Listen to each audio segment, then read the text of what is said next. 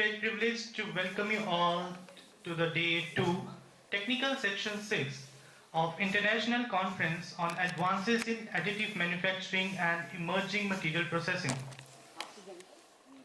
Before we proceed further, it's my honor to introduce the session chair for Technical Session 6, Dr. Manoj Kumar. Dr. Manoj Kumar is an experienced mechanical engineer, academic with over 16 years of experience in teaching and research. He is currently assistant professor at ABES Engineering College, Ghaziabad. He holds a PhD from Delhi Technological University with research focused on supply chain challenges in Indian rail transport. His expertise spans welding optimization, sustainable machining, heat transfer, composites, supply chain modeling, and Industry 4.0 applications. He has published 42 SCI Scopus Index papers, multiple patents, and has served as a reviewer of the international journals. Dr. Kumar has also contributed significantly to institutional development through roles such as NBA coordinator, IQAC coordinator, and industrial visit coordinator. A very warm welcome, sir. Now, it's my privilege to introduce session co-chair of Technical Session 6. It's my honor to welcome Dr. Harpal Paras, who has over 11 years of experience in teaching and research in the field of electronics and communication engineering. He is currently serving as a professor in Department of Computer Science and Engineering at Amritsar Group of Colleges. Dr. Harpal completed his PhD from Shri Venkateshwara University, Gajraula, with a specialization in machine learning, clustering techniques, and ad hoc networks. His doctoral research demonstrates strong analytical abilities and expertise in modern computational methodologies. He has published 16 research papers in SCI indexed national and international journals, reflecting his dedication to high-quality research. A very warm welcome, sir. As we move ahead, we request all the participants to kindly note that each presentation must be completed within 5 minutes. After 4 minutes, the person on timekeeping duty will ring a bell, and that is your cue to wrap up your presentation within a minute. We appreciate your cooperation to ensure that event runs smoothly and on time. With your kind permission, respected session chair and session co-chair, may we proceed with the session? Thank you, sir. Now, it's my privilege to invite our first presenter for today's session, Icammp 50 and 51.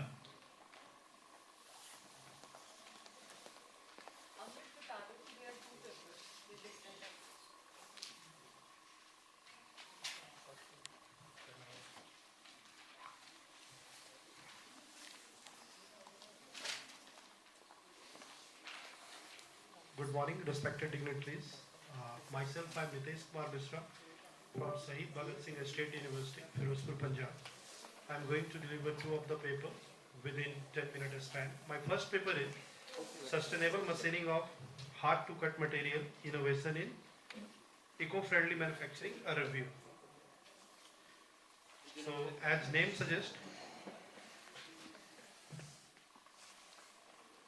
what is all about the sustainable machining?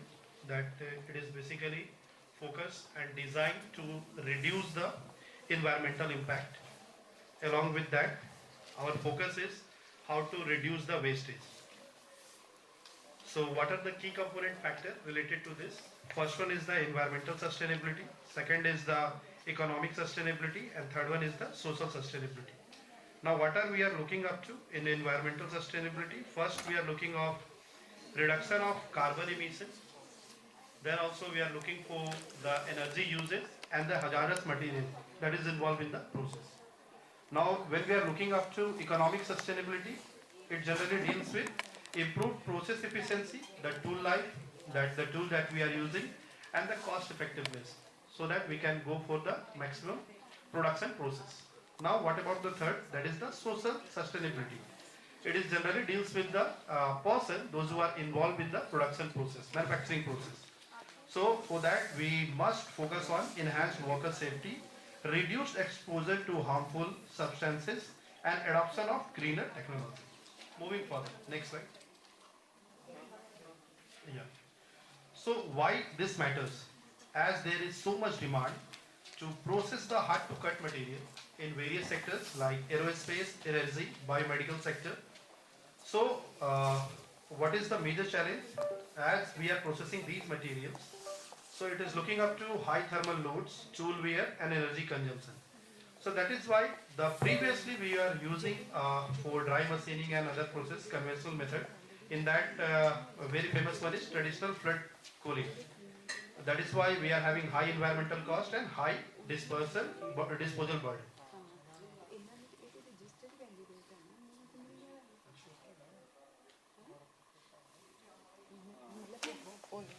So I'm going to provide you the detail, the very basic comparison related to it. Like dry machining, there is environmental burden is very high as no coolant is used. For flood cooling, very high because high coolant uses wastage and the energy waste as well.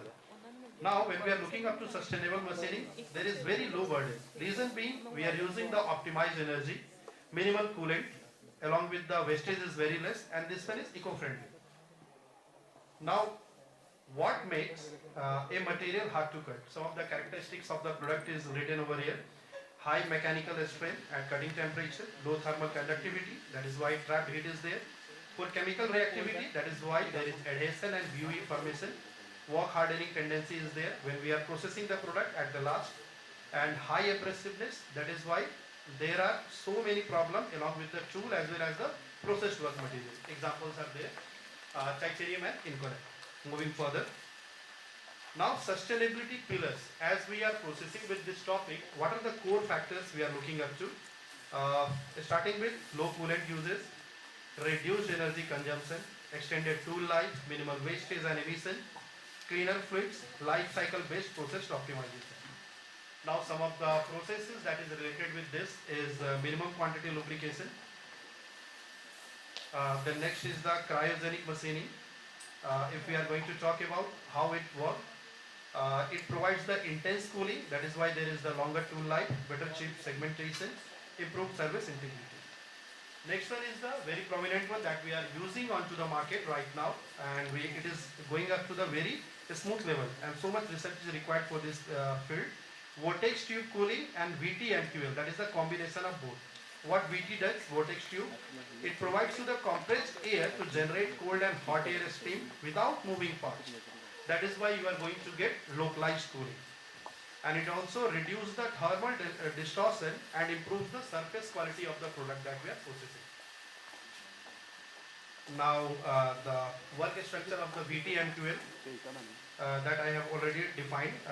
Along with that, it also reduces the environmental impact. That is why it uses teeny lubricant quantities and it provides very a small amount of mist that is harmful to the person.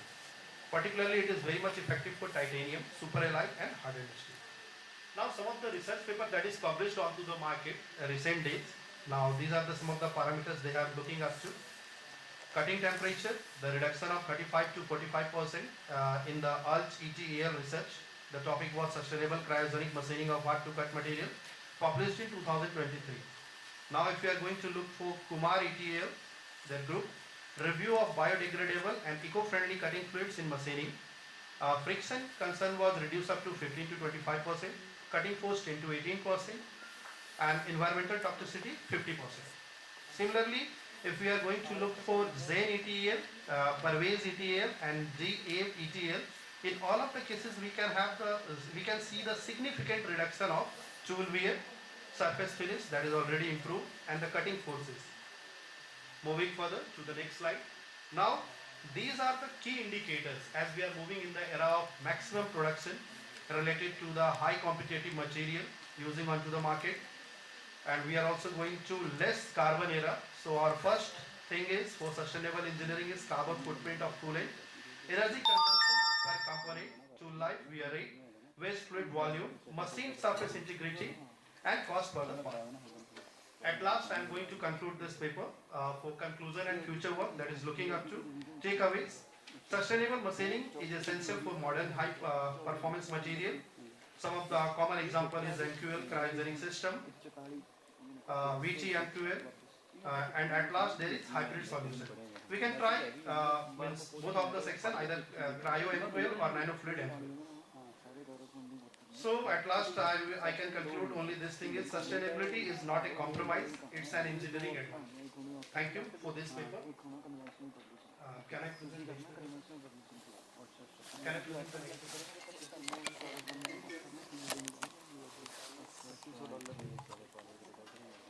Thank you, sir. Moving further to the next paper.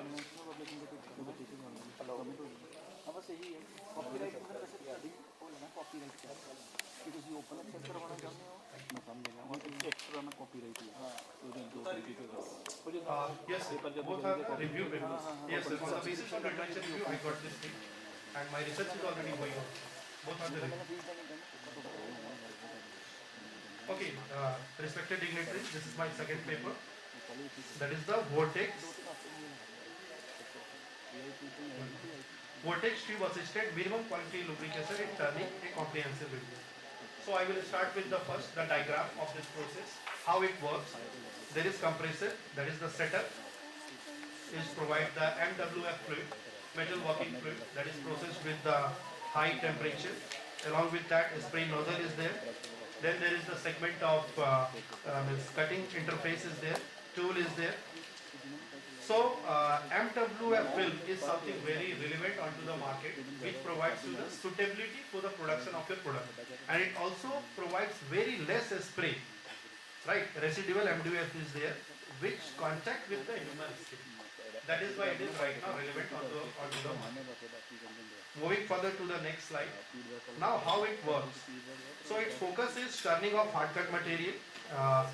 Titanium alloy is there, inconel hardened steel, right? The reason being it generates high heat and tool wear. If we are going to look for conventional method, there are challenges related to dry and flood, as they have hazards with environmental, and also there are the cost drawback was there. That is why VT M12 emerged as a sustainable eco-friendly solution. Next slide suggests now what is VT and M12. So VT, it provides to the compressed air that creates cold and hot stream without moving the parts, and M12 supplies you tiny droplet of lubricant to the cutting zone. Now when we are going to combine both, how it works, it reduces the temperature at the production section. Means when we are manufacturing the thing, it reduces the temperature, friction and tool wear. Next slide says what is the mechanism. Mechanism of this particular thing is, first we are going to generate the vortex tube air stream, right? That is coming from the chamber, and it go up to the cutting zone. There it reduces the temperature of the tool as well as the workpiece that is involved, and along with that some of the M12 droplets, as the M12 chamber is also there, minimum quantity lubrication setup. So it combinedly reduces the friction and improves the lubrication. Now what are the combined effect after using this? There is the enhanced tool life, improved surface finish, and removed thermal distortion. Now these are some of the reports that we got from the various research papers. Some of the impact, if we can discuss, environmental impact. In case of dry, it was very low. For flood, it was high. But when we are using VT M12, now where it is the winner, very low. Now if we are going to look for lubricant usage, in that case dry there was nothing, as we are not using any kind of lubricant. But in case of flood, so much wastage is there. So that we want to reduce, and we are using VT M12 to minimal the effect. What about temperature control? Temperature control is very much poor in case of dry. For flood case, there is medium, and when we are going to work with VT M12, it is excellent. Now what about the tool life improvement? In that case, in case of dry machining, that is low. In case of flood machining, it is medium. And when we are working with VT M12, as per the report suggests, it is very high. Now at last, major thing is the surface finish. Whatever we are doing, at last we want to achieve the excellent surface finish. So previously we were using dry. In that case, medium surface finish we are getting, and then we are again going for the machining of that part. For flood also, that was good, but it is little bit messy. So we need to clean the things. Now if we are going to for turning process, So application in the turning, we are using the TI614 in column 7118 and hardened steel. Now these are the things, the report that we got with the various research paper that is available to the till date as per my research and literature review. Improved cutting temperature is there, improved tool life is there after using VT and QL, energy consumption is there, VT and QL is there. What are the challenges lies? Major challenges lies that optimization of air pressure is required, cold air friction and lubricant flow that we need to manage when we are processing with this particular method. There is not such a big guideline that is addressed by the industry. Limited industry scale adoption is there because in manufacturing we are doing these things in research lab only. We need to address this at very big level. Thank you. So at last this is the conclusion of the research and the future scope. Thank you. Thank you very much. How many papers you did review? Sir, I reviewed total 80 papers, sir. Only 80. Yes, sir. During the slide दिख रहा है 20 to 30 that are the recent ones, sir. Recent one paper I have put into the slides, but I have reviewed the paper starting from 2016 onwards, sir. I think we should show the 25 papers. Recently, sir, Yeah, I am searching on it, but we got only this much. the topic is very interesting. Yes, sir. Yes, sir. Yes, sir. Thank you, sir. Thank you. So we are looking up to the more and more this literature review. As I am going to process with my research part, sir, I am going to integrate the things. Thank you. Thank you. Thank you very much.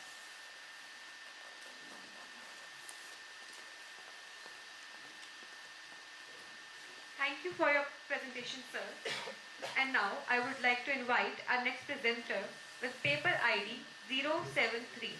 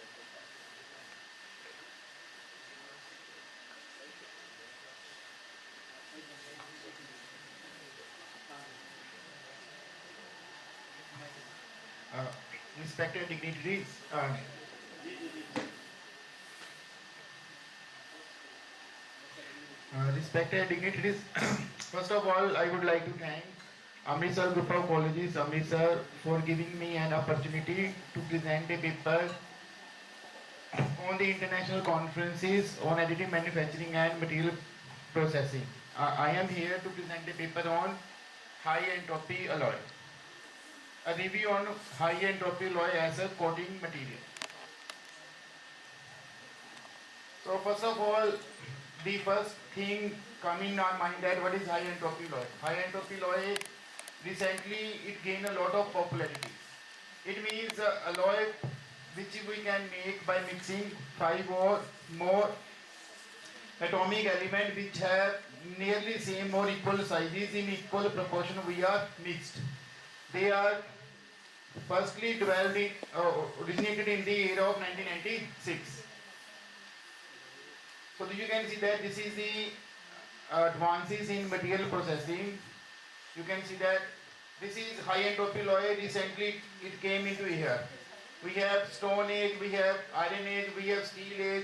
Now they are nanomaterial. Now you can see that people are working on this new combination of material that is high entropy alloy.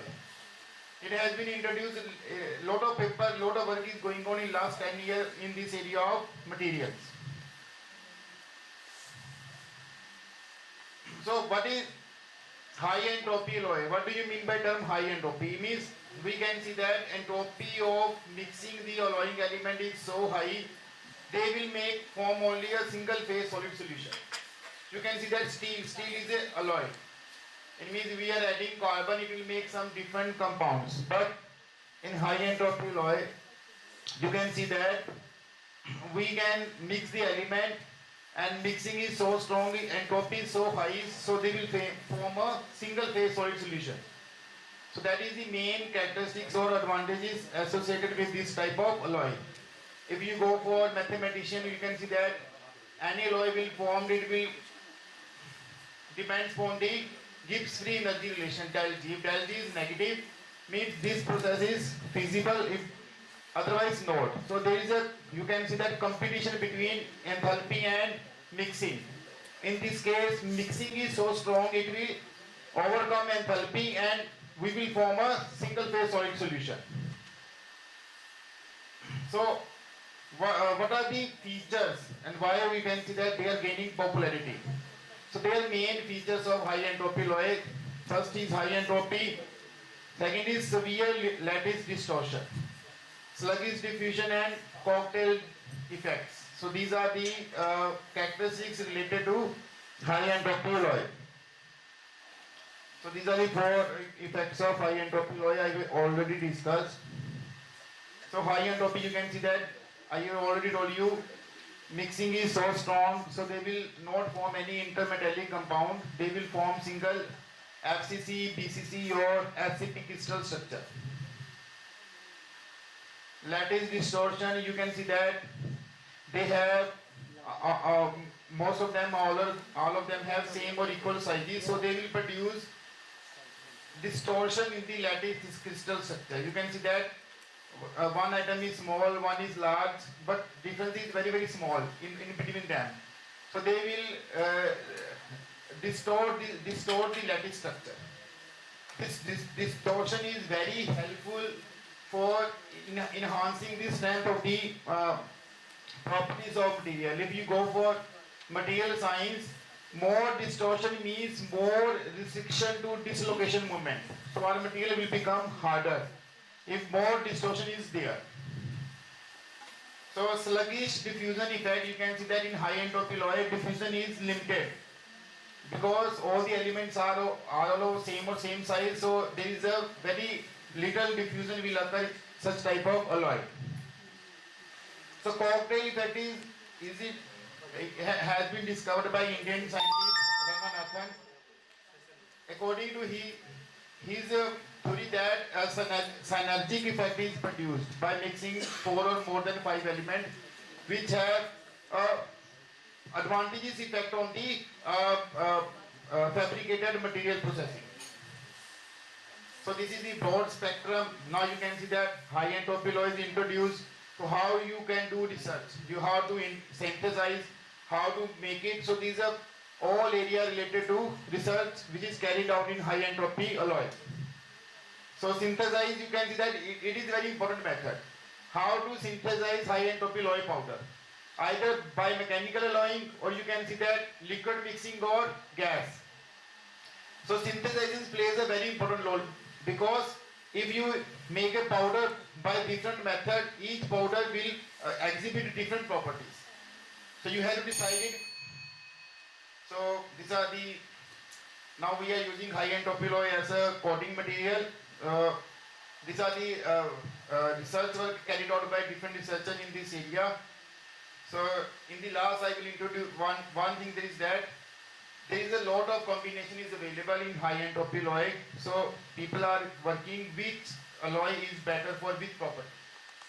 So there is a lot of research is still you can do in this area, how to synthesize this powder and which powder is better for which property.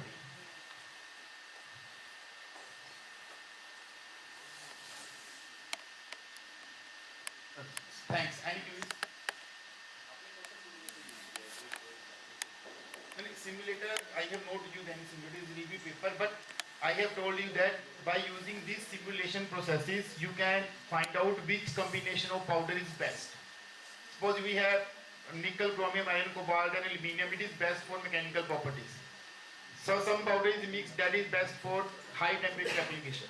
So you can see that you can say so many elements you can take. So it is a lot of time consuming process. So R&D sector is telling that with the help of some CalFAT simulation, COMSOL with different material processing techniques, you can first find out which combination is good. Then we can make that combination and we go for its test.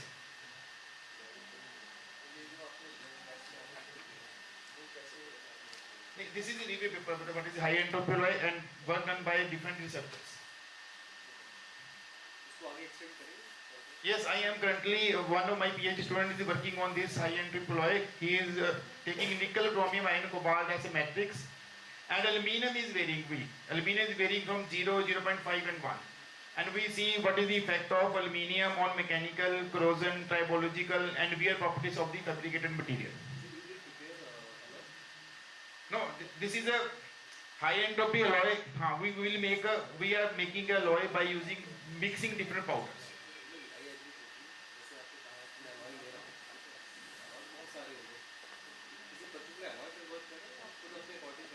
I have working on alloy based on literature review. I am using that alloy for coating material, for enhancing the surface property of the material.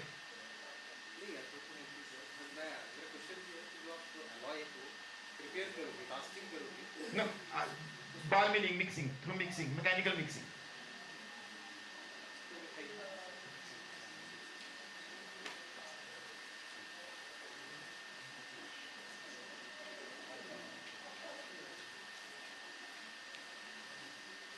Thank you for sharing your work with us, sir.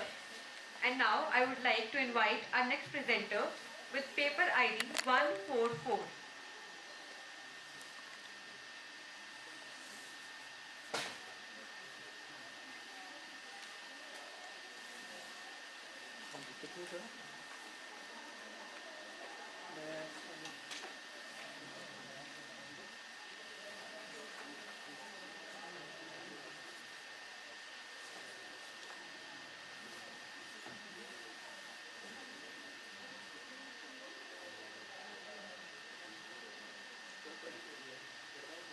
Good morning, everyone. My name is Shashishree. Thank you for this opportunity. Although stress management in IT sector is actually indirectly related to this emerging material processing, IT sector, जैसे कि हम जानते हैं कि हमारा IT sector जो है वो दिन ब दिन हर दिन अपडेशन की तरफ चलता है. टेक्नोलॉजीज हैं जो हर वक्त अपडेट होती हैं. तो जैसे आज हम कॉन्फ्रेंस पे बैठे हैं तो इसमें बहुत सारे आईटी एम्प्लॉयज़ जो हैं वो इन्वॉल्व हैं. तो इनडायरेक्टली बहुत सारा प्रेशर उनके ऊपर है कि ये जो कॉन्फ्रेंस है ये बहुत अच्छे से हो जाए. ये इंटरनेशनल कॉन्फ्रेंस है जो बेसिकली मुझे लगता है कि आईटी सेक्टर जो है वो बहुत ज़्यादा इन्वॉल्व है. तो जो हम मटेरियल प्रोसेसिंग करने जा रहे हैं उसमें सॉफ्टवेयर्स की बहुत ज़्यादा ज़रूरत है. तो ये सॉफ्टवेयर जो बनाने वाले हैं वो आईटी सेक्टर से रिलेटेड है. No doubt this is indirectly related to this international conference, but I really have opportunity to relate this my topic to this international conference. So my topic is mitigating workplace stress in IT sector, coping strategies and organizational interventions. High stress level in IT professionals can lead to errors, poor decision making, error reductions. We can say we can say in every second we need so many softwares. So actually we are living in the era of AI, ChatGPT, and this material processing is also always related to this IT sector. So I want to relate this my presentation topic with that. Let's start with introduction. India's IT sector is experiencing rising workplace stress due to rapid digital transformation. Rapid digital transformation, I repeat my word. Extended working hours, multitasking, and global delivery pressure intensifies strain. The study uses a mixed methods approach to assess stressors, impact, coping, and interventions. Definition of workplace stress. We all know that actually आजकल अगर हम देखें तो बात ही stress पे होती है, anxieties पे होती है, डिप्रेशंस पे होती है. तो ये जो IT सेक्टर है ये सबसे ज़्यादा इसमें इस चपेट में आता है। तो मैं डेफिनेटली इसको वर्क प्लेस से रिलेट करना चाहूँगी। Work place stress when job demands exceed an individual coping resources. हम अगर बात करें तो हर सॉफ्टवेयर में आपको एक अपडेट चाहिए। जैसे हम व्हाट्सएप की बात करें तो हर दिन उसमें चेंजेस होती है, इंस्टाग्राम की बात करें तो हर दिन चेंजेस है। तो ये चेंज करने वाला जो बंदा पीछे बैठा है उसके ऊपर स्ट्रेस है कि मैंने कल तक ये सॉफ्टवेयर बनाना है। तो ये जो हम मटेरियल प्रोसेसिंग करने जा रहे हैं ये IT सेक्टर से पूरी तरह से रिलेटेड है। उनके ऊपर पूरा प्रेशर है कि जो आप सस्टेनेबिलिटी की बात कर रहे हैं, जो आप मटेरियल प्रोसेसिंग की बात कर रहे हैं, वो सब कुछ एक IT सेक्टर हैंडल करेगा। तो बेसिकली इस IT सेक्टर को बहुत ज़्यादा ज़रूरत है देखने की कि हर दिन इनके ऊपर जो वर्किंग आवर्स बढ़ रहे हैं, जो हम AI को इतना यूज़ कर रहे हैं, उनका एक एनालिसिस करना कितना ज़रूरी है। सो मेरा टॉपिक जो है रिसर्च है। I am just on my initial phase on my as I'm a research scholar and I have just started my PhD. So my truly interventions is like I have to work on this stress management. Like stress results from imbalance between demands and coping abilities. IT sector constant digital connectivity, frequent requirement changes. Like weather जो है वो हर दिन change हो रहा है, तो हमें हर दिन इसका अपडेट चाहिए। रिसर्च गैप, अभी तक जो इसमें रिसर्च गैप रह चुके हैं, जितने मैंने पेपर पढ़े हैं, most Indian IT stress studies rely heavily on quantitative surveys. Lack of integrated qualitative insights that explain real employee experiences, limited examination of combined effects of workload, role ambiguity and techno-stress, need for deeper analysis of coping strategies versus organizational interventions. अब कह देते हैं कि हम बहुत कुछ कर रहे हैं अपनी एम्प्लॉयज़ के लिए, पर अगर हम उनके अगर वर्कलोड्स को चेक करें, उनके आवर्स को चेक करें, तो वो ज़्यादातर सॉफ्टवेयर के ऊपर डिपेंड करते हैं कि कितना अच्छा वो सॉफ्टवेयर जो है वो डेवलप करके हमें देंगे।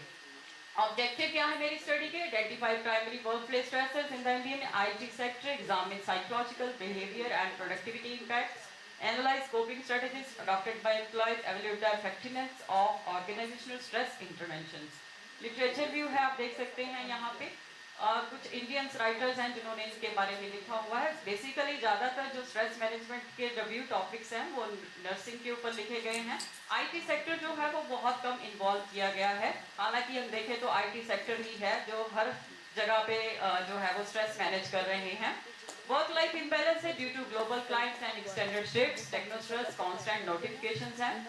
प्रॉब्लम फेस कर रहे हैं widely used in structured job roles, emotion focused coping more common among women IT workers, digital detox emerging as a modern coping mechanism. Research methodologies जो इसमें अपनाई जाएंगी वो आप you can see in this slides. यहाँ पे quantitative surveys जो है वो किए जाएंगे, कुछ IT कंपनीज में जाकर उनसे डायरेक्ट इंटरव्यूज ली जाएंगी। की फाइंडिंग्स जो अब तक की हैं वो यहाँ पे आप देख सकते हैं। वैसे यहाँ पे 72% हमने एक्सपीरियंस जो है वो किया गया है। So conclusion, these are some tables. Thank you. Although it is indirectly related to this conference, but I have to say that material processing is definitely related with IT sector, and if they don't have stress, I can say they can produce much better softwares for your material processing. Thank you so much. Topic बहुत अच्छा तो choose किया है।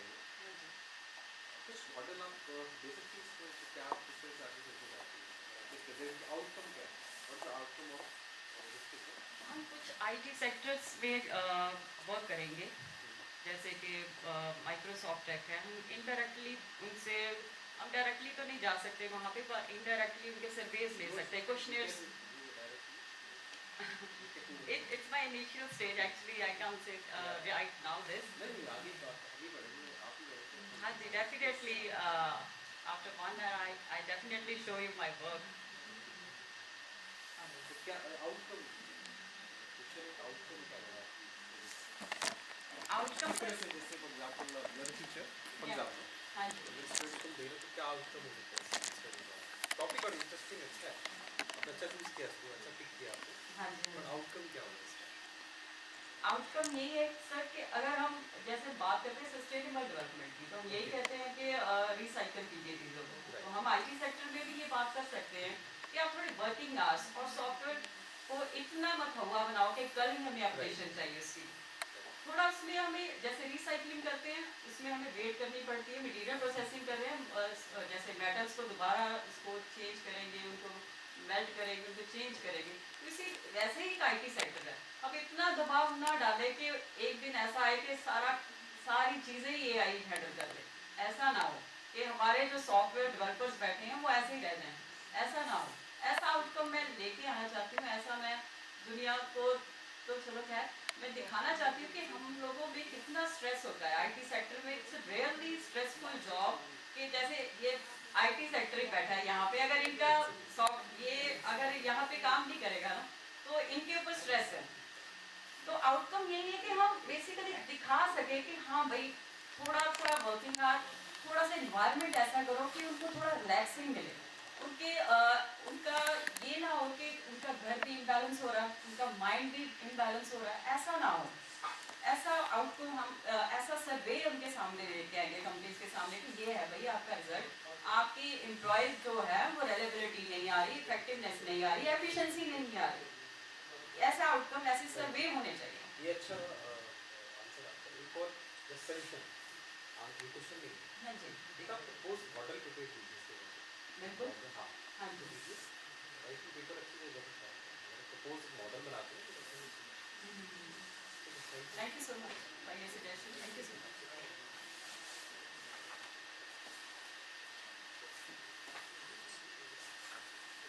Thank you for your presentation, ma'am. With that, I would like to call our next presenter with paper ID 081.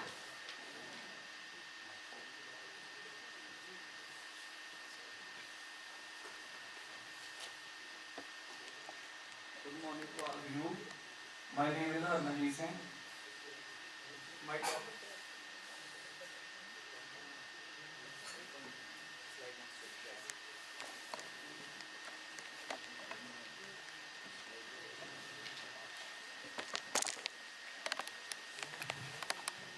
Good morning to all of you. My name is Armanjeet Singh. My topic is microwave colliding of Icammp 625 and Icammp 718, a comparative review on surface performance and metallurgical behavior. Introduction to superalloys. These are the some contents. Introduction to superalloys.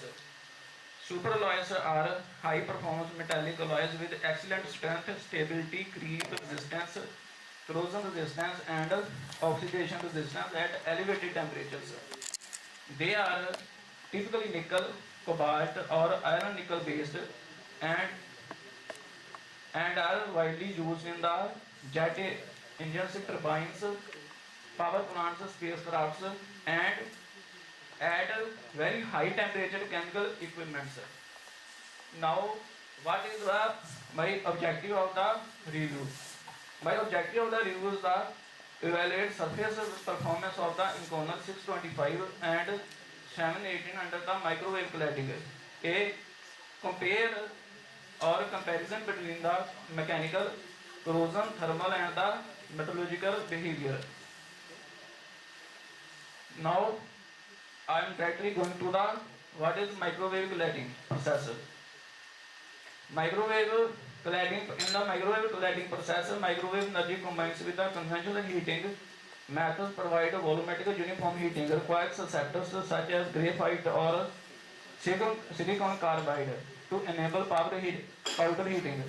Partial melting leads to the metallurgical bonding with refined dense defect-free clads, produce lower distortion and residual stresses compared to laser or plasma cladding. Now, what are the advantages of the microwave cladding? Advantages, some are the few advantages like reduce the processing time, improved bonding, environmental friendly or the energy efficient. Now, what is the comparative study of the Icammp 625 versus the Icammp 718? First of all, alloy composition. In alloy composition, both alloys belong to the nickel carbide, molybdenum, niobium family. Inconel 625 is strengthened by solid solution hardening, while Inconel 780 relies on the precipitation hardening.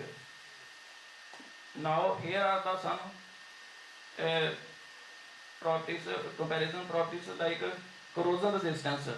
In case of the Inconel 625, excellent resistance due to nickel carbide, molybdenum, niobium matrix. Inconel 718 very good corrosion resistance, retains properties at the high temperature.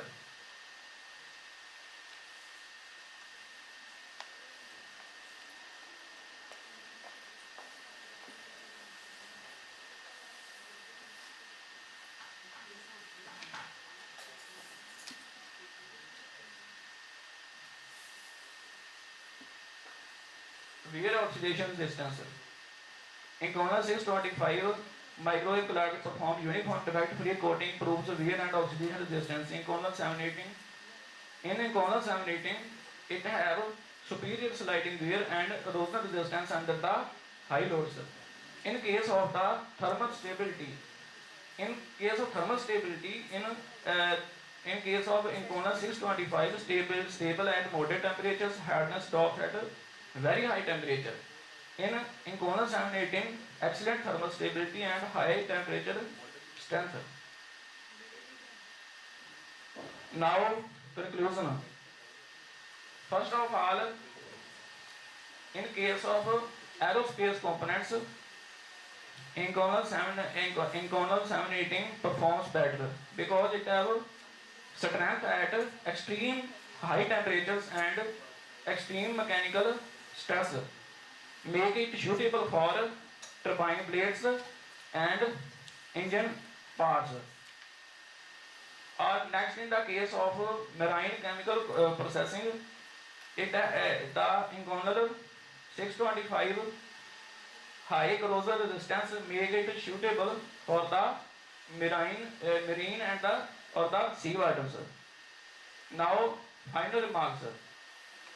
In the final remarks, microwave cladding provides reliable, high performance and the sustainable surface enhancement for the supervisor. It also improves coating. Uniformly, reduce distortion and enhance the mechanical corrosion behavior of the both Inconel 625 and the 718. Now, what is the future scope? In the future scope, hybrid microwave laser clads for improved precision, nano composite clads like alumina, titanium carbide, etc. plus Inconel for improved hardness. It has also great scope in the industry based on the optimization of the process parameters. Thank you.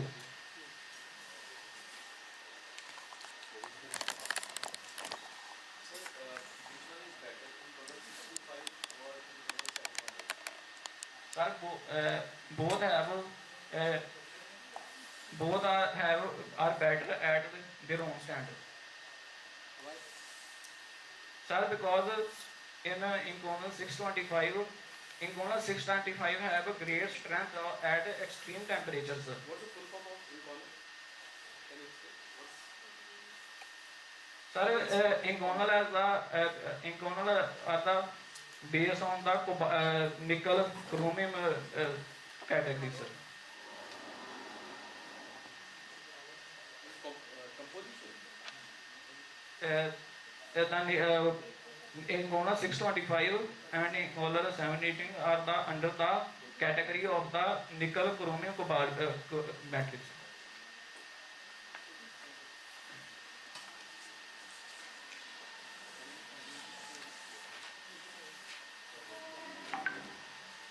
Thank you for sharing your work with us, sir. Next up, I would like to call our presenter with paper ID 082.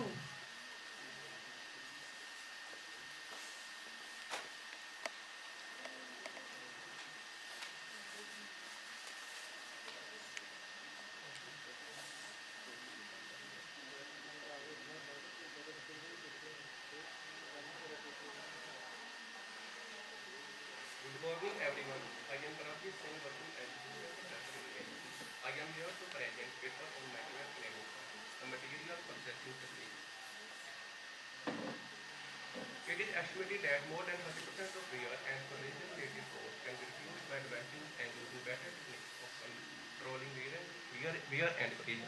These wear and collision-related problems can be minimized mainly by two methods: by using high-cost wear and collision resistance better than the existing low-cost ones.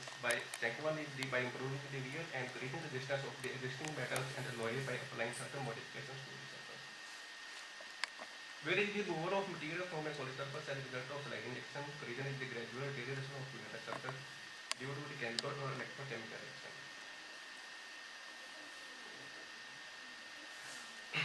Some traditional surface enhancement techniques are electroplating, wet overlay, laser cladding, and thermal. There are some limitations of traditional surface enhancement techniques. That are drawbacks of electroplating are produced non-uniform coating thickness on complex shape, limited to electrical conductive material only. Drawbacks of wet overlays are high heat input can cause disruption of this material, lower surface finish. Drawback of laser cladding are required expensive equipment and skilled operators, limited deposition thickness per pass. Drawback of thermal springs are coating may have high porosity and lower bonding strength, generally no metallurgical bonding. All these drawbacks can be effectively overcome by microwave cladding. Microwave cladding is a widely used surface engineering technique to develop an overlay of suitable material on substrate of desired property by partial melting of substrate along with complete melting of target product onto the substrate by using microwave radiation. There are some advantages of microwave cladding: strong metallurgical bonding, superior mechanical properties, rapid processing with uniform heating, energy efficiency, and eco-friendly, suitable for complex geometries and larger cladding. Microwave heating and MMH properties.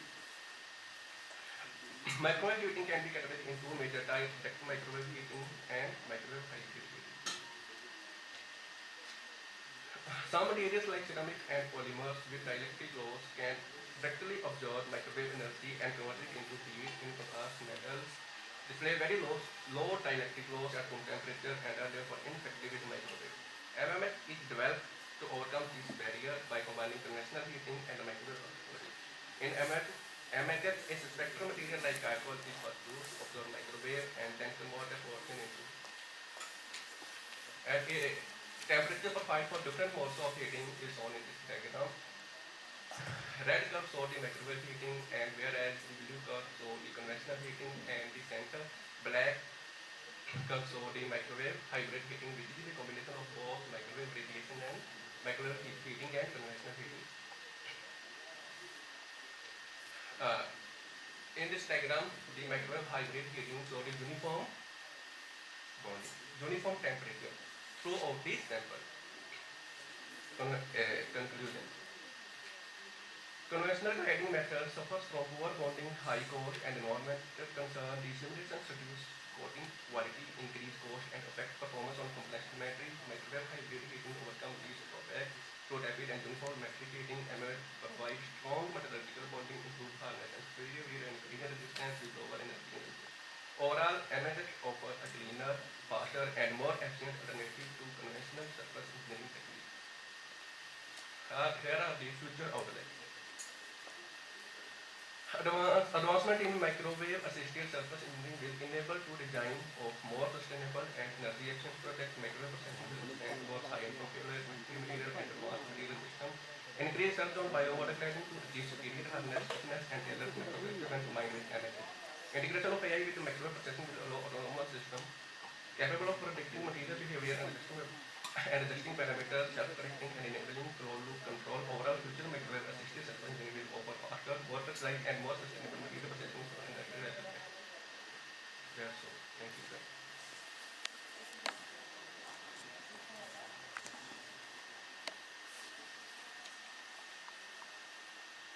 Your last paper in the literature. My last paper in the literature, this is the microwave heating in model 625.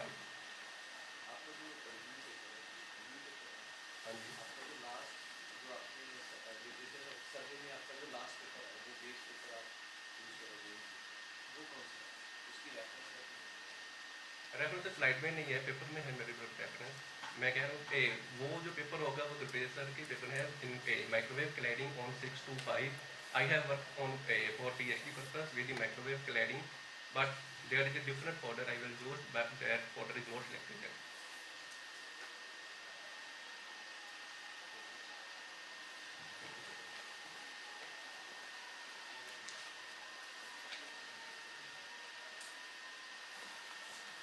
Thank you, sir. Now I invite paper ID 146.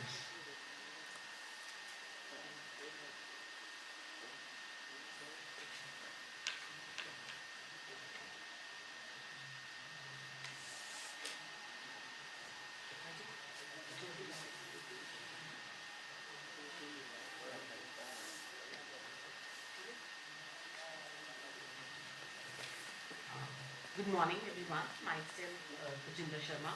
I'm a research scholar in GNU, and this is my paper, Smart Agriculture for Sustainability IoT AI-based intercropping system. So, this topic is being chosen by me in order to help the farmers because they are actually suiciding. So, I want to help them, and I'm working on this research topic. So first of all, this is IoT role in intercropping. I have used AI and IoT in intercropping. So AI role in smart intercropping is there. Then how I have integrated IoT and AI framework. Then there are some case studies which I will be taking.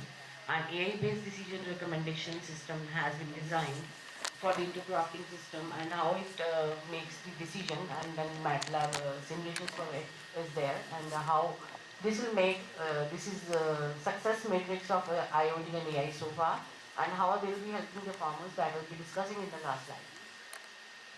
So intercropping means growing two or more crops together in the same field. Like you can two spices, spice and legumes, or you can grow sugarcane and wheat in the same field. So it will promote the biodiversity, many pests which are useful for some crops to grow, so they will not be killed, and soil health will be better because leguminous crops are used to fix the nitrogen, and nitrogen is in fact helpful for other plants to grow. So resource will be used efficiently, same soil will be used for you making the two crops to be in the same field. So we will have a better food security when the climate sensitive environments are there, and it will address the challenges like we have shrinking land, water scarcity and climate variability. Sometimes there is heavy rain, sometimes there is moderate rain, and we will be able to manage. Then traditional systems are limited by the scientific monitoring, as the farmers do not know how much spray is to be done for NPK, and soil fertility is not made, and we are taking the chemical based food every day. So why technology in intercropping is required? Because traditional practices were dependent on the intuition and the periodic checks. They have to regularly check the soil. So the challenges was in unpredictable rainfall, rising input costs. The input cost includes the cost of seeds, labor, and we have different kind of pest control chemicals and fertilizer inefficiencies there. We need to monitor the real-time data-driven decision making is there, and IoT and AI makes the intercropping more predictive, adaptable and optimized. So IoT role in intercropping, IoT sensors, we take actually the soil of different regions and we actually measure the NPK levels. Ideally it should be 4:2:1, and ideal temperature and humidity is 20 to 30 degrees Celsius, varying upon the zone which we are taking. And some microclimate variations are there, like humidity, it should be 60 to 75%, 70%. So with these challenges, if we address these challenges, it can ensure the precise irrigation, the quantity of water which actually we want to get, we can get. Fertilizer use will be in the appropriate quantity, and pest management would also be there. So it will also help the ecological sustainability. Then these are the architect of IoT. First, the components, the sensors. The sensors will be IoT sensors which will detect the that NPK from the soil, the climate and crop health. And the wireless networks, they will be able to get the data from the soil using the IoT sensors, and that will be stored in the cloud platform for real-time analysis. Outcome would be minimized water and nutrition competence. Only the nutrition which will be required by the soil will be given to it, and higher yield with the reduced inputs. Means we can get better yield with the reduced inputs, and we will save a lot of money in this way. AI transforms IoT data into actionable insights. Machine learning and deep learning are the two things which are going to support. Machine learning is required for the yield prediction, annual yield prediction, which is of wheat or rice, which we need. Then crop compatibility analysis. We have to see which two crops are compatible to be grown in the same field.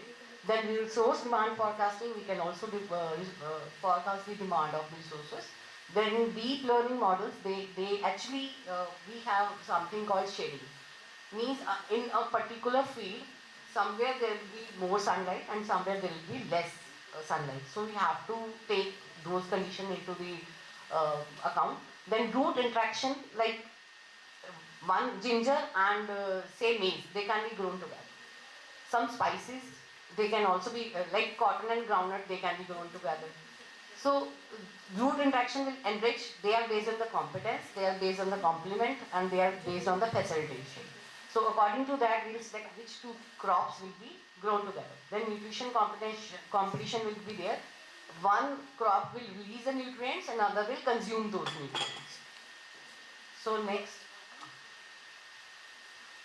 it's not taking. See, pointers not. I think that.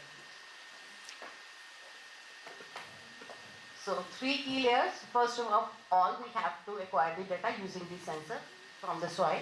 Then data will be transmitted to the cloud system, intelligent processes, that is we will be using machine learning and AI models to get the outcomes. Then benefits, we can check the soil of each and every region and each and every field using the IoT sensors, and will help the farmers which two crops they can grow simultaneously.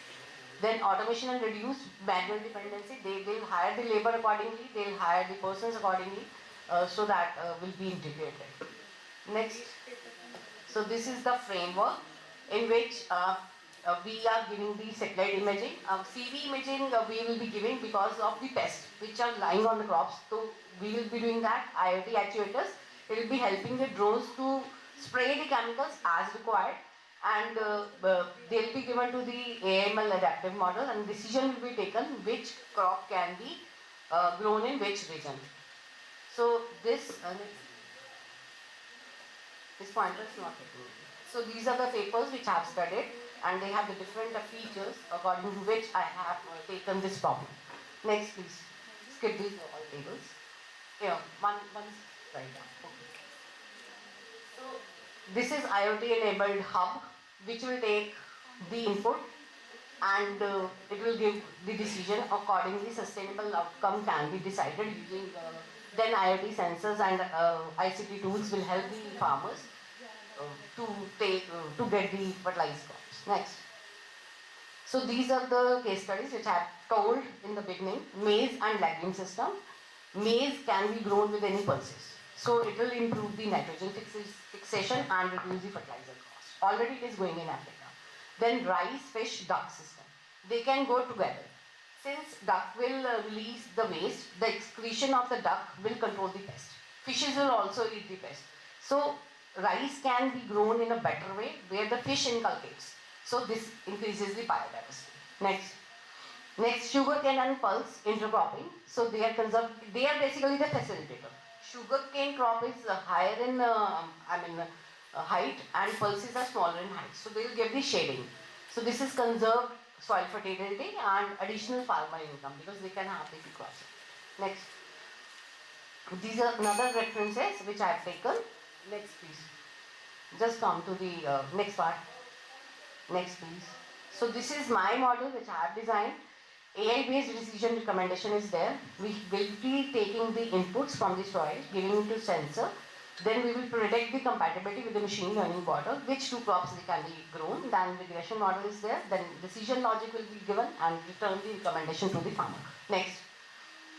These are the 3 zones which have been taken by me, and we have collected the soil. This is from the Amritsar only. 3 zones soil have been taken and it has been checked. Next please. So these were based on the following parameters. Soil moisture was 25% and this is temperature 32 degrees Celsius and nitrogen level was 70. So crop types, maize and soybean, this was given by the farmer, and weather cast was sunny. So please, next please. Next. So this is the output which was generated. This is just a snippet. We have given the above inputs and we have taken the compatibility score till 0.78 means 78%, but irrigation would be high and farmer can go for it. If you want to grow maize and soybean together, he can go for it. Next. So success matrix, 37% of water saving is using IoT drip system. It will improve the yield stability, lower pesticide and enhance soil. So these are the challenges: high cost of sensors, AI infrastructure, data security, lack of crop varieties because some crop varieties have not been checked so far, and simulation models are limited. Next. So this is the future direction: edge computing, then interoperability. Next, please. Blockchain. Blockchain is very good field because this may we can see when the crop was harvested and when we have taken it out. That's it. Thank you. So this is sustainable outcomes, efficient resources. This I have. Next. So I conclude AI, IoT and big data make intercropping smarter, sustainable and data driven. It improves the yield, resource efficiency and climate resilience. Precision irrigation, best pest detection and nutrition management, cut the cost and reduce the chemical use. And finally, digital tools especially benefit small farmers through better precision and productivity. These are the references. Next. Next, please. Next. Thank you. Any queries, please? I have many queries. Lot of queries. Okay. Professor, मैं वही discussion कर रहा था. आपने mention किया है IoT sensor. Yeah. Particular उसका कोई नाम है? Sensor. Sir, actually, there are different sensors which are available in the market to detect the humidity and to detect the soil properties. Which sensor का technical कुछ नाम है? So we buy it with the name of soil sensors and readings. And that soil sensor particularly gives the reading when we integrate it with the Python. And जैसे हम लोग कहते हैं जैसे proximity sensor है, tactile sensor है. हाँ, so वो इसका soil sensor भी buy it. Second question. हाँ जी. आपने जो यूज़ किया है AI, IoT, MATLAB, कैसे इस तरह से कैसे कनेक्ट करेंगे सबको? सर अपनी स्टडी में किस तरह से? सर देखो, सबसे पहले हम लोग सेंसर से डेटा कलेक्ट करते हैं, उसके बाद हम उस जो भी वो पैरामीटर्स हैं उसको हम मॉडल को ट्रेन करते हैं. वो मशीन लर्निंग के थ्रू हम उसको ट्रेन करते हैं. जब मशीन लर्निंग में वो सारे इनपुट्स चलेंगे उसके बाद हम उसको ये पैरामीटर्स देते हैं कि अगर ये सारी स्लैब बनाएंगे जिस स्लैब में जैसे सॉइल मॉइस्चर 25% या 40% या 70% या ह्यूमिडिटी जितनी भी है उसके हिसाब से हम उसको we are giving the slab. Accordingly we will see कि which parameter is going here. फिर उसके बाद वी डिप्लॉय, जैसे अब हमने यहाँ पे मल्टीपल रिग्रेशन मॉडल यूज किया. ठीक है, there different regression models. Multiple because we are taking multiple parameters in the account. Humidity भी चाहिए, टेम्परेचर भी चाहिए, वी नीड सॉइल हेल्थ. तो सब चीज़ें लेने के बाद हमने मल्टीपल रिग्रेशन मॉडल हमने चूज किया. लेकिन there are other models which we can design in the future and we can improve the decision support system. And finally, that outcome, MATLAB is just a GUI and we are giving a programming code of regression model which we have trained in the machine learning to MATLAB. We are integrating it with and it is giving me the outcome. Mention करना चाहिए sensor का नाम. Okay, I'll do it. Suggestion हुई. Okay, fine. I'll do it. Okay, thank you. Thank you. जी. What is the proportion actually you are using whenever you give the training or testing data? So what is the 70 to 30, 70 and 30. 70% is training data and 30% is that. Okay. Testing data. That is specially for this agriculture sector or something else? For every data set, it is the proportion is normally fixed, but we can increase and increase according to the how the model is reacting to that particular. Okay. Thank you.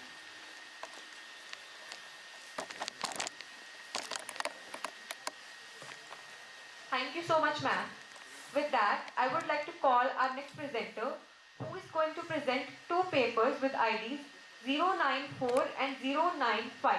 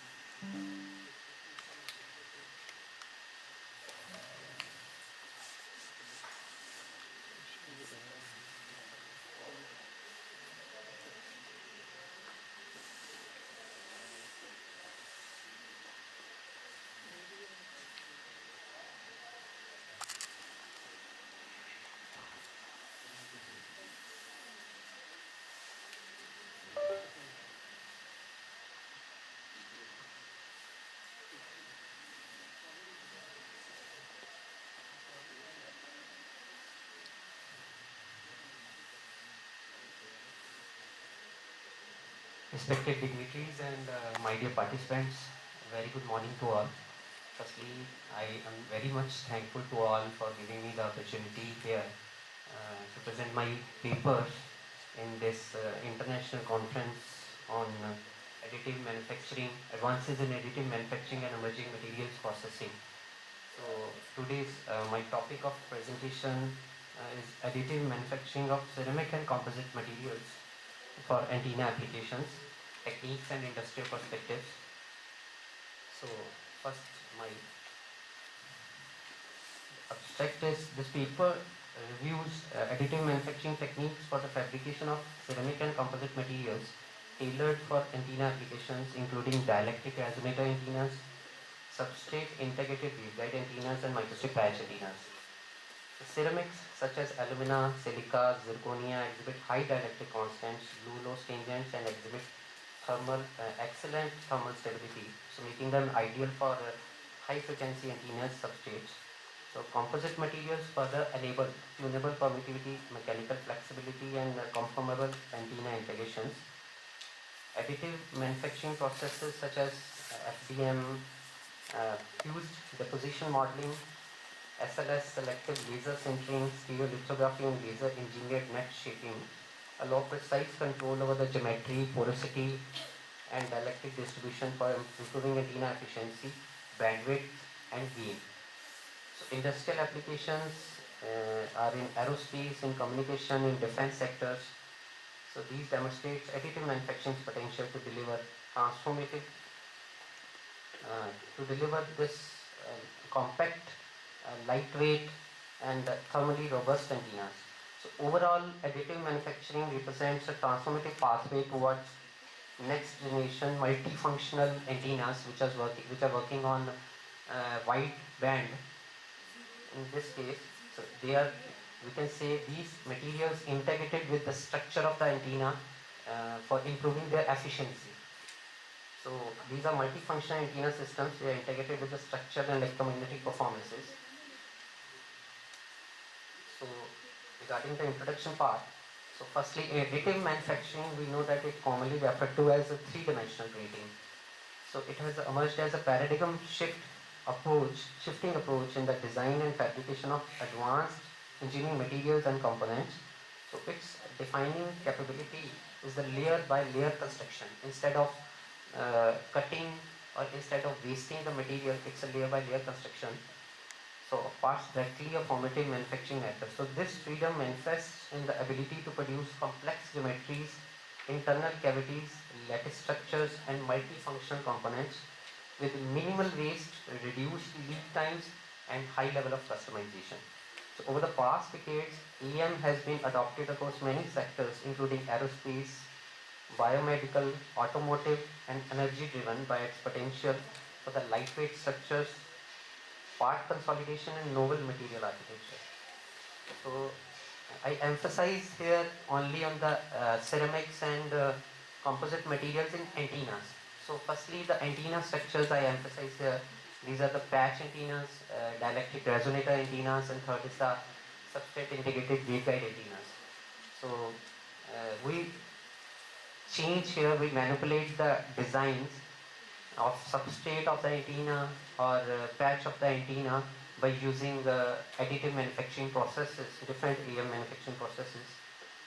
So next is additive manufacturing offers a new degree of freedoms in these respects. First is the geometry of the antenna, then material distribution that is used in the substrate as well as in the patch of the antenna, and third one is the radiating element, that is the patch of the substrate, we can say. So these are the key frequency parameters of antennas. That is, first is resonant frequency, then bandwidth, radiation efficiency, impedance matching, gain, and radiation pattern. So additive manufacturing provide a platform to optimize these parameters so that we can get an efficient antenna in that case. So I just review some papers. These are the review papers. So as we take, these are the different uses of additive manufacturing processes in different patch antennas. Just like into 2021, this paper shows aerospace application of additive manufacturing, and it is relevant for the lightweight antenna components, satellite communication structures, and unmanned aerial vehicle antenna integration. Again, there is another, these are the review papers. So as we can see in 2024, this paper demonstrates, these are the references mentioned in the last. So this paper demonstrates three-dimensional printing, dielectric resonator antenna in DRAs, dielectric resonator antennas, high permittivity structures, and radio frequency filters. And again, another one is the reviews of different papers in 2024. So these paper discusses additive manufacturing antennas to create substrates having different dimensions and patches with varying dimensions so that we can get the antenna of our specific, of our desired frequency in that case. So just like in 2025, as you can see in reference 13, a flexible multi-band antenna array on a polymer substrate that is fabricated with additive manufacturing technique using silver nanoparticles link, and it covers many bands: mobile radio band, GPS band, UMTS band, Wi-Fi band, ISM band, Bluetooth band, and wireless LAN band, WiMAX band, and 5 GHz bands up 6 GHz up to 6 GHz 5G applications. And it tests performance under bending, making it an excellent candidate for wearable electronics and comfortable wireless mobile communication applications. And again, another uses, these are also review papers of 2022 and 2023. So as I can take the reference, one of the reference from here as reference number 25, it presents a dual band dielectric transmit antenna array. It's for further working in Ka band and another frequency bands for satellite communications as well. So based on these references, I can come to the conclusion that additive manufacturing offers several concrete advantages. First is the geometry and topology freedom. So traditional microstrip patch antennas are limited for planar fabrication constraints. So additive manufacturing allows truly three-dimensional geometries, as we can alter the 3D geometry, volumetric, dielectric resonators, curved conformal arrays, and internal lattices or gradient dielectric substrates that can enhance the bandwidth and reduce the size of the antenna. So because the user's demand is to, in today's, the user demand is to get the miniaturized antenna. So in that case, additive manufacturing processes are very helpful for getting miniaturized antennas or optimized antennas with higher frequencies, with multi-band frequencies, we can say. So second one is the material integration. So feed networks, matching elements, dielectrics, conductive traces, and structure supports can be co-fabricated and integrated with single print builds, so reducing assembly and parasitic losses. So additive manufacturing of antennas has shown lead time and weight reductions, especially in aerospace context, where simple part and consolidated structures are also reduced. Right? And third is tailored dielectric distribution. So additive manufacturing enables spatial variation of dielectric constant, porosity, or filler distribution within the substrate. So this allows impedance matching, miniaturization or bandwidth enhancement via gradient index structures. Then another advantage of AEM technique, that is for preparing lightweight, high efficiency, stability and withstanding harsh environments. So ceramics and composite materials printed via AEM can provide substrates or housings for antenna systems, needing thermal and chemical resistance in that case. And fourth, next advantage is for rapid prototyping and low volume customization. So additive manufacturing enables fast iteration of antenna designs, including experimentation with novel geometries, materials and integration strategies, reducing development time and costs compared with the traditional manufacturing methods of RF components. And next is the summary of indirect additive manufacturing processes for ceramic fabrication in antenna applications. These are the different additive manufacturing techniques used in different materials so that we can get the various antenna applications like dielectric resonator antennas with or dielectric resonator lens antennas, or you can say dielectric lenses conformal antennas with high temperature stability and tunable dielectric constants. Another one is the composites used in the additive manufacturing for antenna applications. So composite materials offer tunable dielectric and mechanical properties. We can tune the dielectric as per our requirement. If we take different composite materials like these materials which are fabricated by the embedded ceramic particles such as zirconia or hydroxyapatite in thermoplastic matrices like PLA and ABS. So the resulted composites offer improved dielectric properties, allowing the production of dielectric resonators with higher permittivity and low loss tangent, while enabling more complex shapes through 3D printing. So this approach supports the fabrication of small, high performance antenna components, reducing cost and manufacturing times compared to traditional ceramics used in the antennas. So additive manufacturing provides a feasible route for this producing prototypes. So at last I come to the conclusion that additive manufacturing provides a powerful tool or powerful route for developing ceramic and composite based antennas with tailored structural and electromagnetic properties. EM techniques such as SLS, SLA and FTM enable fabrication of lightweight, miniaturized and high performance antennas, overcoming limitation of conventional machining. The integration of EM with computational electromagnetics will accelerate next generation antenna development for 5G and 6G communications, aerospace, telemetry and IoT. So these are the references as I've mentioned. Thank you.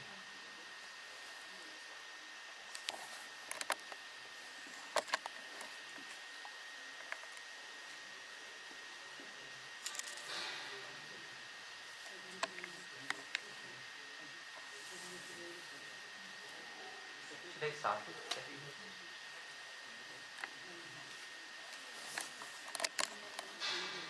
again, very good morning to all.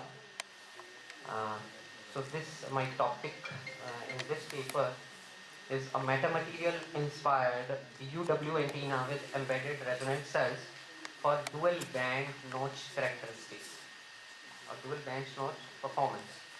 So the abstract part includes, this is a novel design which exhibit band stop characteristics, because sometimes the user requirement is that we have to eliminate some bands within the wide frequency band. So in that case, this antenna is helpful for that. So this is a novel design which exhibit band stop characteristics at the WLAN and ITU band, which include metamaterial structures and SRR structures, bit ring resonator structures, and embedded resonant cells, that is ERC. So the low profile antenna has a metamaterial and embedded SRR structure and embedded resonant cell that produces dual band notching from frequency from 5.2 to 5.9 GHz and ITU frequency from 7.9 to 8.8 GHz. So by changing the dimensions of the structure and embedded resonant cell inspired by the metamaterials, the rejected bands can be eliminated, or we can say they can be avoided. According to the simulation results, the intended antenna has a broad impedance bandwidth from 3.4 gigahertz up to 13 gigahertz with a VSWR less than 2. The results of the simulation show the profile antenna has a steady gain over this frequency band or the radiated frequency range with an optimized gain. So in this case, if I take the ultra-wideband technology overview, in that case, it includes the rapid data transfer, as lower power consumption, and resistance to the multipath interference and feeding. And as per FCC definition, if the fractional bandwidth is greater than equal to 20%, and instantaneous bandwidth is greater than equal to 500 megahertz. That's the mean as per FCC. So the frequency spectrum is from 3.1 gigahertz to 10.6 gigahertz as per in ultra wideband technology. We can take that range. And the various challenges are that interference in this ultra wideband technology is interference from wireless LAN, then WiMAX bands and ITU bands. So in order to avoid this, we are using band notch antenna evolution. So in this antenna, we had made half wave slots for WLAN rejection, and we are making also U-shaped stubs for WiMAX and WLAN bands and triple higher, and using split ring resonator structures and EBG structures, and then in this case 6 notches antennas covering 2.9 to 8.0 gigahertz. And various challenges are this antenna is achieving compact design with multi-band rejection.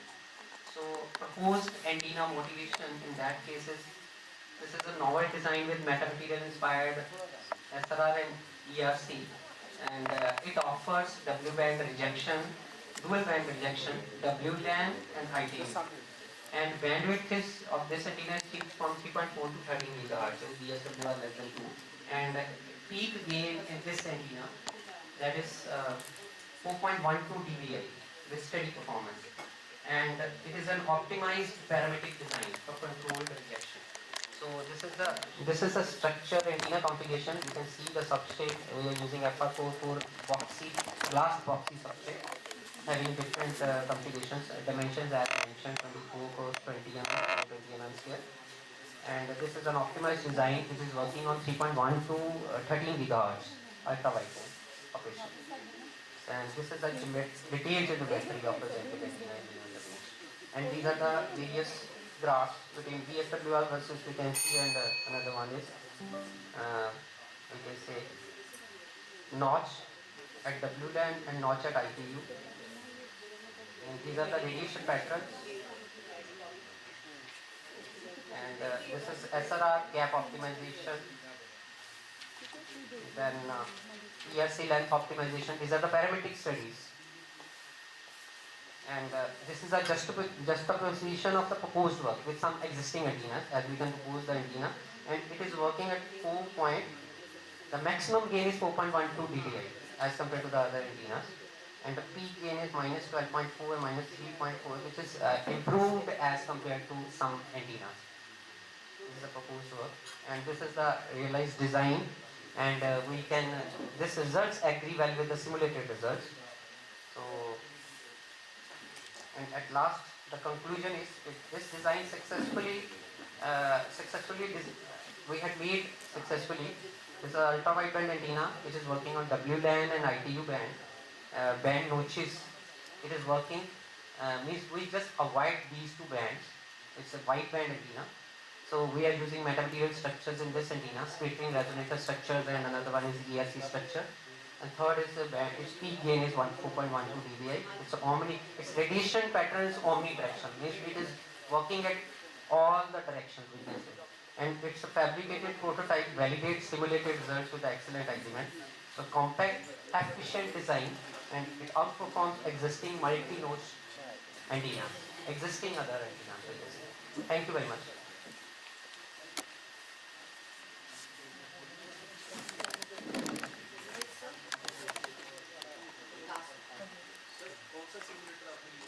So we are using different simulators there, FPM based simulator, and then CST microwave studio is there in trial version, and one is During my PhD, I was using Umpire Excel, that is FDTD based simulation software, finite difference time domain based.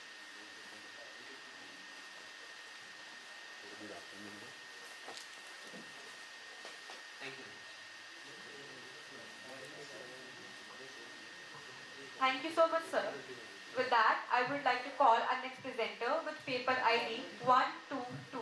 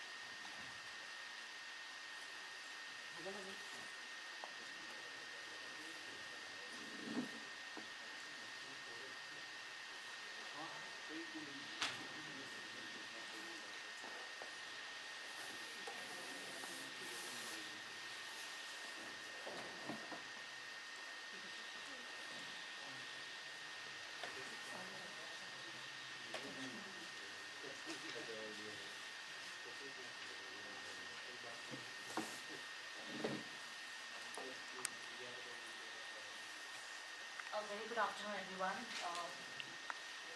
The topic of my paper is Life Cycle Assessment of E-Waste Valorization Pathways for Sustainable Resource Recovery. The paper is presented, written by Dr. Manoj Kumar, my partner Nidhi Sinha, and it's me, Kamini Bhardwaj, who is presenting the paper today in front of you. Well, my chapter compares pyrolysis, hydrometallurgical processing and mechanical recycling using life cycle assessment and the analytical hierarchy process. It also discusses about two important things, that is LCA, life cycle assessment. What is a life cycle assessment accordingly? It is nothing but a systematic method to evaluate the total environmental impact of product, service or any kind of process from cradle to grave.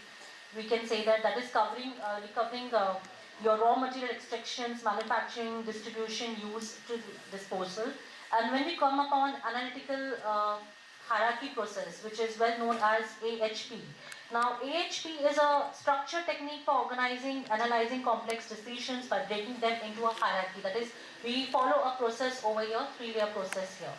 Now we have covered here 5 important criteria as mentioned in the slide, that is environmental impact, economic feasibility, resource recovery efficiency, and energy consumption and scalability. Now talking about 3 important contents here, components here, that is your pyrolysis. What do you mean by pyrolysis? It is nothing but thermal decomposition of organic materials like biomass, plastics, tires in the absence of oxygen, breaking them into a simpler valuable products like bio-oil, syngas, that is also known as a pro-gas, solute, that is biochar. Okay. Second, it is mentioned over here that pyrolysis shows the highest environmental footprint where energy can be used, making it the least sustainable option.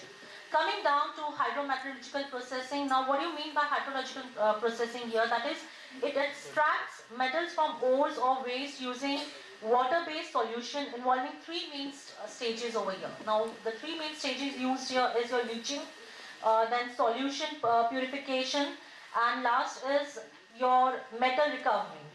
So hydrometallurgical processing proves here that it is the most resource efficient and scalable for large-scale material recovery.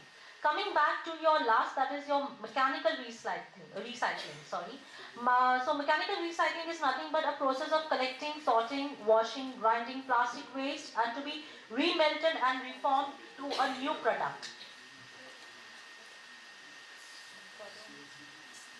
And when it comes to mechanical recycling, it is more economical but less environmental favorable. Why? Because guiding organizations to choose methods based on sustainability. We all are working on sustainability these days.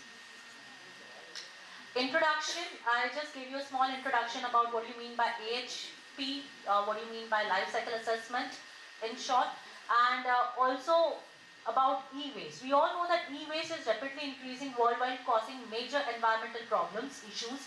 It also leads to health hazards, while also containing valuable recoverable metals which can be again recycled.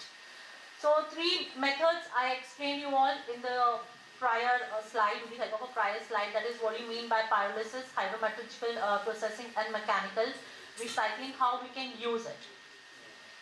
AHP also helps to identify the most suitable and economical viable methods, supporting policymakers, industry leaders in selecting optimal large-scale e-waste management solutions.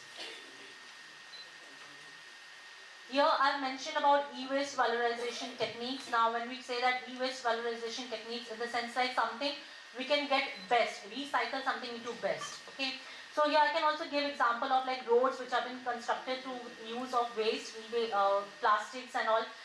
For example, in UK, Netherlands, in fact in India also, we are making use of waste plastics and all to construct our roadways and all. Here I have mentioned the diagram is not clear. But in the diagram here, I have mentioned the key, that is each method uses 5 key criteria, which includes your energy consumption ahead, overall up with this written life cycle assessment of valorization of e-waste.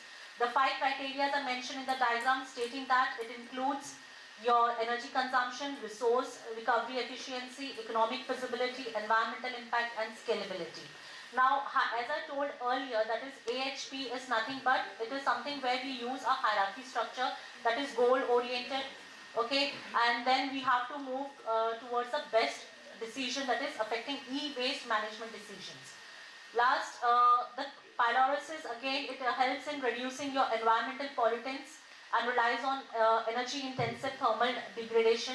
Your hydrometallurgical processing, it yields nothing but a high recovery of precious metals, which is mentioned here. This is functional unit of LCA, that is your life cycle assessment, how it works. So in this paper also I have mentioned about analytical hierarchy process, that is AHP, where comparison of 3 criteria are being used, as I mentioned earlier, and the 5 criteria, which is your environmental impact to scalability. And pairwise comparisons are conducted to determine the relative importance of each criteria related to it. Priority weights are then assigned and each technique is rated based on its performance under these particular 5 criteria which are mentioned above. The weighted scores generate an overall ranking, providing a structured and comprehensive framework to identify the most suitable e-waste processing method to be used. So this is the metrics which we have followed. This is the life cycle impact assessment. These are the managerial implications, that is how the performances has been done. So here we have seen that AHP results shows that is pyrolysis as the most suitable option due to its strong performance in energy efficiency and environmental impact. Its lower energy requirements make it financially attractive and suitable for business aiming to meet strict environmental standards, which as per the government rules has also been laid down. Now, hydrometallurgical processing excels in high value resource recovery, scalability, making it ideal for operations. However, it requires improvements in cost and energy efficiency in order to enhance the competitiveness in the market. When it comes to mechanical recycling, it's economical, feasible for smaller operations, but it performs poorly in energy use and environmental impact. So here it comes, that is the conclusion. That is, the AHP analysis highlights the strengths and weaknesses of your pyrolysis, hydrometallurgical processing and mechanical recycling for e-waste valorization. The entire paper was theoretical based. We have used references from other papers, journals as well. I have also mentioned the paper list over here. And the other results of your pyrolysis, hydrometallurgical processing, your mechanical recycling, everything is mentioned. And lastly, it is mentioned that overall companies should align their choice of valorization method with long-term environmental goals, which is needed in today's world. And also considering the economic consideration, operational needs and regulatory and requirements as per the law. Thank you. आपने AHP technique की क्यों use की? कोई और technique क्यों नहीं use? Sir, I think that is the best technique. Because वो otherwise अगर हम देखते हैं hierarchy structure के हिसाब से जाएंगे तो हमें पता चलता है कि हम लोग को पहले अपना goal decide करना है, ठीक है, and then we have to follow and then final analytical decisions जो लेने हैं वो हम लोग को अच्छे मिल जाते हैं. किसी और technique से comparison किया आपने? So LCA और AHP से ही अलग किया. Thank you.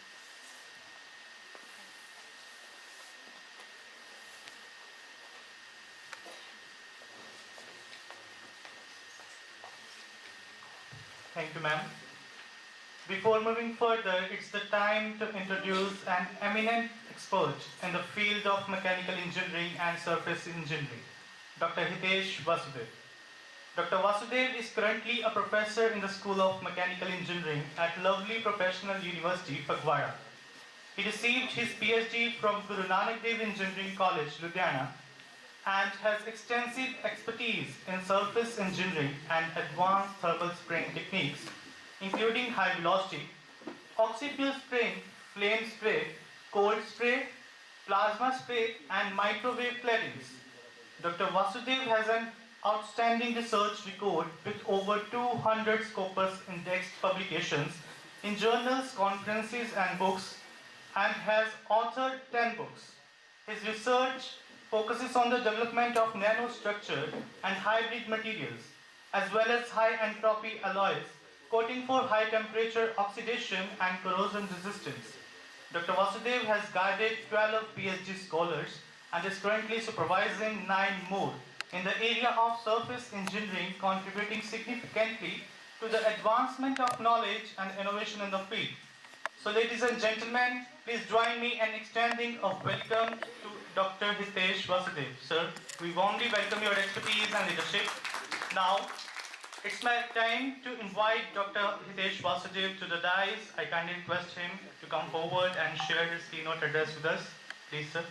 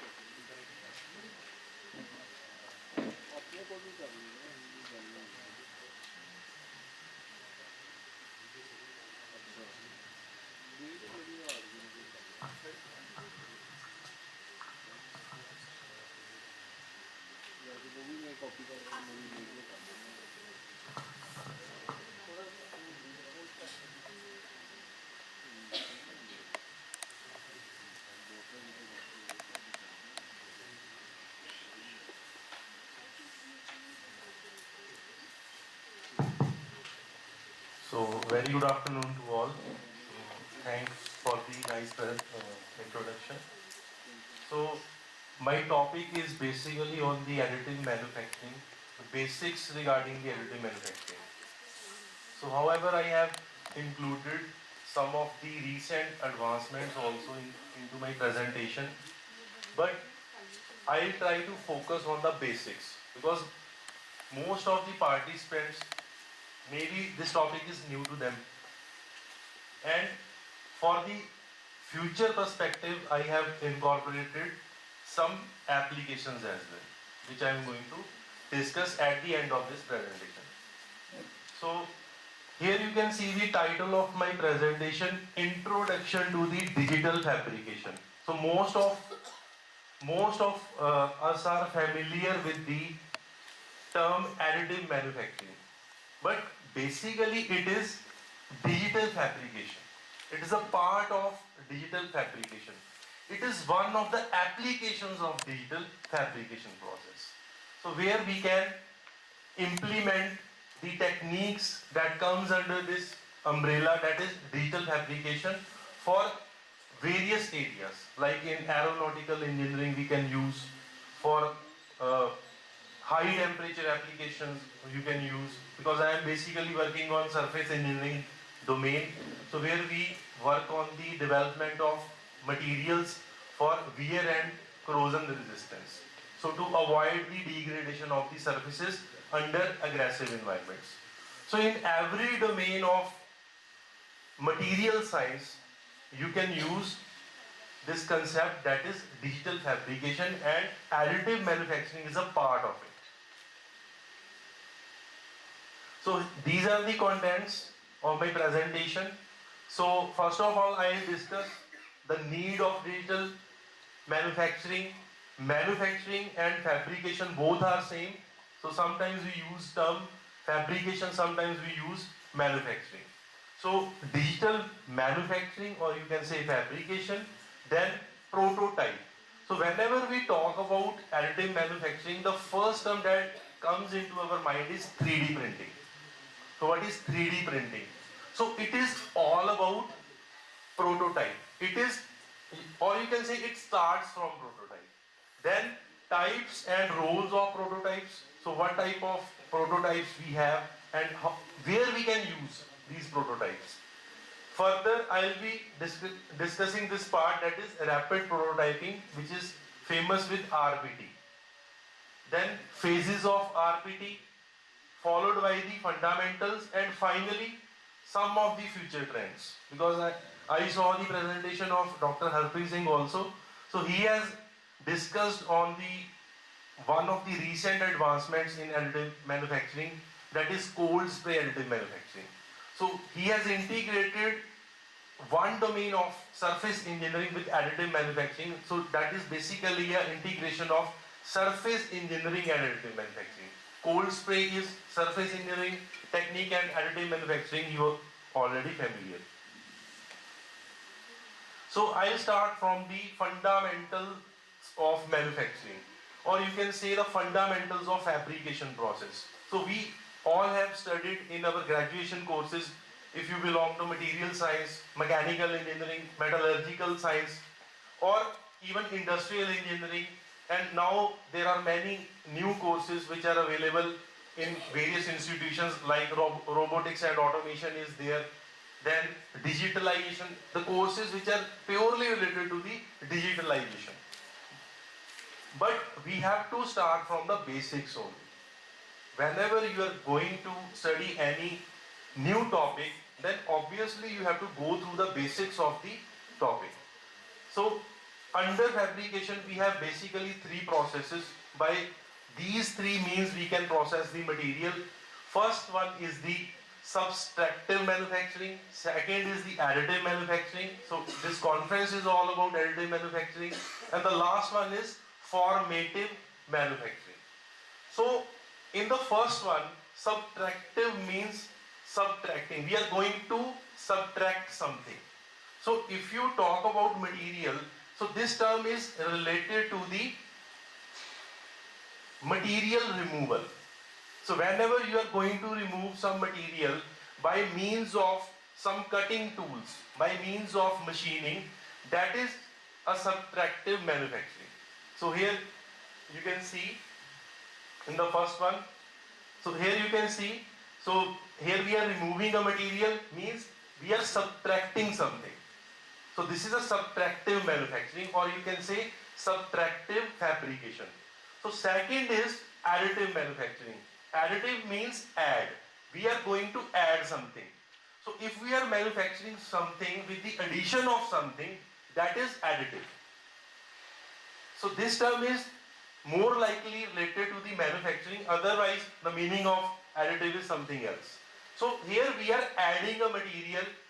If you take one of the examples or one of the applications of every additive manufacturing, that is 3D printing. So what we do, we add material. So we add material layer by layer. So in that process, we are not removing something, anything. So we are only adding. Yes, there is a post-processing also where we have to remove the material as well, but that is very minimal. So third one is formative.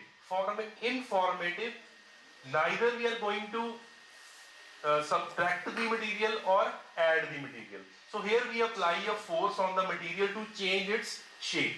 So bending is one of the example, very easy example. If you apply a force on some material to bend the material, so that is a forming. So you are changing the shape of the material by applying a force, by means of force.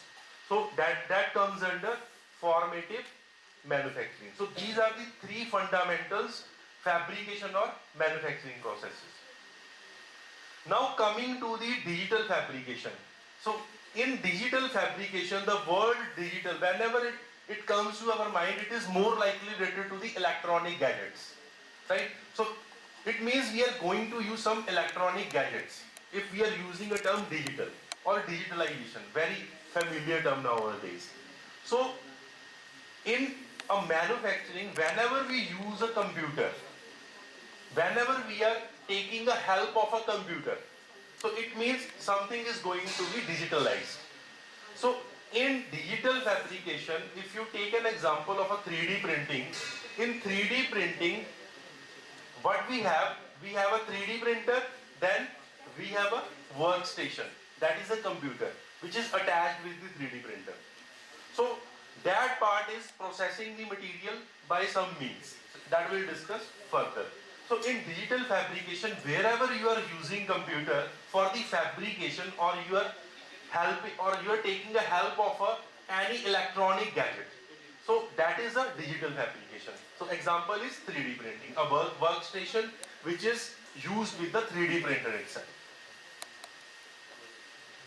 So there are some steps also. You have to use CAD, you have to use Icammp. So those are some related terms. Then there is a case study which I have incorporated into my presentation. That is the use of this 3D printing and how it is helpful to the society. So whenever you are using any fabrication process which comes under additive manufacturing, how that process is going to help the society. So the first example which I have mentioned here is the use of 3D printing in human implants. So you know, nowadays human implants are very much famous. So these are basically artificial organs which are used in the human body. So this concept was introduced in 2015 for the very first time, when the 3D printed organ was implanted into the human body. So that was the big breakthrough at that time. Now what is the use of additive manufacturing in human implants, human biomedical implants? Why we have to use the artificial organs inside the body and those which are processed by using additive manufacturing, not any other processes? So we have to understand this with the help of one example. First is, whenever you are using a conventional machining process, in that process we have limited degree of freedom in case of any machine. That is the movement of a machine tool in various directions. Let us say you have to machine a very rectangular block. So in that case you have to follow a linear path. Whenever you have to manufacture a curved path, so you need a dedicated machine tools with high degree of freedom. Means the machine tool should be capable of moving in various directions. So that is why 3D printing is used in as an artificial human organs just because of the complexity of the shape and size of the organ. You know, if you have to machine a, let us say if you have to machine a human heart, you know the shape of the human heart. So it is very difficult to use the conventional processes like casting. Is it possible to cast that shape with the help of a casting so that we can implant that one inside the body? The answer is no. So we need very dedicated machine. We need very dedicated machine tool which is capable of manufacturing such complex shapes. So it is all about the complexity of the object which you are going to manufacture. So the human organs are very complex in shape. So in that case, the scientists came to this conclusion: we need those type of manufacturing processes where we don't need to remove the material because of the complexity. So machining is not possible with the very complex shapes. So what we can do, we can ignore the first part, that is the subtractive manufacturing, and we can move on to the additive manufacturing, where we can simply fabricate any object layer by layer, where there is no material removal. And one more point which I want to mention here. Now, you know, we all are following sustainable development goals. So wherever we have to present our work, there is one condition. Whenever I go to any institution, there is one condition: your research must be aligned with sustainable development goals. Right? So there are 17, I think. I don't know the exact figure. So there are 17 otherwise sustainable development goals, and your research must be aligned with the sustainable development goals. So here I found there are 3 SDGs which can be aligned with this topic, that is additive manufacturing. The first topic is we have to avoid the wastage of the materials. So these are very familiar terms. So we have studied these terms during our graduation, post-graduation, and during our PhD degree program also. But now they have aligned everything with the SDGs. वो बोलते हैं ना कि सारे मोती हैं उसको एक धागे में पिरो दिया है. So those are SDGs. So in SDG, whatever the goals which are required for the societies in terms of cleanliness, in terms of waste elimination, so those are now included in the SDGs, Sustainable Development Goals, which have been defined by the WHO. So the first thing which I mentioned here is the Sustainable Development Goal, which eliminates the wastage. So if you are not machining anything, it means you are avoiding, or you are basically minimizing a waste. Right? Let us say I have to manufacture a mobile case, so which is made up of let us say titanium. You know all about iPhones. So there are metallic bodies which comes into the market. So material is very costly. So you cannot afford wastage. So to avoid the wastage, they are using such processes where we have to minimize the wastage or totally eliminate the wastage because of the cost of the process, because of the cost of the material. So this is another example. In human body, the implants are made up of titanium and its alloys. The implants are made up of magnesium and its alloys. The implants are made up of zirconia. So these are very costly materials and are not available in the market easily. So even for some materials, you need permission from the government. If you want to have some materials into your lab, then you must have a permission from the government. So those materials are not easily available. Even if those materials are available, are very costly. So in order to minimize the waste, in order to eliminate the waste, you can go with the additive manufacturing process. Right? So that is why in human body, the artificial organs which are nowadays used are made up of additive manufacturing. So this is one of the recent advancements. Otherwise, a very basic concept which is related with the manufacturing, how we can eliminate the waste extra. Then here is the process chain. This is a very familiar process chain if you are using one of the applications of additive manufacturing, that is 3D printing. So with the help of 3D printing, you can have a prototype. Then again, same example, if you are working in any research and development of industry, if you are associated with some of the big organizations, if you are a vendor of big industries and you are a part of R&D, the first step is, so we have also studied many subjects during our graduation, like CAD/CAM is there. So we came to know about some of the part during the study and some of the part during the training and finally some of the part during the research work. So what I concluded that whenever we have to go for the manufacturing process, then first of all we have to identify the availability of the resources. So what resources you require or you can say the primary requirement of the research work.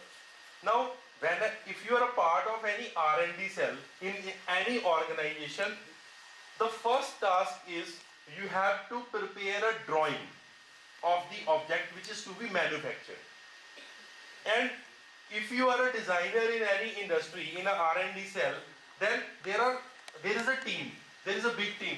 One team is collecting feedback of the customer.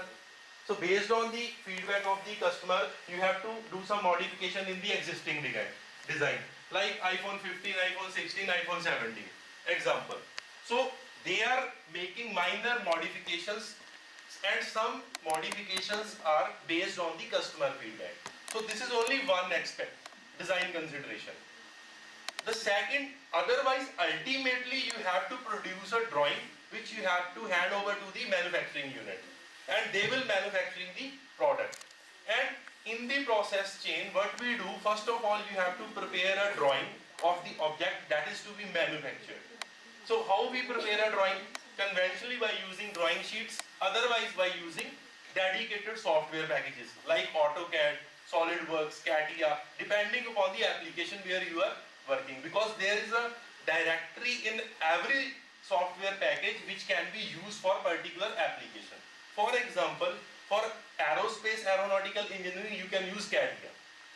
Otherwise SolidWorks is used, and in 90% industry still AutoCAD is used. So the first step is preparation of a drawing. So once you are done with the drawing, then the next step is you have to convert that drawing into a 3D model on your software package. That may be a AutoCAD. So here I am mentioning the example of AutoCAD only because I am teaching AutoCAD, right? So by using AutoCAD you can have a 3D model of an object. So that is the input to the workstation which is linked with the 3D printer. Because 3D printer is basically designed for the manufacturing of an object, and the software package which we are using, that is basically designed for the preparation of a 3D model. So first of all we have to prepare a 3D model that acts as an input to the workstation which is linked to the 3D printer. Then here in this process chain, the first step is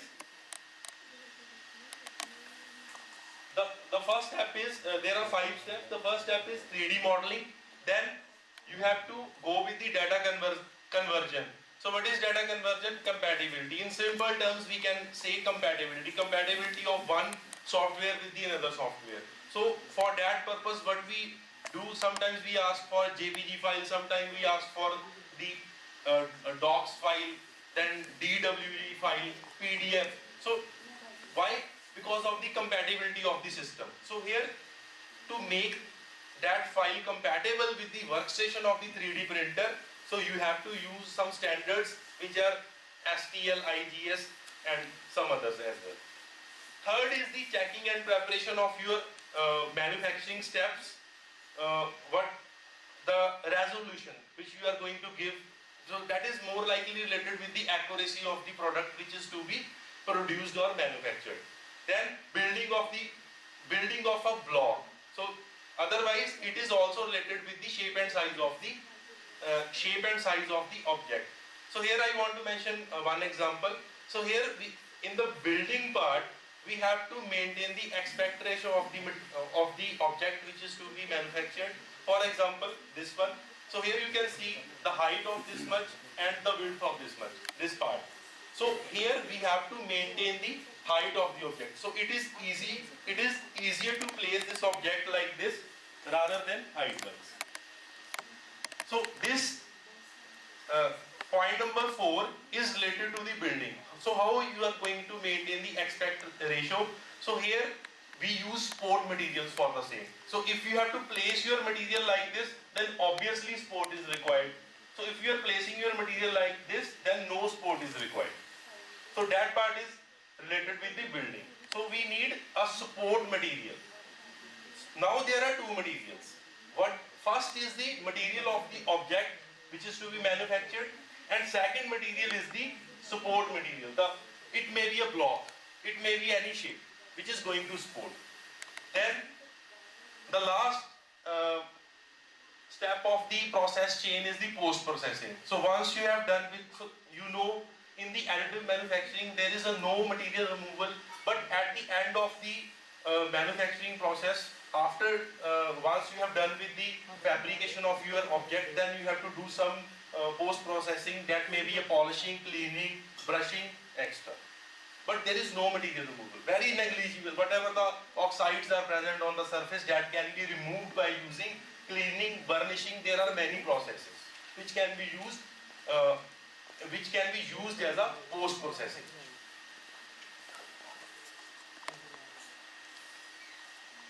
So how 3D printing works? So these are the only 5 steps that I have already explained here. First of all, you have to prepare a 3D model, then you have to make that file compatible with the workstation which is linked with the 3D printer. Then you have to go with the building of the part by maintaining the aspect ratio, and finally post-processing. So those steps are mentioned here. So even in this one, so in CAD we have studied whenever you have to machine something, then you have to prepare a geometric code for the same. That is known as G code. So if you have to machine a surface, a rectangular block, then obviously the tool will move in various directions, most likely in X and Y only. So if you have a rectangular block, first of all the tool will move into the direction that is plus X, then minus Y, then minus X, then plus Y, like this. The tool will move like this. Right? So we have to define the path of the tool by mentioning the dimensions. That it will move 100 mm in X direction, 20 mm in minus Y direction, then again come back into the direction with same dimension. So that is defined in the G code. But that is not related to the additive manufacturing. So here we are just defining the path of the tool. So but here I just want to convey, we have to avoid we have to eliminate the waste, or we have to minimize the waste. So this is the overall idea.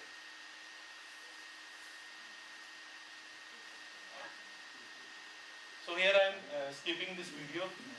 So next is why there is a need of digital manufacturing.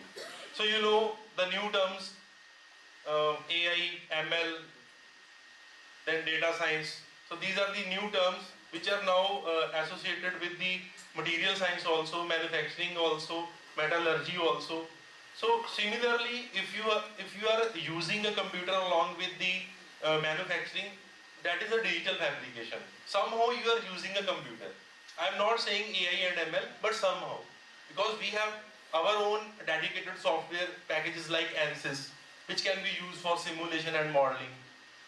Here I don't want to mention AI and ML, but here I want to focus on the digital. The word digital.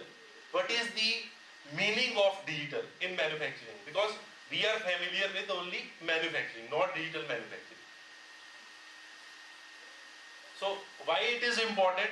Keep in house. So here additive manufacturing, the first point is, so So we have two labs at our university, at Lovely Professional University. So first is Innovation Studio, where we have 3D printers. So most of the graduates, they are working there for their graduation projects. So basically, they want to know the basics of the digital manufacturing, how we can use 3D printing. Even during my graduation, the final project was on 3D printing. So we made a flange which is used as a automobile, which is used in one of the automobile engineering application. So I joined 6 months course at GNA University. So you might have heard this institution. So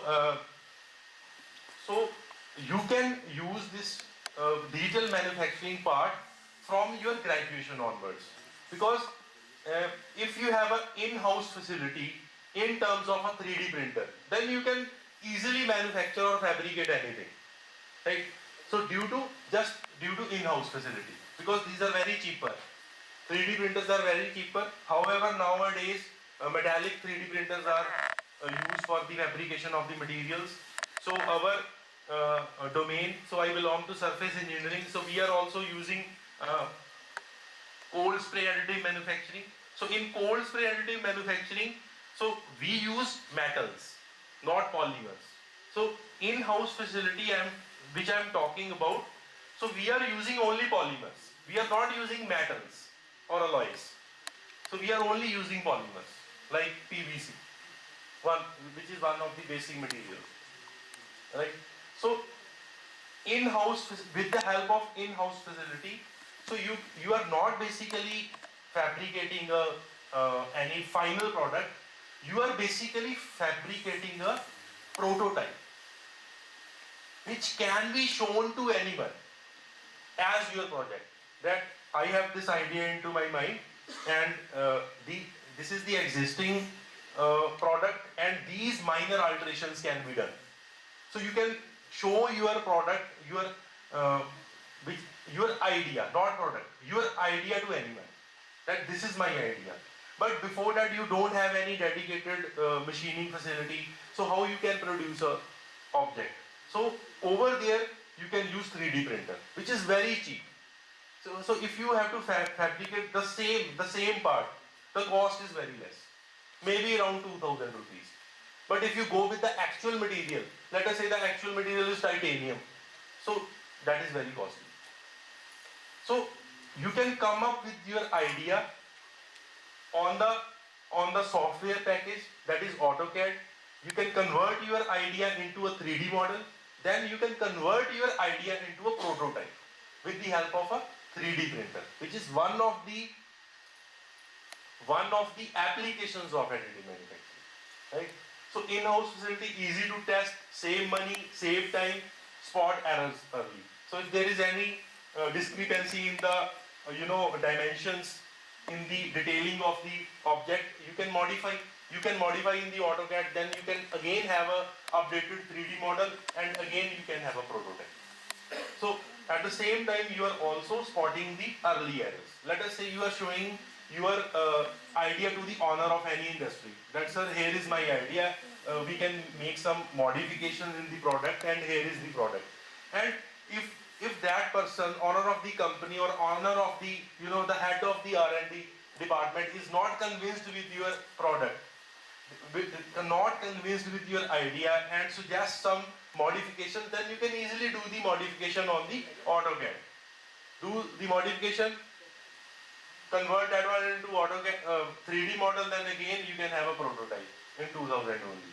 Otherwise, if you are using actual material, then first you need a titanium 20,000. In the second step, you need again 20,000, 20,000, and so on. So here you are spotting errors. You are able to produce the part again and again in the form of prototype till the finalization of the design.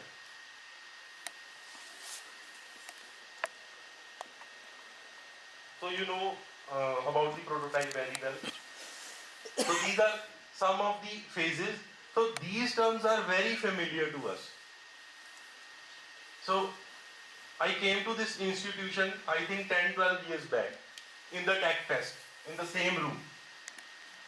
So we used to, show some models, which were made up of thermocol, clay and extra. So that is also prototyping. So that was the early phase of the prototyping. If you look into the phases of the prototyping, the first phase is manual prototyping, where we are basically crafting many things. ठीक है, वो एक गड़ा होता है, ठीक है, tech fest में हम बंगड़ा करते हैं. So there are many items which are crafted basically. So that is also prototyping, but manual prototyping. Then coming to the second phase, where we started using CAD basically CAD. So with the help of CAD, so we are able to convert our idea into 3D models. Then coming to the current phase of rapid prototyping, where we are using additive manufacturing.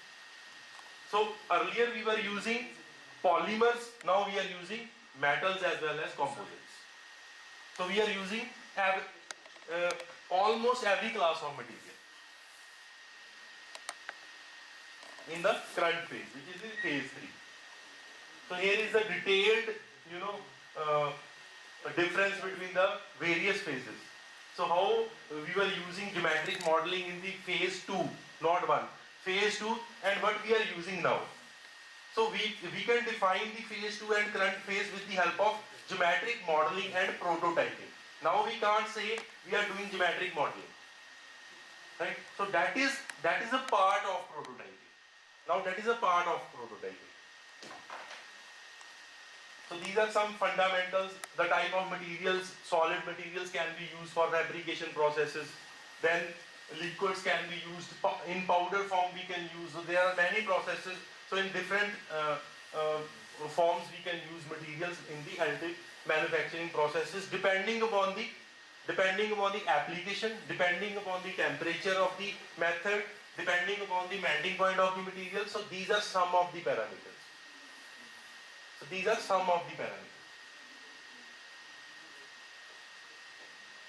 So direct and indirect benefits.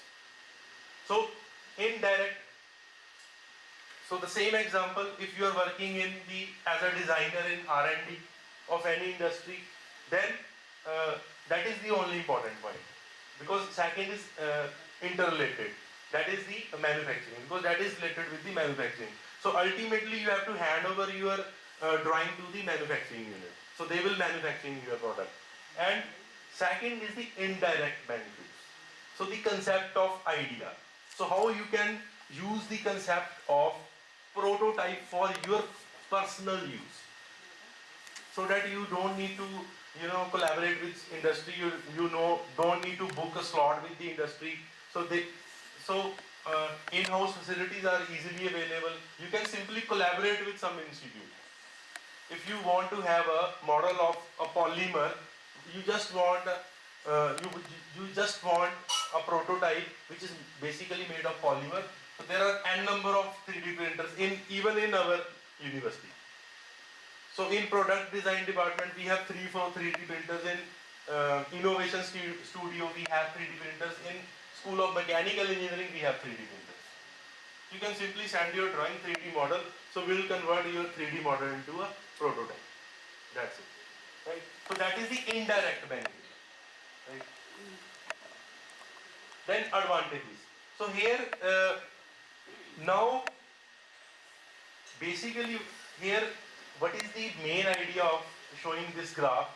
So here in the current phase, otherwise it is up to only 90-95. So in the current phase we are able to achieve the complex shapes, the most complex shapes in a minimum time. In the current scenario, we are able to produce a complex shapes in a minimum time, if we compare the current scenario with the previous phases of prototype. Why? Because we have n number of processes in additive manufacturing. Now we can use different materials for different applications. So ultimately the number of processes. Then coming to my own domain, so I will not focus much on this thermal spraying. So in thermal spray what we do, so depending upon the application where we want to minimize wear and corrosion on the surface of any material, we can use coatings. So if you want to use any material, for the purpose of minimizing corrosion and wear on the surface of any application, then what you can do, you can use coatings simply. So it is similar to the paint spray. Let us say you have a almirah and you are spraying a paint on it with the help of a gun. वो उसमें लगी होती है ना, compressor होता है, उस पे हम स्प्रे करते हैं. So the process of thermal spraying is similar to that. So here we have a flame, and in that flame we introduce our material in the form of powder, in the form of rod, in the form of wire. So if we have a flame, then obviously we have a temperature, and the temperature can be increased or decreased depending upon the melting point of the material. Right? So almost all materials can be coated by using this process, that is thermal spraying, where the meaning of thermal is heat. So we are using heat as a source by spraying a material on the surface to develop a layer which is called coating. So this is thermal spraying, and purpose is to minimize wear and corrosion. Maybe some other applications are also there. So this is more likely related to the materials which can be used, that can be in the form of powder, right? So you can go with the characterization of the material which is in powdered form. So we have a dedicated facility at Lovely Professional University, that is Central Instrumentation Facility. So you can use FESAM for the characterization of your material. If you want to know the shape and size of the material, you can use this facility. If you want to know the composition, the phases present in the material, like if it is a single element, if we have compound, let us say if we have compounds or single element in the material, that can be easily identified with the help of a XRD. So we have a XRD facility also at our university. So for the characterization of material, you can use SAM and XRD. So here this is one of the examples of one material only, one type of material, that is powder. So you can see, so these are spherical particles. It is similar to the sand, जैसे रेत के particles होते हैं. It is similar to the sand, but this is metal. But this is metal particles, which are spherical in shape. So you can easily identify the shape of the material, which is even in nano size, which is in micron size, with the help of scanning electron microscopy. The difference is only the magnification level. The magnification level of the optical micrograph is limited, so here the magnification level is high. So this is the fundamental. So we have a flame, obviously there is a temperature, and in that flame we have to introduce our material which we want to deposit on the surface as a coating material. So that material can be a powder. If you are using a powder, you need a feeder. So you have to attach a feeder along with the setup. So with the help of feeder, the powder will get added into the flame and get deposited on the surface in the form of coating. Right? So here is the process, schematic. Then this is the surface of the surface morphology of the coated surface. So surface morphology is, earlier the material was like this. So earlier the material was like this in the spherical form. So once you introduce heat, then obviously it will get melted, the shape will change, and there is velocity also which is involved. So velocity of the process, so that also depends upon the process which you are using. So one is the temperature. So due to temperature, obviously the material will get melted. Second is the flame. The flame is coming with high velocity. So if it is coming with the high velocity, then there is a synergistic effect of heat and velocity. And the final result is plastic deformation. So your material will get plastically deformed on the surface in the form of coating.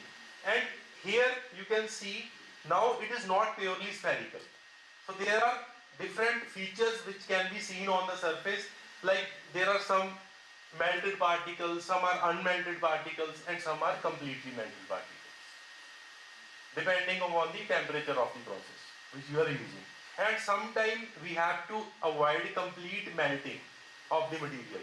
Sometimes the requirement is not complete melting, just to avoid the degradation of the material in terms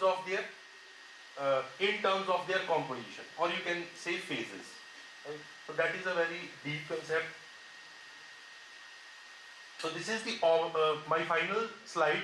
So here you can see in the part A, the material was in the form of powder and the shape was spherical.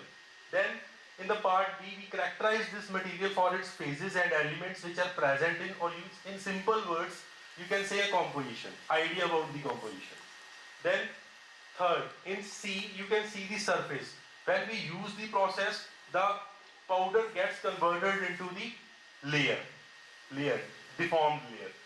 Then in the D, that is the high magnification level of the C. So here we are using different magnification levels to understand the morphology of the coating. So we can increase the magnification of the magnification by using a set. Then in E you can see this is the cross section. Cross section from where we can see the thickness of the coating or the different regions of the overall object. Overall object means if you are using this coating material in some particular application, let us say for room temperature application, let us say you are depositing this coating on the backslide of a lathe machine. Then first of all we have a bulk material, then over it we have a layer. So that can be seen from the cross section. So there are two materials. One is the base material and second is the material which you have deposited over it. So that can be seen from the cross section. That is E, the thickness of the coating. And finally the composition. Composition of the coating, that is with the help of EDS. So which is very common characterization technique. So integration of additive manufacturing with thermal spray, I will not talk about this in detail because yesterday Dr. Harpreet Singh has given a dedicated lecture on this, that is the cold spray additive manufacturing. Otherwise what we do, on one side we have additive manufacturing techniques, on other side we have surface engineering techniques, so we can collaborate both of them, right? So these are the publications. So I will come to the point.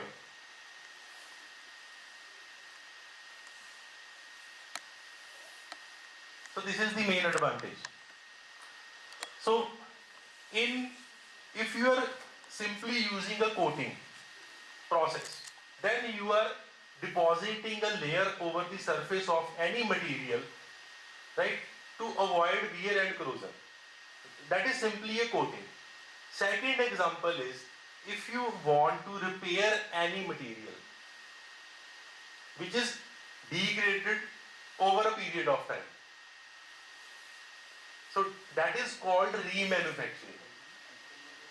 So whenever we have anything like this, so there are two possibilities.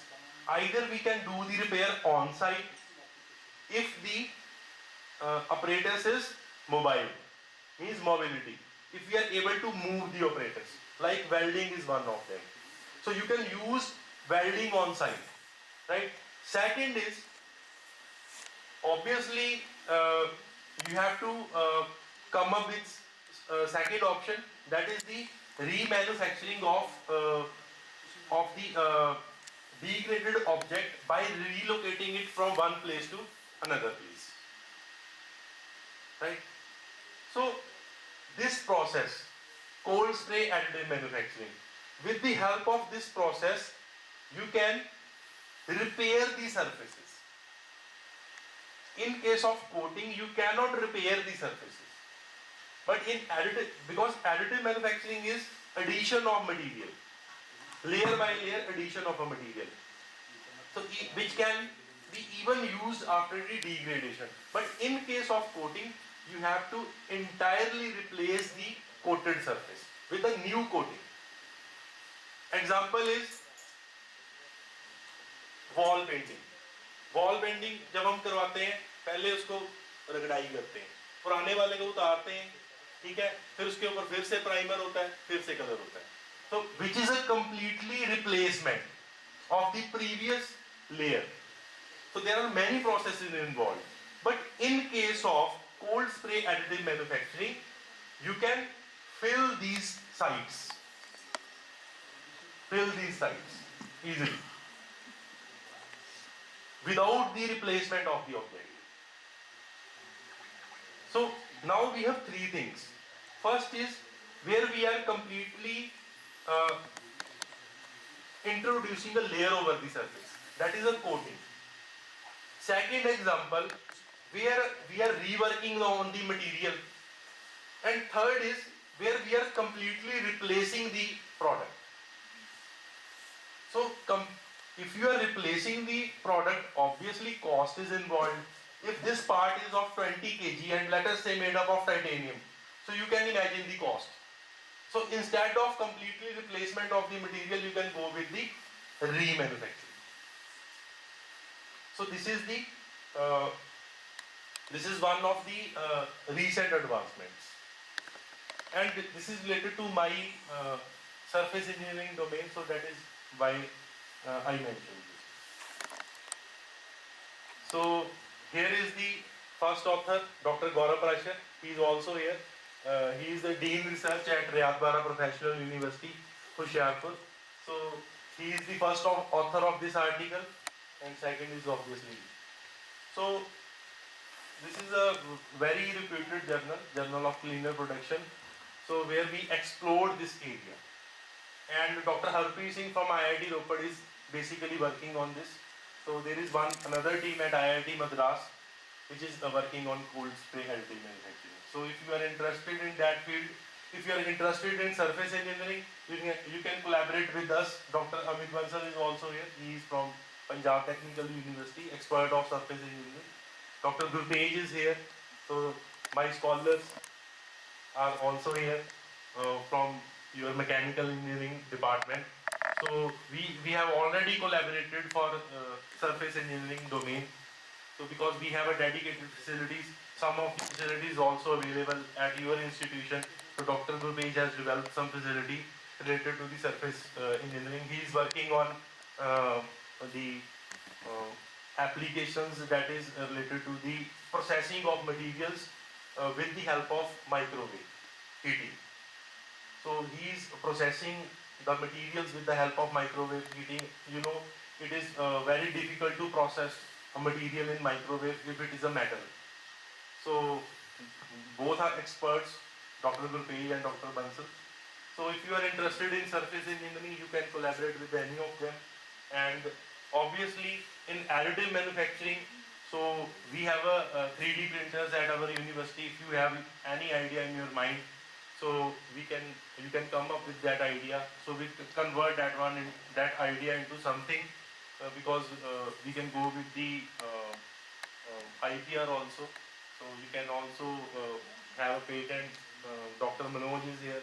So many experts are sitting here from our mechanical engineering domain. So if you have anything in your mind, that can be converted into something. So this is what I want to convey basically. So lastly, so related to the additive manufacturing part, so here I am not promoting myself. I just came to know about this thing I think 1 year back. So this is my research profile. So till date I have 220 publications on my record in form of research articles, in form of books, in form of conference papers and book chapters. So overall 220 articles are there. But surprisingly, I came to know about one thing just 1 year back. That is the alignment of my own research with the Sustainable Development Goals. So whatever I am doing, that something is aligned with Sustainable Development Goals. So you can have some idea. It is not even a 50%, maybe more than a 50%. Here you can see some of the document.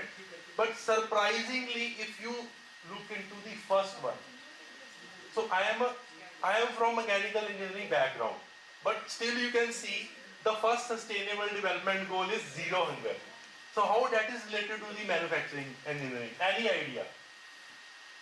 So in the audience, so how we are able to correlate our research with this sustainable development goal number 2, that is zero hunger.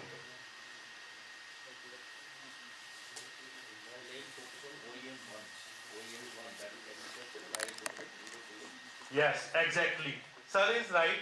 So we were doing one project with the students of agriculture from the School of Agriculture. So they made a basically they made a robot that is used in fields. So when we published one paper, that came into this one, zero hunger. So we were very surprised by just mentioning the keywords into the title. So there is a one myth. If you enter any keyword into the title of the paper, in the keywords, in the abstract or in the main body of the content, you will get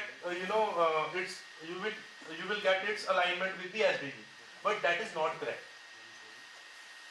So you have to do new work, or you have to do a research. So whatever is already available, you can do some minor modification in that. So I surprised to see this one, because when we collaborated with those students from agriculture department, then we came to this conclusion. That is this. So this is the outcome. So similarly, you can see good health and well-being, affordable and clean energy. So these all are sustainable development goals, and more than 50% of my articles are aligned with it. But that is not a point. The point is additive manufacturing, because right now we are into the conference which is purely related to the additive manufacturing. So what I found, there are 3 sustainable development goals which are related to the additive manufacturing. First one is SDG 9. Obviously, if we are manufacturing something, that is a part of industry. Second is responsible consumption and production. This is related to if we map SDGs with the additive manufacturing, this is the most aligned SDG. That is 12. Waste elimination of the material. Waste elimination of the material, because there are many types of waste also. So waste elimination of materials, the materials which are used for the manufacturing of the objects, right? And the last one is climate action. So obviously, if we are able to minimize the waste, if we are able to minimize the waste, or if our process which we are using is eco-friendly, then we can contribute the SDG 13 also. So microwave processing is also one of the examples of SDG 13. So credit goes to my research team. So this is all from my side. Thank you.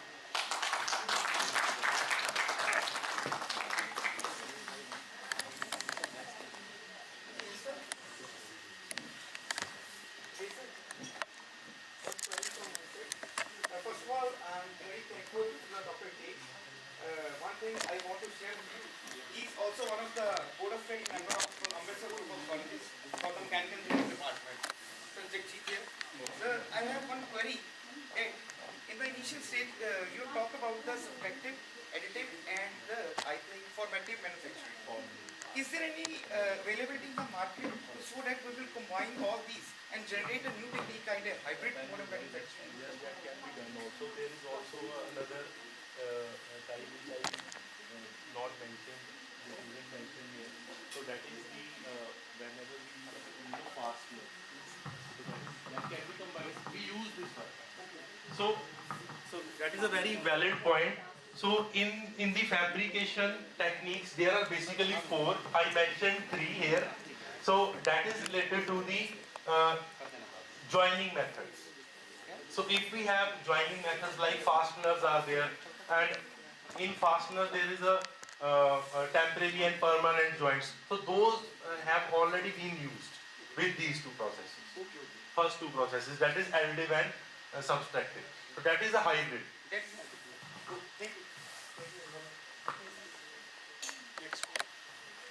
Thank you so much, sir. I greatly appreciate your valuable time and the knowledge you shared with us. Before moving further, I would like to introduce another distinguished guest here with us, Dr. Uchit Kapoor. Dr. Uchit Kapoor is currently working as the Regional Director, Research and New Initiatives at Icammp, a leading research support company based in Yamunanagar, Haryana. And I would like to invite Dr. Kapoor to dais to address the session. Good afternoon, everybody. Thanks for giving me a chance on this wonderful pedestal to address this wonderful audience. I will, since the time we have a paucity of time, so I will just stress on two things. Theme of the conference, and since I am from management, the social impact of today's conference. That is the word emerging. It can only be materialized if we have augmentation to the existing products. We have IPR as experts who file patents every time. Standard, utility, design kind of patents can be filed very easily these days. Times of India, economic times, of having a full column dedicated to these activities every now and then. Every week they are having a regular column on that. I am myself a certified cyber lawyer and leading into these things. So original equipment manufacturers are divided into three types: OEM 1, OEM type 1, type 2, type 3. Type 1 carries agriculture and allied activities, allied equipments. Type 2 carries automotives and industry in Maharashtra and Karnataka. And Uttarakhand and Uttar Pradesh pharmaceuticals and these kind of industries are associated. University Industry Hub guideline has been, you can search this thing on the internet, why all this conference culture has been integrated, or why all the conference culture is being propagated by the government, so that academics should get aligned with the industry. So we have to see this thing where the original equipment manufacturers, since the conference is focused on manufacturing, so where the original equipment manufacturers are located, Maharashtra, Karnataka, Uttarakhand, and they are divided. And OEMs type 3, they focus on services industry, that is telecom services, and there's some manufacturing they were talking about, there is information communication technology. So when you add OEM 1, type 2, type 3, keep these three things in mind, add augmentation to it, that carries social impact of today's conference, and maximum impetus to the IPRs, which carries 30, 40, 50 marks as per the national, international guidelines, immediately of institutional and individual APIs and APAR scores, they keep on increasing. Because, see, without having an eye on the result, we are not focused to work. So we are conducting conferences, we are doing all kinds of this hard work and all that for what? There should be some result out of it. Na? So if we are coming out with new ideas of research papers, new ideas for books, new ideas for further conferences, alignment, networks, and intellectual property rights. And intellectual property rights, now you can file for UK under global guidelines. You can file for UK, Germany, Australia, Canada, US, China, Japan, all the top 10 countries on GP. That is Global Intellectual Property Index. You can file sitting here from India if you are experts on that, or either you can take help from the experts.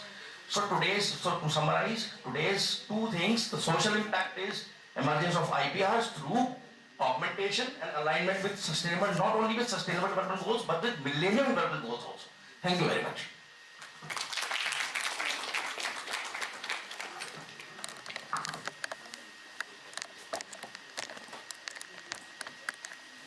Thank you so much, sir. With that, I would like to take the opportunity to introduce two distinguished guests present with us. It is my privilege to introduce Dr. Gaurav Prashid, Head, Mechanical Engineering Department and Dean, Research at University School of Engineering, Rahat Bahara Professional University, Hoshiarpur. Welcome, sir. I would also like to introduce Dr. Amit Bansal. Dr. Bansal is currently working in IKGPTU. He has completed Masters and PhD from IIT Roorkee. A very warm welcome, sir. We are With that, I would like to invite all the honorable dignitaries to kindly come forward and honor our guests, Dr. Hitesh Vasudev, Dr. Gaurav Prashar, Dr. Amit Bansal and Dr. Uchit Kapoor. Please come forward, sir. All right, sir. All right. So I would like to request our keynote speaker of the day, Dr. Hitesh Vasudev.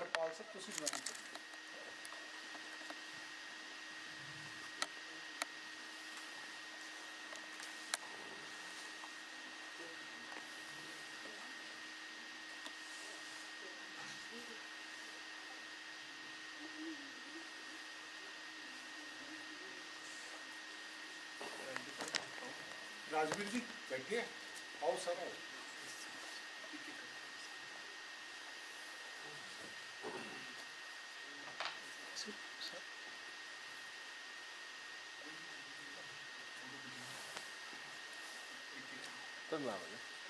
I some just wait one more.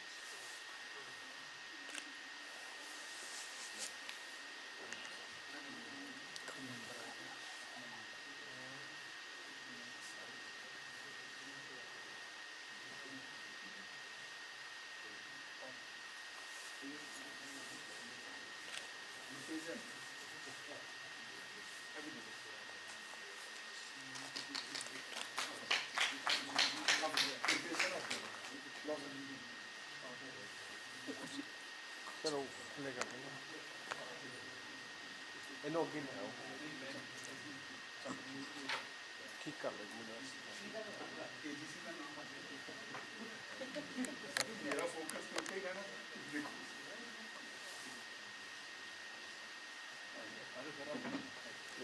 Ma'am थोड़ा close है just थोड़ा from my son one more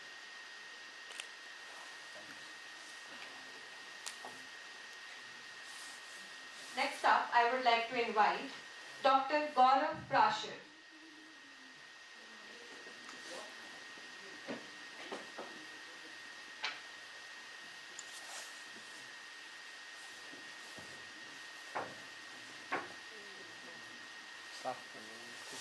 just take over और राजवीर के लिए hello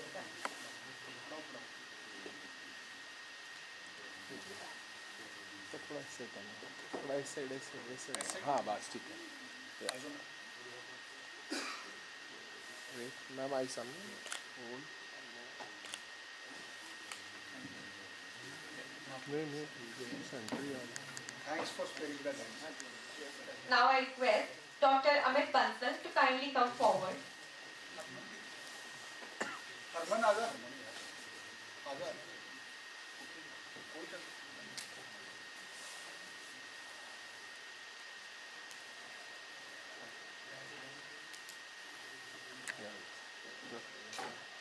मैं माई समझ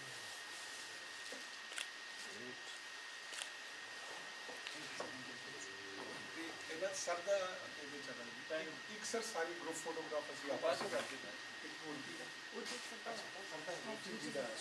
And now I would like to invite our distinguished guest, Dr. Uchit Kapoor.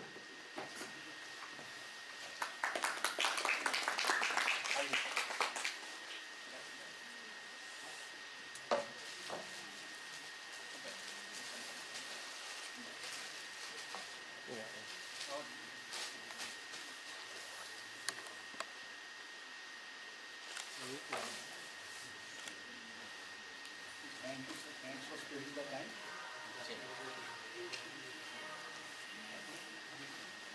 आज के लोग ना बस मैं ऑर्डरिंग खत्म होने लगी तो मैं तब कॉल कर देना And now it's the time to distribute certificates to our presenters. So I would like to request all our dignitaries to kindly come forward along with our session chair, Dr. Manoj. Please join us, sir.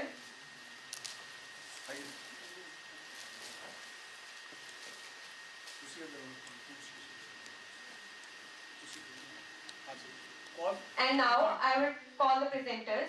I will announce your paper IDs, so kindly come forward. for stall paper ID 050 and 051.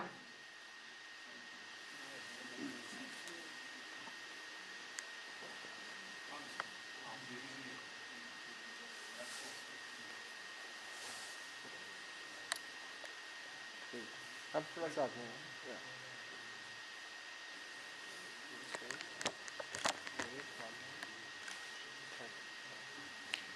Our next presenter with paper ID 073.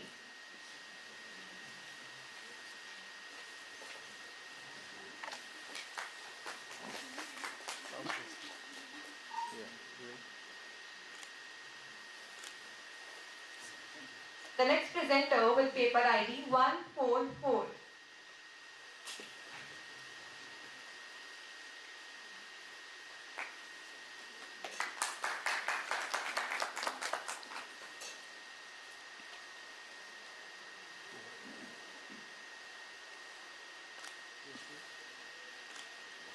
Our next presenter with paper ID 081.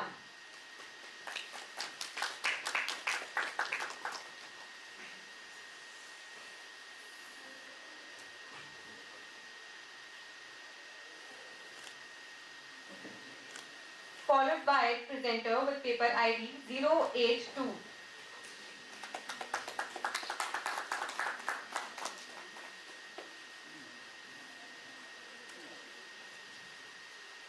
Sir थोड़ा close होना closure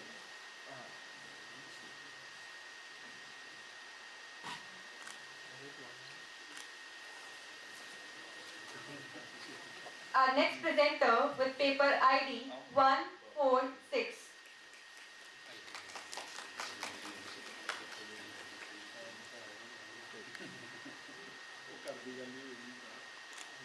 Followed by presenter with paper ID 094 and 095.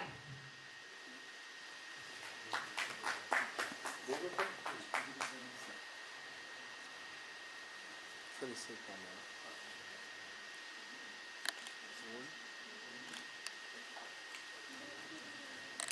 And our next presenter with paper ID 122.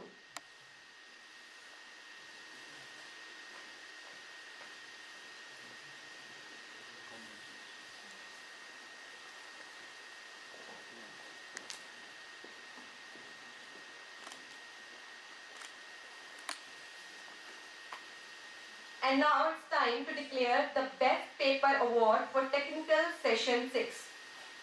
The award is shared by two people. First of all, it is Amit Bansal. I request Dr. Amit Bansal to kindly come forward and receive his award.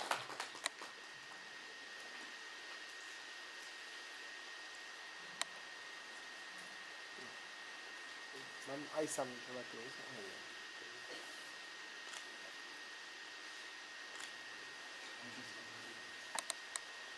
This honor is shared with Mrs. Tajinder Sharma.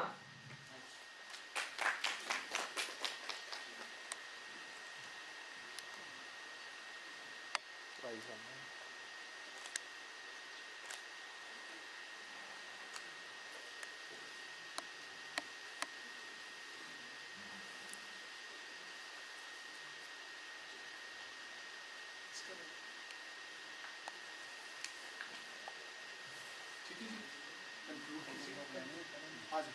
Sir आ जाइए I request all the guests to kindly come forward for the group photograph. The back चलो आज हाँ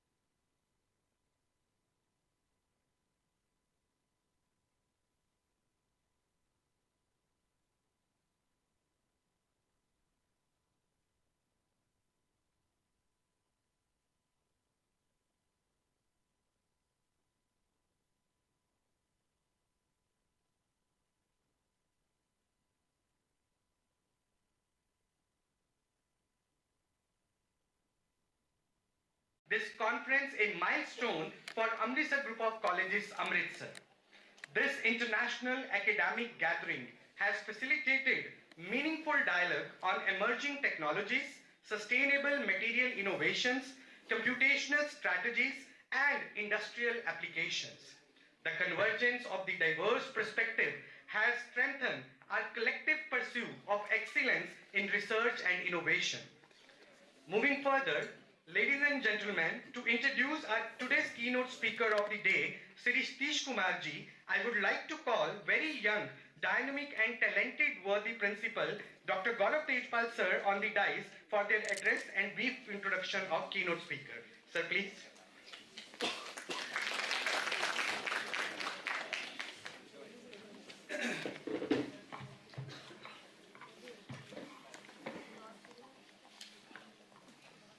अपनी इस 2 दिन की international conference के समापन सत्र पर बतौर मुख्य वक्ता पहुंचे अखिल भारतीय सह संगठक स्वदेशी जागरण मंच के श्रीमान सतीश भाई साहब जी, आप इस तरह से हमारे बुलाने पर मेरे आंगन पर, मेरे प्रांगण में आए, आपका बहुत बहुत स्वागत, बहुत बहुत सम्मान।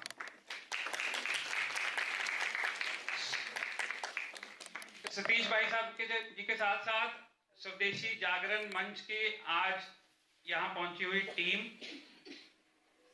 स्वदेशी शोध संस्थान के पंजाब के अधिकारी श्रीमान आशीष जी,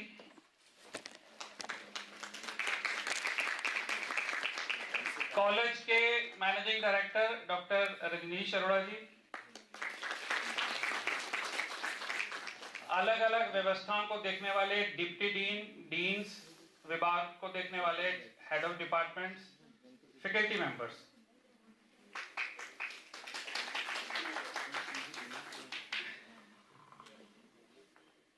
ऐसे भी कोई बात नहीं थी।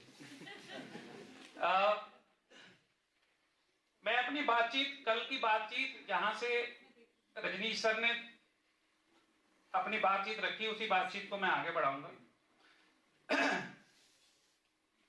कल की कॉन्फ्रेंस में रजनीश सर ने कहा कि इंटरनेशनल कॉन्फ्रेंस की सी के साथ साथ 3 और सी उनके दिमाग में आते हैं।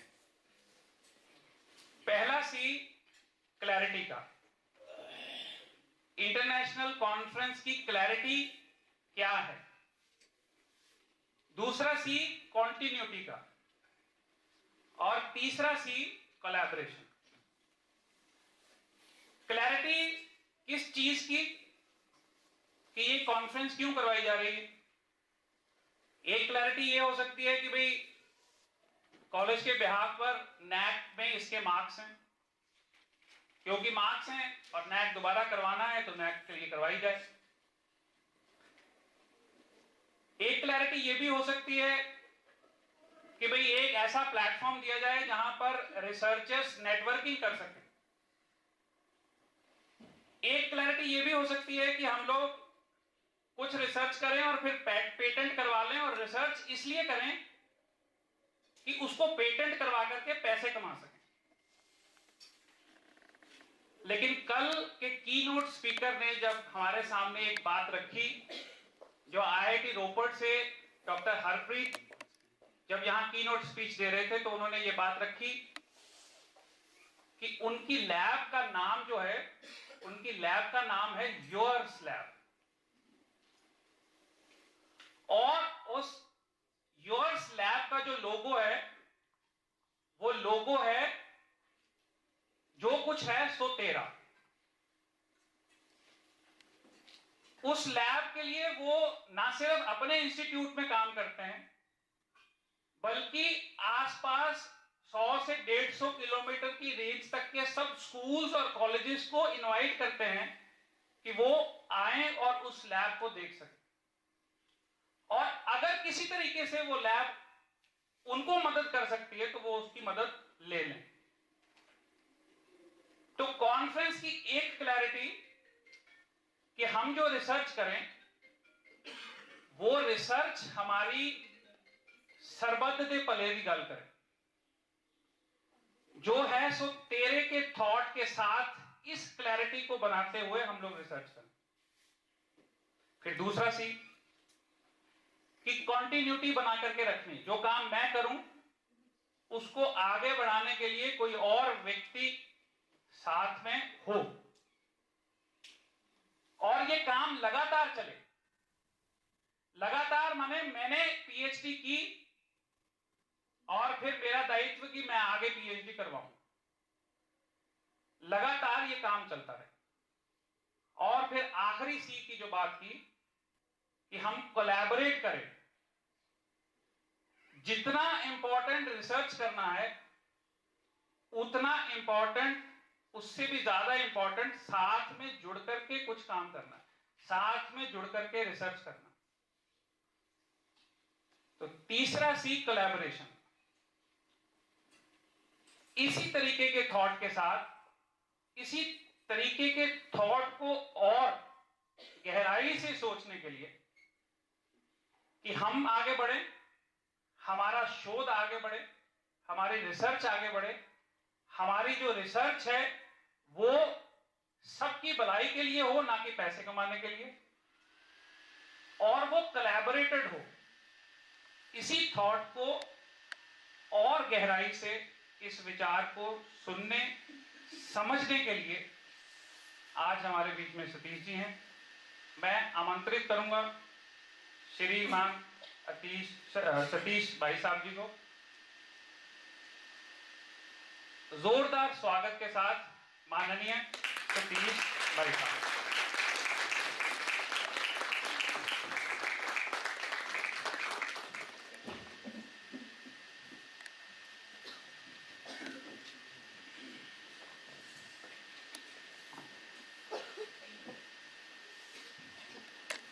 बहुत ही सम्माननीय प्रोफेसर रजनीश अरोड़ा जी, मेरा ख्याल है कि अमृतसर ग्रुप ऑफ कॉलेजेस मैं जदों तो आन लग्या या देखन लग्या तो मतलब इस कॉलेज दे फर्स्ट नेम अगर कोई अटैच्ड है, अमित जी का तो होएगा जो होएगा, लेकिन वो है डॉक्टर रजनीश अरोड़ा जी का।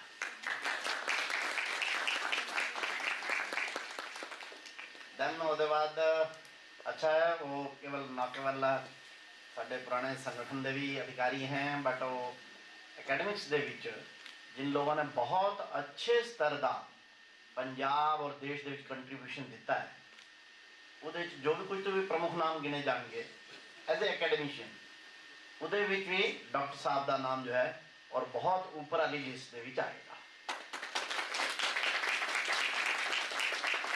डॉक्टर गौरव तेजपाल जी जो इधर डायरेक्टर, यहाँ क्या इधर क्या हुआ है, प्रिंसिपल सर्वे सर्वा, हाँ that is the right word, सर्वे सर्वा आजकल थे, क्योंकि दो प्रिंसिपल इकट्ठे हो गए। इधर डॉक्टर आशीष जी बैठे हैं, तो डॉक्टर गौरव तेजपाल जी जो सारा इंटरनेशनल कॉन्फ्रेंस ही नहीं, कुल मिलाकर ये सारा एजीसी ग्रुप देखते हैं, अपने इधर प्रिंसिपल। और उसके अलावा डॉक्टर गुरबेज सिंह जी इधर बैठे हैं, डॉक्टर उपेन भाटिया जी, डॉक्टर इवान वैद्य जी, डॉक्टर नरेंद्र शर्मा जी, और इसके अलावा डॉक्टर आशीष अरोड़ा जी के बारे में दसिया। जरा क्लैपिंग कर सकते हो कि नए नए प्रिंसिपल अपॉइंटेड हैं। और गौरव की गल है कि जो पंजाब शोध संस्थान के साढ़े क्या नाम है वो हैं कन्वीनर हैं, वो हाले 12-13 दिन पहले ही, और गुरु नानक देव यूनिवर्सिटी का कॉलेज में इनकी बोलते जो ऑफिशियली की Guru Nanak university college Jalandhar, Guru Nanak Dev university college Jalandhar दे आप प्रिंसिपल नियुक्त हुए उन्हें 15 दिन पहले। उसके अलावा डॉक्टर नेहा तेजपाल जी जो अपनी स्वदेशी जागरण पंजाब प्रांत की संयोजिका हैं, अपने विनय जी जो स्वदेशी दे साढ़े 3 प्रांतों के संगठक हैं। उसके अलावा भी अनेक साढ़े कार्यकर्ता मोहित जी, भवेश जी, भाटिया जी, नीरज जी, अपने अमित जी, सीए साहब, और बाकी सभी इधर बैठे हैं, और उतने ही सम्मानीय फैकल्टी मेंबर्स, और आई थिंक कुछ स्टूडेंट्स भी हैं। स्टूडेंट्स भी हैं कुछ? नो, ठीक। बहुत अच्छा है। तो बधाई देना मैं प्रोफेसर गौरव तेजपाल जी ਨੂੰ कि भाई उन्होंने इस प्रकार की एक इंटरनेशनल कॉन्फ्रेंस का आयोजन किया। ਉਹਦਾ ਮੋਟਿਵ ਵੀ ਦੱਸ ਰਹੇ ਸੀ ਕਿਉਂ ਕੀਤਾ ਹੈ, अलग-अलग परसेप्शन भी है क्यों किया है, क्यों होना चाहिए है। लेकिन इस टाइप के यूनिवर्सिटीज़ ਦੇ ਵਿੱਚ, इस टाइप के कॉलेजेस ਵਿੱਚ इस टाइप के कॉन्फ्रेंसिस ये चलती रहनी चाहिए। ये शिक्षण संस्थान, हायर एजुकेशन के शिक्षण संस्थान इन्हीं वास्ते, रिसर्च वास्ते ऑन डिफरेंट इशूज़ कुछ कराते हैं, कुछ नहीं कराते, कुछ औपचारिक रूप नाल कराते हैं। लेकिन जिस गल नाल डॉक्टर तेजपाल जी का फोन आता सी, मैनूं लग रहा सी कि एक कहना जान भरी हुई जी कॉन्फ्रेंस है वो हुई इत्थे हुई है आप जी 2 दिन। मतलब एक लैटर होंदा, एक स्पिरिट होंदा है। लैटर ते कॉन्फ्रेंसिस होंदी रहंदियां ने, असली है जो लैटर एंड स्पिरिट दोनों ही होवे। तो जितनी तक मेरी परसैप्शन इस 2 दिन की कॉन्फ्रेंस बनी है कि ये इस सब्जेक्ट के उत्ते इन लैटर एंड स्पिरिट दोनों एक बेस्ट ऑफ दी कॉन्फ्रेंस हुई।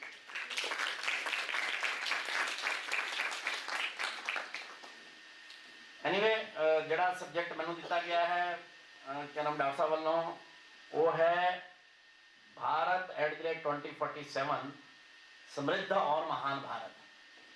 This is not the technical subject जो इधर सब्जेक्ट है, क्योंकि ये मेरा ख्याल कंक्लूडिंग सेक्शन है। हाँ, तो कंक्लूडिंग सेक्शन में थोड़ा जा बाकी भी चाहिए है। स्वदेशी शोध संस्थान का जो कोर मैंडेट है, और आप विचों बहुत ज़्यादा लोगों को नहीं पता होना, ये कॉन्फ्रेंस के भी स्वदेशी शोध संस्थान एक MOU के नाते पार्टनर है। अदरवाइज स्वदेशी शोध संस्थान पिछले 6 साल तो गठित एक रिसर्च ऑर्गेनाइजेशन है, भारत एक बड़ा ऑर्गेनाइजेशन है। श्रीधर वेम्बू जो जोहो कॉरपोरेशन के चीफ हैं, वो इसके चेयरमैन हैं। कुरुक्षेत्र यूनिवर्सिटी के vice chancellor professor Somnath Sachdeva इस दे एग्जीक्यूटिव वाइस चांसलर हैं। प्रोफेसर भगवती प्रकाश जी जो गौतम बुद्धा यूनिवर्सिटी के पहले सी वाइस चांसलर सी, आजकल वाइस प्रेसिडेंट हैं। नीति आयोग के पूर्व उपाध्यक्ष vice chairman doctor Rajiv Kumar, वो इस दे वाइस चेयरमैन हैं। Professor Pradeep Chauhan from JNU economics department, वो इस दे सेक्रेटरी जनरल है। और ऐसी पूरी एक टीम बनी हुई है। दिल्ली दीनदयाल उपाध्याय मार्ग के उत्ते उसकी बड़ी बिल्डिंग है, रिसर्च वर्क वास्ते रिसर्चर बैठते हैं। टोटल देश के 107 यूनिवर्सिटियों के नाल उस स्वदेशी शोध संस्थान के डायरेक्ट MOUs हैं। मतलब ये जो अपनी है ये 108वां होगा, क्योंकि this is not university I think है ना, अलग तो यूनिवर्सिटियों के नाल MOUs हैं। डिफरेंट रिसर्च ऑर्गेनाइजेशन के नाल डिफरेंट MOUs हैं। और देश के विच सारे देश के अंदर भारत नूं किवें असीं समृद्ध और महान भारत बना सकते हैं, उसका एक टोटल रिसर्च वर्क ये आ जाए, उसके उत्ते देश भर के पिछले 6 वर्षों तो प्रयत्न हो रहा है। उसी स्वदेशी शोध संस्थान के रिप्रेजेंटेटिव के नाते मैं भी आपके सामने गल कर रहा, जो उसका कोर मैंडेट है। सरकार उसनूं बोल रही है विकसित भारत @2047। जो आज़ादी के 100 साल होए, उस टाइम तक Bharat as a developed nation किवें बन जाए, इस सरकार ने घोषित, प्राइम मिनिस्टर मोदी ने घोषित किया। यदि असीं स्वदेशी शोध संस्थान सोचा तो ध्यान आया कि विकसित Bharat this is right word for the government, but not as a nation as a whole. क्योंकि गवर्नमेंट का जो मैंडेट होता है वो सीमित होता है। लॉ एंड ऑर्डर है, डेवलपमेंट है, इकोनॉमी है, these are the issues of the government. इस करके गवर्नमेंट एक किसी भी स्फीयर पर लिमिटेड सोच रख सकती है। इस करके गवर्नमेंट ने अपने उसका 100 साल का मैंडेट अपना रखा विकसित भारत। लेकिन जो असी स्वदेशी शोध संस्थान के अपनी कोर टीम बैठी तो असी विचार किया, जो असी कहते विकसित भारत, दैट मीन व्हाट? दुनिया चल रहा है developed nation. Who is developed nation? Who is विकसित? अमेरिका, जर्मनी, चाइना या इटली या यूरोप के कोई बाकी देश, सो कॉल्ड डेवलप्ड नेशन। और उन्होंने क्राइटेरिया की हैं, उन्होंने पैरामीटर्स की हैं। GDP, per capita GDP, aviation sector कितना स्ट्रांग है, R&D कितना स्ट्रांग है, उनकी रोड्स कितनी है, उनकी क्या नाम है अपना रेलवे कैसा है, ओनली दिस। और अगर यो क्राइटेरिया है देन, और अगर सरकार कह रही है कि असी विकसित भारत करना, एदा मतलब क्या कि भारत नू एक दूसरा अमेरिका, एक दूसरा यूरोप, एक दूसरा चीन, क्या भारत दे 100 साल बाद एक दुनिया दे विच पहले जो 20 क्या नाम है यूरोप या अमेरिका या चाइना बने हुए हैं, एक next China, next Europe, Germany और वट एवर इंग्लैंड। लेकिन भारत दे बारे जो असी सोचा, असी क्या नो, ऐसा लिमिटेड पैरामीटर्स दा कंट्री इकोनॉमी असी स्वतंत्रता दे 100 साल बाद नहीं रखना। क्यों? अमेरिका क्या है? अमेरिका 450 साल पुराना देश है जी, ओनली 450 ईयर्स। जिस इंग्लैंड ने साढ़े उत्ते राज किया, वो इंग्लैंड केवल और केवल 1100 पुराना देश है जी। ये सारा यूरोप 650-700 साल पुराने क्या नाम है वो है इकोनॉमीज हैं, कंट्रीज हैं। बहुत अपने आप में पुराना कहता है चीन, अपने आप में दावा नहीं करता 4000 साल तो पुराना देश है चीन। But as a Bharat we are minimum 10,000 year old civilization. Minimum मैं इस करके कह रहा कि आजकल दे फिलोसफर, आजकल दे क्या नाम है इकोनॉमिस्ट, आजकल दे इतिहासकार वो हाले 10,000 साल में मनन क्या रहे। इंडियन ट्रेडिशन दे विच असी लाखां सालां दे क्या नाम है करना हाले है। भारत का इतिहास दुनिया का प्राचीनतम इतिहास है। We are lakhs of years क्या नाम ओल्ड सिविलाइजेशन। लेकिन बट जो टोटल वर्ल्ड ओवर जिन्होंने मान्यता दी ता भी भारत 10,000 साल पुराना देश है। उसनों अपनी स्वतंत्रता के 100वें साल कैसा होना, निके निके नवे देश बने, आज दिनों की चमक दमक दिख रही है और कितने दिन चमक दिखेगी ये पता नहीं है। मैं एक एग्जांपल दस रहा तुहानू। रशिया जो मैं छोटा होंदा सी, असी पढ़ते आप भी होंगे, डॉक्टर साहब बैठे इतने बड़ा, मैं किताबां आंदियां सी सोवियत संघ, सोवियत नारी करके वो आंदियां सी, बड़ी चमकीली किताबां आंदियां फ्री आंदियां सी साडे कोलों। उदों सानू लगदा सी कमाल दुनिया का अगर कोई देश है तो रूस है भाई। और जो असी 10वीं 11वीं पढ़ते सोचते थे कभी जिंदगी विच ना रूस अगर जाने का मौका मिल जाए ना, आहा जिंदगी तो सर्व हो जाएगी। उदों अमरीका का भी इन्ना नाम नहीं है। रूस नंबर 1 ते, अमरीका नंबर 2 ते आंदा सी, इंग्लैंड ते फिर किथे जांदा सी। लेकिन अज 90 आंदे आंदे असी देखा वो रूस जिन्हों धरती का सुरग कहते सी, वो ही कहते सी सारी दुनिया मनदी सी। और रूस कोलैप्स ऐसा होया कि 1990 की नवंबर दे विच रशिया दे 2 लाख लोगों ने रशिया की पार्लीमेंट को घेर लिया। ड्यूमा उदा नाम है, उन्होंने घेर लिया, कहते मतलब चोर बैठे कड्डो, तो भुखमरी तो मर गया। तो इस करके रशिया की चमक, अमेरिका की चमक बड़ी भारी। अमरीका ओहो कमाल है। साढ़े इधर पंजाब है पता नहीं वो ही लगे, दौड़ी लगी है कनेडा और क्या नाम है अमरीका पहुंच जाओ। 2008 की जो क्या नाम है मंदी आई और सब तो बड़ा बैंक लैमन एंड ब्रदर्स भी दिवालिया हो गया, तो लोगों का पहली बार सपना टूटना शुरू होया। बाकी रही सही कसर ट्रंप ने आके कट छी उत्थे अमरीका की। और 10 साल बाद असी कहेंगे जा अमरीका गए, छट यार अमरीका क्योंकि मैंने तो कोई पाप किया ना अमरीका जाऊं। 8-10 साल बाद ऐसी स्थिति आनी उत्थे अमरीका। क्यों? क्योंकि आप दी इन्हां दी जो विकसित होने के पैरामीटर्स हैं वो इतने छोटे हैं, इतने अलग प्रकार के हैं। उसके आधार के उत्ते जो नेशन खड़े हैं ये 40 साल 50 साल कोलैप्स होंगे, इन्हां दी इकोनॉमी कोलैप्स होंगी। जबकि Bharat, I am quoting professor Angus medicine, UK के प्रोफेसर इकोनॉमिस्ट, OECD देशों की रिपोर्ट ने स्टडी ग्रुप बनाया। OECD फंडेड क्या नाम है रिसर्च सी। 12 साल दुनिया के 30 टॉप इकोनॉमिस्ट ने वो रिपोर्ट कढ़ी, मिलेनियम परस्पेक्टिव। उस उन्होंने दुनिया के जितने भी प्रमुख देश हैं उन्होंने पिछले 2000 साल की इकोनॉमी को स्टडी किया और उसका निष्कर्ष बाकी तो मैं डिटेल नहीं दसदा, उसका रिपोर्ट है कि 0 AD तो लैके 1500 सन तक ਵਟਐਵਰ ਦੁਨੀਆ 'ਚ ਪ੍ਰੋਡਕਸ਼ਨ ਹੁੰਦਾ ਸੀ, ਅੱਜ ਦੀ ਭਾਸ਼ਾ GDP ਉਹਨੂੰ ਕੋ, ਉਸ ਟਾਈਮ GDP ਸ਼ਬਦ ਨਹੀਂ ਸੀ ਪ੍ਰਯੋਗ ਹੁੰਦਾ, ਅੱਜ ਦੀ ਭਾਸ਼ਾ ਜੋ ਵਰਲਡ ਦਾ GDP ਹੈ, ਜੋ ਵਰਲਡ ਵਿਸ਼ਵ ਦਾ ਉਤਪਾਦਨ ਹੁੰਦਾ ਸੀ, ਉਹਦਾ 33% ਅਕੇਲੇ ਭਾਰਤ ਤੋਂ ਹੁੰਦਾ ਸੀ।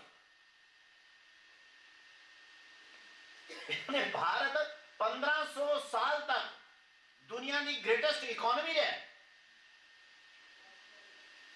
ਇਸ ਕਰਕੇ ਜਦੋਂ ਅੱਜ ਅਸੀਂ ਦੁਬਾਰਾ ਭਾਰਤ ਦੀ क्या नाम है ਅਸੀਂ वो ਰੀਇਨਵੈਂਟੇਸ਼ਨ ਕਰ ਰਹੇ ਹਾਂ, ਤੇ ਅਸੀਂ ਕੀ ਕਰਨਾ ਹੈਗਾ, भारत ਨੂੰ कैसा बनाना, ਉਹਦੇ ਵਾਸਤੇ ਫਿਰ ਅਸੀਂ ਕਿਹਾ कि दिस इज विकसित शब्द जो है ये बहुत लिमिटेड है और बड़ा अस्थाई है, इधर से पूर्ण शब्द होना चाहिए समृद्ध और महान Bharat, prosperous and great Bharat at the rate 2047। जो ਅਸੀਂ 2047 ਚ ਦੇਸ਼ ਦੀ ਆਜ਼ਾਦੀ ਦੇ 100 ਸਾਲ ਮਨਾਵਾਂਗੇ, ਉਸ ਟਾਈਮ ਭਾਰਤ ਨੂੰ ਪ੍ਰॉस्परस एंड क्या नाम है ग्रेट भारत होना चाहिए। These are the exact word। और ਇਹਦੀ डिटेल की है, ਸਾਡੀ ਰਿਸਰਚ ਦੀ ਟੀਮ ਨੂੰ ਬਹੁਤ ਅਧਿਕ ਚਿੰਤਨ ਦੇ ਬਾਅਦ ਅਰਾਊਂਡ 3-4 ਇਅਰ ਦੇ क्या नाम है ਸਾਰਾ ਚਿੰਤਨ ਕਰਨ ਦੇ ਬਾਅਦ ਉਹਦੇ 8 ਵਰਟੀਕਲਸ ਪ੍ਰਸਤੁਤ ਕੀਤੇ। और मैं इधर बैठे सब रिसर्चर्स ਨੂੰ ਇਹ ਆਹਵਾਨ ਵੀ ਕਰ ਰਿਹਾ ਇੱਥੋਂ ਕਿ ਉਹਦੇ ਉਨ 8 ਥੀਮਸ ਦੇ ਉੱਤੇ, ਉਹਦੇ ਸਬ ਥੀਮਸ ਦੇ ਉੱਤੇ ਆਪ ਆਪਣੀ ਯੂਨੀਵਰਸਿਟੀ ਦੇ ਵਿੱਚ, ਆਪ ਆਪਣੇ ਕੈਂਪਸਸ ਵਿੱਚ ਜਾਂ ਜੋ ਬਾਕੀ ਯੂਨੀਵਰਸਿਟੀਆਂ ਦੇ ਉਹਨਾਂ ਨੂੰ ਵੀ ਅਸੀਂ ਕੀਤਾ, ਇਹ ਜਿਹਨਾਂ 108 ਯੂਨੀਵਰਸਿਟੀ ਦੇ ਨਾਲ ਅਸੀਂ MOU ਕੀਤਾ ਉਹਨਾਂ ਸਭ ਨੂੰ ਇਹ ਦਿੱਤਾ ਹੈ। ਉਹਦੇ ਥੀਮਸ ਔਰ ਸਬ ਥੀਮਸ ਦੇ ਉੱਤੇ ਆਪ ਗਹਿਰੀ ਰਿਸਰਚ ਸ਼ੁਰੂ ਕਰਵਾਓ, ਕਿਉਂਕਿ ਆਪ ਐਕੈਡਮਿਕਸ ਦੇ ਲੋਕ ਹੈਗੇ। इस देश और समाज ਨੂੰ कंट्रीब्यूशन करना सब तो ਵਧੀਆ तरीका जो आप इस देश और समाज ਨੂੰ कर सकते हो, वो है एक स्पष्ट और गहरे विजन ਦੀ गहरी रिसर्च आप दे सकते। This is your area. वो 8 पिलर की हैं, वो 8 वर्टिकल की हैं, वो मैं थोड़ी देर रखने का प्रयास कर रहा।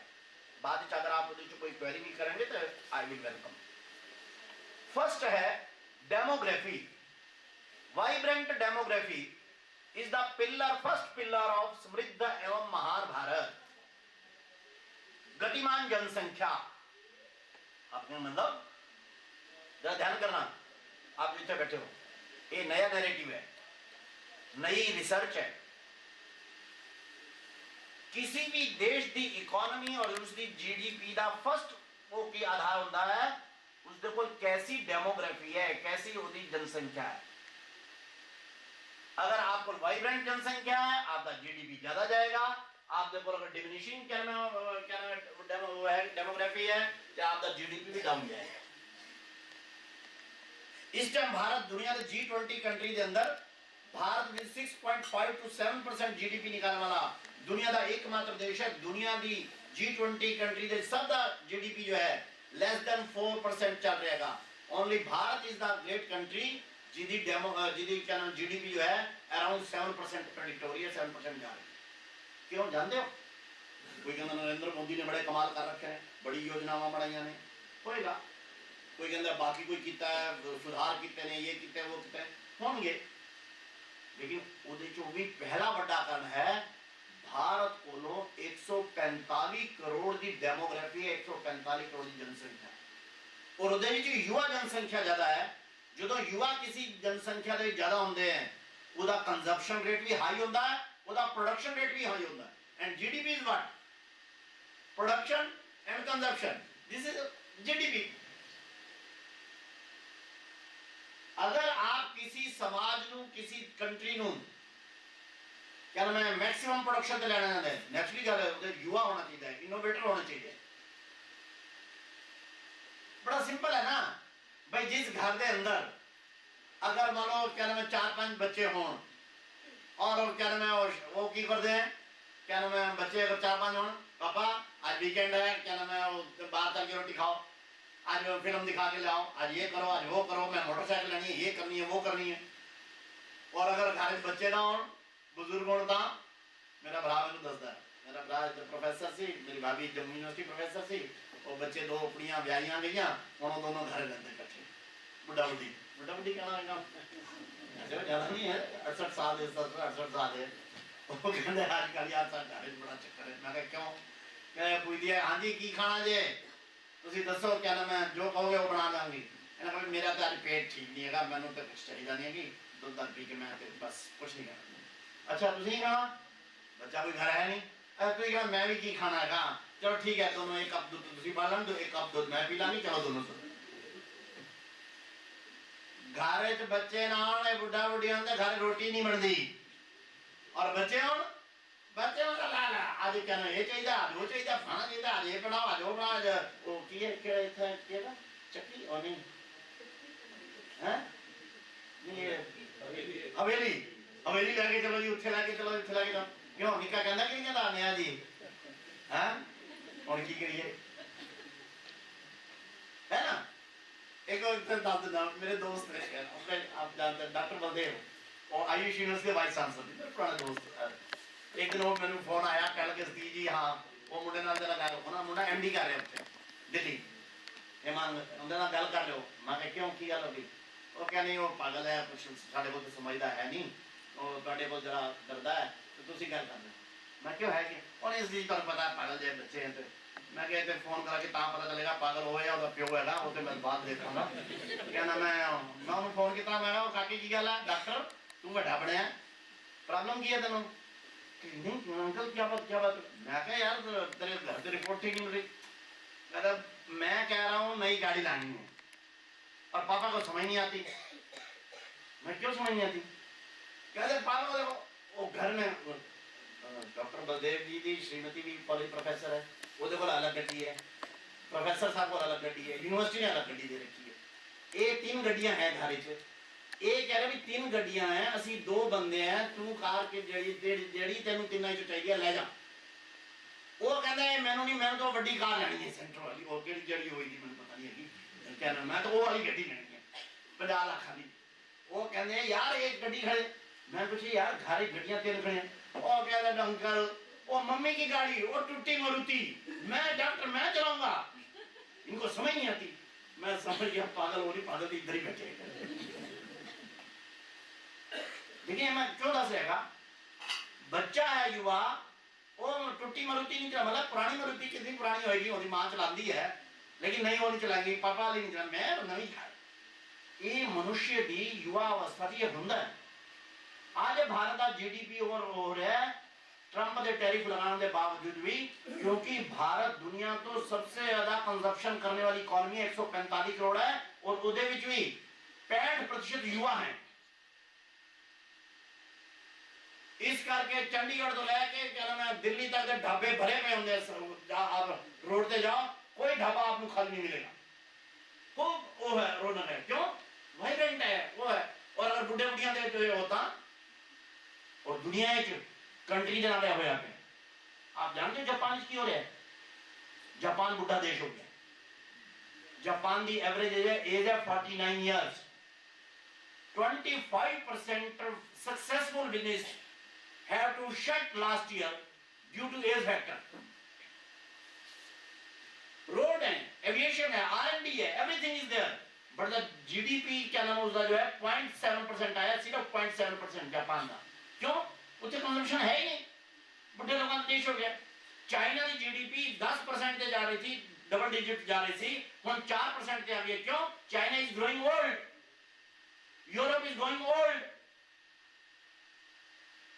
दुनिया के देश जिन्हां की भी पॉपुलेशन ओल्ड हो रही है, उन्होंने जीडीपी डाउन जाती है।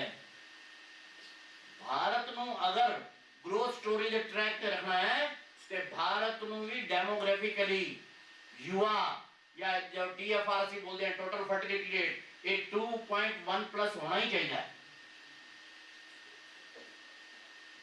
टोटल फर्टिलिटी रेट ना कई लोग समझे नहीं होंगे, टोटल फर्टिलिटी रेट यानी एक महिला द्वारा अपने जीवन उत्पन्न बच्चों की संख्या है।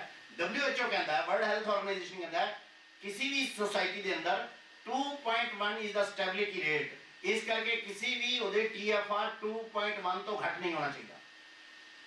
और इधर चलिया परिवार नियोजन घट करो घट करो घट करो कर दे ऐसे घट हो गए कि जितना मिनिमम जरूरत है उस तो भी घट चले गए। और हम किया इतना का भारत का TFR भी 2.1 तो नीचे आ गया है, it is now 1.9।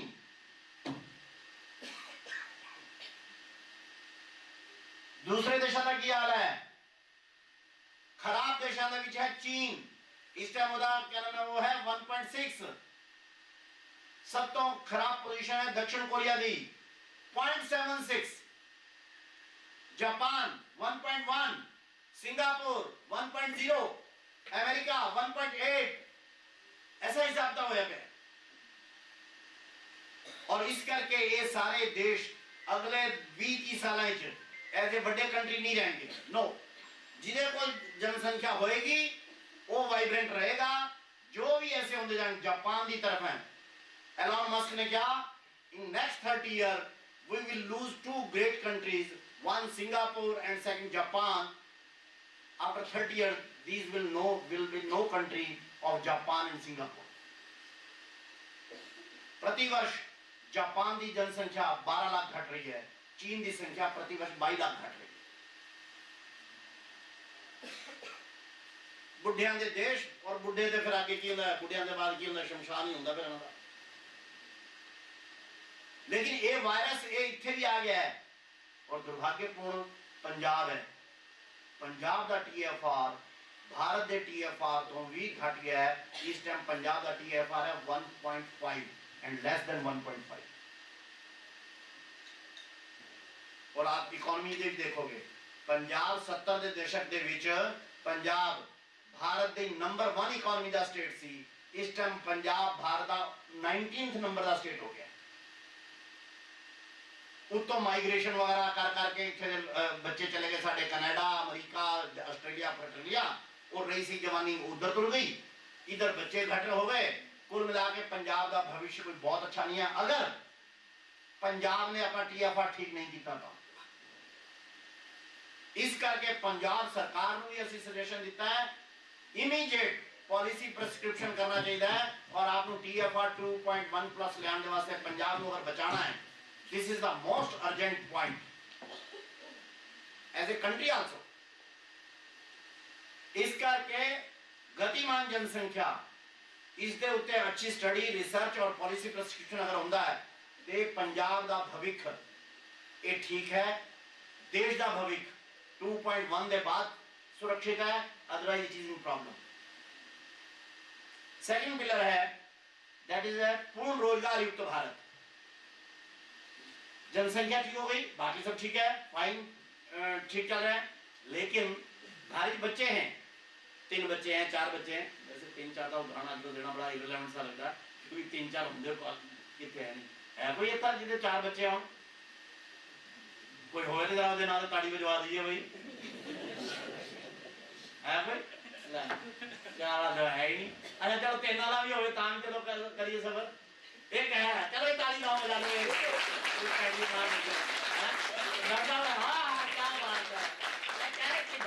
Next generation चले गए ना, डॉक्टर साहब तो जनरेशन पार कर गए। जेडे 40, 42, 45 तक उन्होंने की गल हो गया है। ट्विंस है, हाँ टोटल 3 है ना।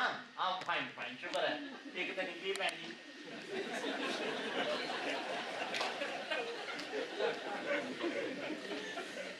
और ताड़े नाल पंजाब बच जाओ तो बच जाओ, नहीं तो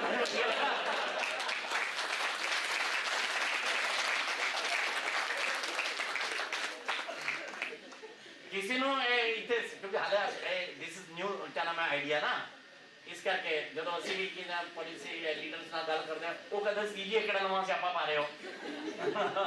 वो आजकल सारे क्यों असी 70 साल तो सारे देश में पढ़ाया जनसंख्या बोझ है, जनसंख्या बोझ है, डेवलपमेंट नहीं होगी, रोजगार कितों लियावांगे, स्कूल कितों लियावांगे, सब फालतू दी गल्लां। हुण क्योंकि दुनिया में शुरू हो गया, इंसेंटिवाइजेशन कर रहे हैं क्या नाम है बेबी प्रोड्यूस करने वास्ते।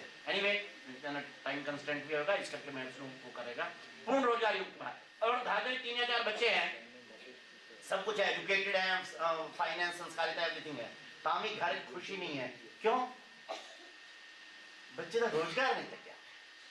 रात मैंने एक साढ़े ही कार्यकर्ता मिला, 3 बच्चे होते ते क्या मैं बच्चे ठीक है, हाँ एक ने MSc कर रही है, कुड़ी ने MSc कर रहा है, बच्चा की कर रहा है, दूसरी MSc कर रही है और तीसरा बेटा की कर रहा है, बेटा भी BSc सेकंड ईयर आ गया। ओके फाइन, लेकिन उसकी गलबात हो रही है बस प्लीज जी मैं की है तिना जो किसी का नौकरी रोजगार नहीं चल गया। बच्चे हैं, बच्चे हष्ट-पुष्ट हैं, एजुकेटेड हैं, फिर भी घर 'ਚ खुशी नहीं है। क्यों? जेकर रोजगार युक्त नहीं है तो घर 'ਚ खुशी नहीं आती है। इस करके जनसंख्या चाहिए, घर 'ਚ परिवार चाहिए, 2.1+ चाहिए है, लेकिन रोजगार युक्त होना चाहिए।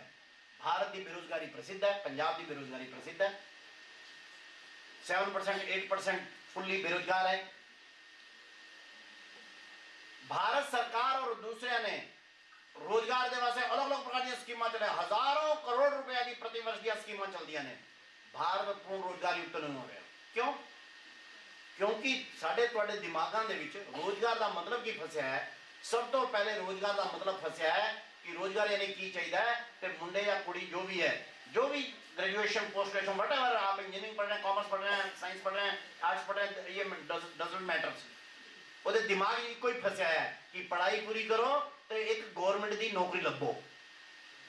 रोजगार यानी नौकरी होता है, and preferably it is government job. Government job ना हो तो किसी बड़ी कंपनी की जॉब, कोई टाटा दी, इन्फोसिस दी, कोई मल्टीनेशनल कंपनी दी, ये वो फलानी, बस। रोजगार यानी जॉब है, और जॉब भी प्रेफरली गवर्नमेंट जॉब है। ये साडे भारत दे विच जो नैरेटिव बनया रोजगार का, इसने भारत नू बेरोजगार किया। आप जानते हो government job from PM to PM असी सारी कैलकुलेट कराई, it is less than 2.5% of the youth population. Only 2.5%, less than 2.5% government jobs are available, and 8% jobs are available in the all private sector. Adani, Ambani, Tata, ये multinational कंपनियां फलाने ठिकाना जो भी PF कर दिया, जो भी दिंदियां ने। आपका इंजीनियरिंग कॉलेज इसके आपके जो टीचर जितने भी होंगे सब मिला लो, ये सब मिला के 8.8% तो ऊपर बनते ही नहीं, यानी कुल मिला के 10.5-11% तो ऊपर भारत की जॉब्स है ही नहीं। भारत छोड़ दो, यूरोप के अंदर भी 35-37% तो उत्ते नहीं होंगी। Government, semi government and private all मिला के, और लोगों के दिमाग, बच्चों के दिमाग की बैठे हुए हैं रोजगार यानी जॉब। मैं पढ़ाई पूरी कर ली, मैं बीएससी कर ली, मैंने जॉब दो, मैं एमएससी कर ली, मैंने जॉब दो। आजकल दूसरा चला है स्किल कर लिया जी, मैंने जॉब दो, तो मैं स्किल कर लिया, तो मैंने जॉब दो, आज मैंने ये कर दो, जॉब दो। जॉब सीकर्स भारत ने आज तक पैदा किए हैं। कभी भी कोई कंट्री जो सारे जॉब सीकर पैदा करता है, वो सब जॉब अवेलेबल करा नहीं सकता, उत्थे बेरोजगारी कभी जा नहीं सकती। अगर भारत ने, और ये परिभाषा कितों आई है, ध्यान कर लो, सुन लो, आप टीचर से साथ tell this to the students. आप सब तो वधिया भला बच्चे दा आप एमएससी एमटेक करा के नहीं करोगे, ਉਹਦੇ रोजगार की ਉਹਨੂੰ सच्ची परिभाषा दस दो, क्योंकि ਉਹਨੂੰ चाहिए रोजगार। वो एमएससी एमटेक कोई क्या नाम है ਉਹਦੇ धर्मादे वास्ते नहीं कर रहेगा, वो बड़ा कोई रिसर्चर बनना चाहता है इस करके नहीं कर गया। नो नो, ਉਹਦੇ दिमाग बेचारे से बैठा हुआ है कि मैं अगर इंजीनियरिंग कर लूंगा, मैं बीकॉम बीएससी एमएससी कर लूंगा, मैं रोजगार मिल जाएगा, नौकरी मिल जाएगी। तुसी अगर उन्होंने गाइड करता हो तो बच्चे ने कि बच्चे एमएससी बीएससी जरूर कर, ग्रेजुएशन पोस्ट ग्रेजुएशन जरूर कर, पर ध्यान रख रोजगार का एक बहुत छोटा पार्ट है जॉब, जो 10-11-12% तो ऊपर नहीं है। 90% जो है वो स्वरोजगार और एंटरप्रेन्योरशिप होता है। बच्चे को तो पता नहीं है। जेकर तुसी बच्चे को रोजगार की राइट परिभाषा दसती, आपने समझो उस बच्चे की जिंदगी का बहुत बड़ा भला करता। उन्होंने दसो कि job it is not a wrong thing, but job क्या ना अवेलेबल 11-12% तो ऊपर है नहीं बच्चे। इस करते तू डे 1 तो सेल्फ एम्प्लॉयमेंट और एंटरप्रेन्योरशिप की तैयारी कर। इनोवेशन या स्टार्टअप या जनरल एंटरप्रेन्योरशिप कर, स्वरोजगार कर, कोई कर, उन्हें तो शुरू कर। ਇਹਦੇ ਵਾਸਤੇ मैं कहना start earning early, earn while you learn. Hindi में ਅਸੀਂ ਉਹਨੂੰ स्लोगन ਦਿੰਦੇ बड़े होते हैं, गांव शहर की एक पुकार, उद्यमिता और स्वरोजगार। क्यों? मैं एम्प्लॉयमेंट उत्ते जो काम कर रहा सी, मैं सोचा कि ये बेरोजगारी जो शब्द है ये उर्दू का शब्द है, ये बेरोजगारी का कोई हिंदी संस्कृत के शब्द होना चाहिए। मेरी भाभी जम्मू यूनिवर्सिटी संस्कृत की प्रोफेसर, मैं उन्होंने फोन किया, मैं कहा भैन जी मतलब प्रचारक बनने का भाभी ਨੂੰ ਅਸੀਂ ਭੈਣ ਜੀ ਬੁਲਾਉਂਦੇ ਹਾਂ। ਮੈਂ ਕਿਹਾ ਭੈਣ ਜੀ ਐਸਾ ਹੈ ਕਿ ਮੈਂ ਬੇਰੁਜ਼ਗਾਰੀ ਦੇ ਉੱਤੇ ਅੱਜ ਕੰਮ ਕਰ ਰਿਹਾ। ਬੇਰੁਜ਼ਗਾਰੀ ਦਾ ਸੰਸਕ੍ਰਿਤ ਦੇ ਵਿੱਚ ਵਰਡ ਕੀ ਹੈਗਾ? ਸੰਸਕ੍ਰਿਤ ਸਭ ਤੋਂ ਪੁਰਾਣੀ ਸ਼ਬਦ ਹੈ। और मैं बड़ा हिसाब लाया, वो कर लगी ये अकर्मण है। मैं क्या अकर्मण का की मतलब होता है? जो काम ना करता हो। मैं गवर्नमेंट एम्प्लॉय कोई काम नहीं करते हैं तो बेरोजगार हो गएगी। इतने तो कोई नहीं बेटा गवर्नमेंट एम्प्लॉय, कभी पूरा मान जो। मैं क्या ना वो हाँ नहीं ये तो बेरोजगार नहीं हो सकता। कहता अच्छा मैं पूछ के बताती हूँ तुम्हारे भाई से। मैं पूछ लो। उन्हें अम्बाले फोन किया भरा लूँ। ओ भाई स्त्री जी वहाँ दिल्ली से पूछ रहे हैं ये बेरोजगारी के संस्कृत में क्या शब्द है? मैंने कहा मैं तो कॉलेज में प्रोफेसर हूँ, तू यूनिवर्सिटी की प्रोफेसर है, तू बताए। वो कहने नहीं 2 विषयों में पीएचडी 2 बार पीएचडी तुमने किया, मैंने तो 1 बार किया, तुम बताओ। दोनों नहीं बता पाए। शाम को दोबारा फोन किया, वो लभ्या कोई नहीं लभ्या। क्यों नहीं लभ्या? क्योंकि भारत दे विच संस्कृत भाषा संस्कृत है और संस्कृत दे विच बेरोजगारी शब्द नहीं दे वास्ते कोई शब्द नहीं है, क्योंकि भारत कभी बेरोजगारी होंदी ही नहीं थी। बेरोजगारी कदों आई? जो अंग्रेजा ने आके इत्थे रोजगार दे विच उन्होंने नौकरी चाहिए सी, उन्होंने इहदे वास्ते नौकरी दा परिभाषा दी। रोजगार यानी नौकरी। और जिहड़ा अंग्रेजी गिटपिट बोलने लग गया उन्होंने क्या आ जाओ क्योंकि उन्होंने नौकर चाहिए सी। रोजगार यानी नौकरी होता है, ये परिभाषा अंग्रेजा ने 300 साल पहले पाई और इसी ने सानू बेरोजगार किया है। जेकर असी पुरानी परिभाषा स्वरोजगार और उद्यमिता के उत्ते चले जाइए तो भारत पूर्ण रोजगार युक्त हो जाएगा, पंजाब पूर्ण रोजगार युक्त हो जाएगा। इस करके entrepreneurship is the key word. अगर अपने बच्चे को कोई एक शब्द दसना है तुसी कि क्या मैं तेरे जीवन का वो किएगा सार किएगा, वो है उद्यमिता, एंटरप्रेन्योरशिप। बस पहला शब्द है उद्यमिता, दूसरा शब्द है उद्यमिता, तीसरा शब्द है उद्यमिता। This is the road to a highly qualitative employment. Job देने मांगने वाला नहीं, जॉब देने वाला बन भाई, ये बच्चों को सिखाओ। तो पूर्ण रोजगार युक्त भारत। तीसरा है सर्वोच्च अर्थव्यवस्था भारत, इकोनॉमी। किसी भी देश की इकोनॉमी ये लार्जेस्ट होनी चाहिए। मैं पहले तो दसे भारत 1500 साल तक मिनिमम, असी तो मंने 10,000 साल तो सी, लेकिन प्रोफेसर एंगस मेडिसन रिपोर्ट भी कह रही है भारत 1500 साल तक 0 AD to लेके 1500 तक, इवन 1720 तक भी उसकी लास्ट रिपोर्ट है, 1720 तक भी भारत दुनिया का 16% प्रोडक्शन करता है। भारत की इकोनॉमी और एज ए फिलॉसफी में दस रहा, गरीब आदमी और गरीब देश कभी दुनिया का महान देश बन ही नहीं सकता। और साढ़े देवी देवता तो कभी कोई गरीब रहे नहीं। कोई राम लगाओ, कृष्ण लगाओ, विष्णु जी लगाओ, कोई लगाओ, सारे भी साड़ी देवियां भी, लक्ष्मी हो पार्वती कोई भी हो, गहने ना लदे हो साढ़े देवी देवता। भारत हमेशा तो ही दुनिया की सर्वोच्च इकोनॉमी रहा है, ये नहीं कह रहा, आज भी है। साढ़े इधर हरमिंदर साहब कितना सोना चढ़िया उधर, दुनिया का कोई देश दस दो जिदे इतना सोना चढ़िया हो जितना साढ़े हरमंदर साहब के उत्ते चढ़िया है, साढ़े दुर्गियाना तीर्थ चढ़िया है। और एक क्या नाम है तिरुपति के एक दे अंदर वो चढ़ा गया क्या नाम है 13 किलो का रथ, 13 किलो सोना किन्ने आउंदेगा जी, करोड़ों रुपए च। आज भी भारत के विच ही दुनिया का सब तो बड़ा गोल्ड रिजर्व है साढ़े घरों के अंदर। रिजर्व बैंक के विच सब तो ज्यादा रूस के विच है, दूसरा स्वीडन के विच है, तीसरा जर्मनी के विच है, चौथा चीन के विच है, पंजवां साढ़े कोल है gold reserve as a reserve bank. लेकिन अगर हाउस होल्ड सोना लगाओ, दुनिया का सब तो ज्यादा सोना आज भी भारत के घर है। साढ़े इधर कोई भी शादी हो, गरीब तो गरीब आदमी ने ना उस अद्धा तोला भी सोना देइए, पर सोना अपनी कुड़ी मुंडे में जरूर देगा। दुनिया के रिवाज ही नहीं है। क्यों? भारत हमेशा तो इकोनॉमी जबरदस्त रहा। ये सानू होना आ गया चलो जी गरीब गुरबा संतोष का ना है। इस करके भारत नू सर्वोच्च इकोनॉमी, क्योंकि घर होवे, मोहल्ला होवे, पिंड होवे या सोसाइटी होवे, गरीब आदमी के उत्ते कोई दया ते कर सकता है, गरीब आदमी की इज्जत नहीं करता। इज्जत करने वास्ते आपको अमीर होना चाहिए। इस करके मैं देश में ये ज़्यादा फोकस नहीं करता क्योंकि डिटेल का वो है ना वर्टिकल, लेकिन इधर रिसर्च सारे देश में सीख रहा है। चौथा है अभेद्य सुरक्षा एवं जो अभेद्य सुरक्षा तंत्र आंतरिक एवं बाहरी।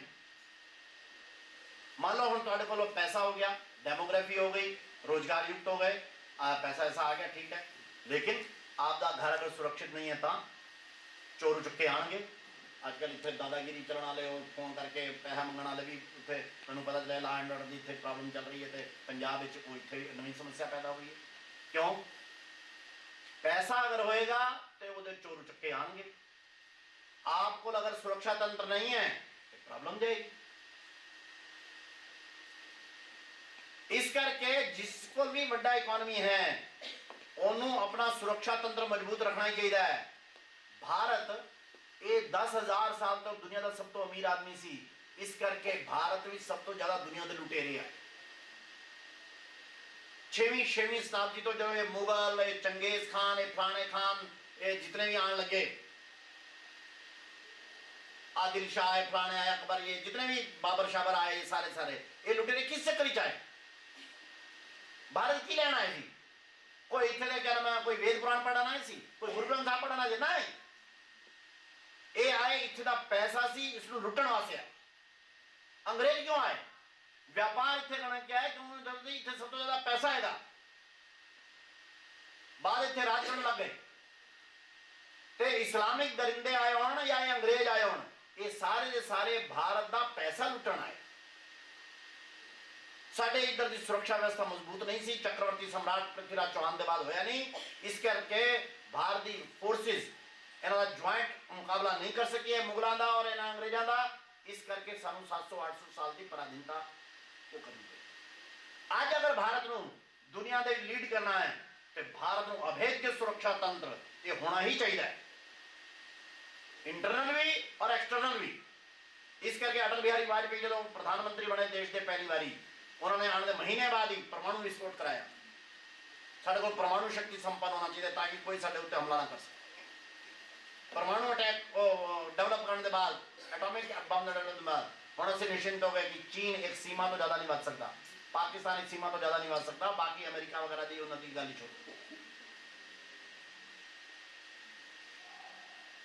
और इस टाइम जो आर्मी का मॉडर्नाइज हो, और फिर ये सारा आपका स्वदेशी होना चाहिए।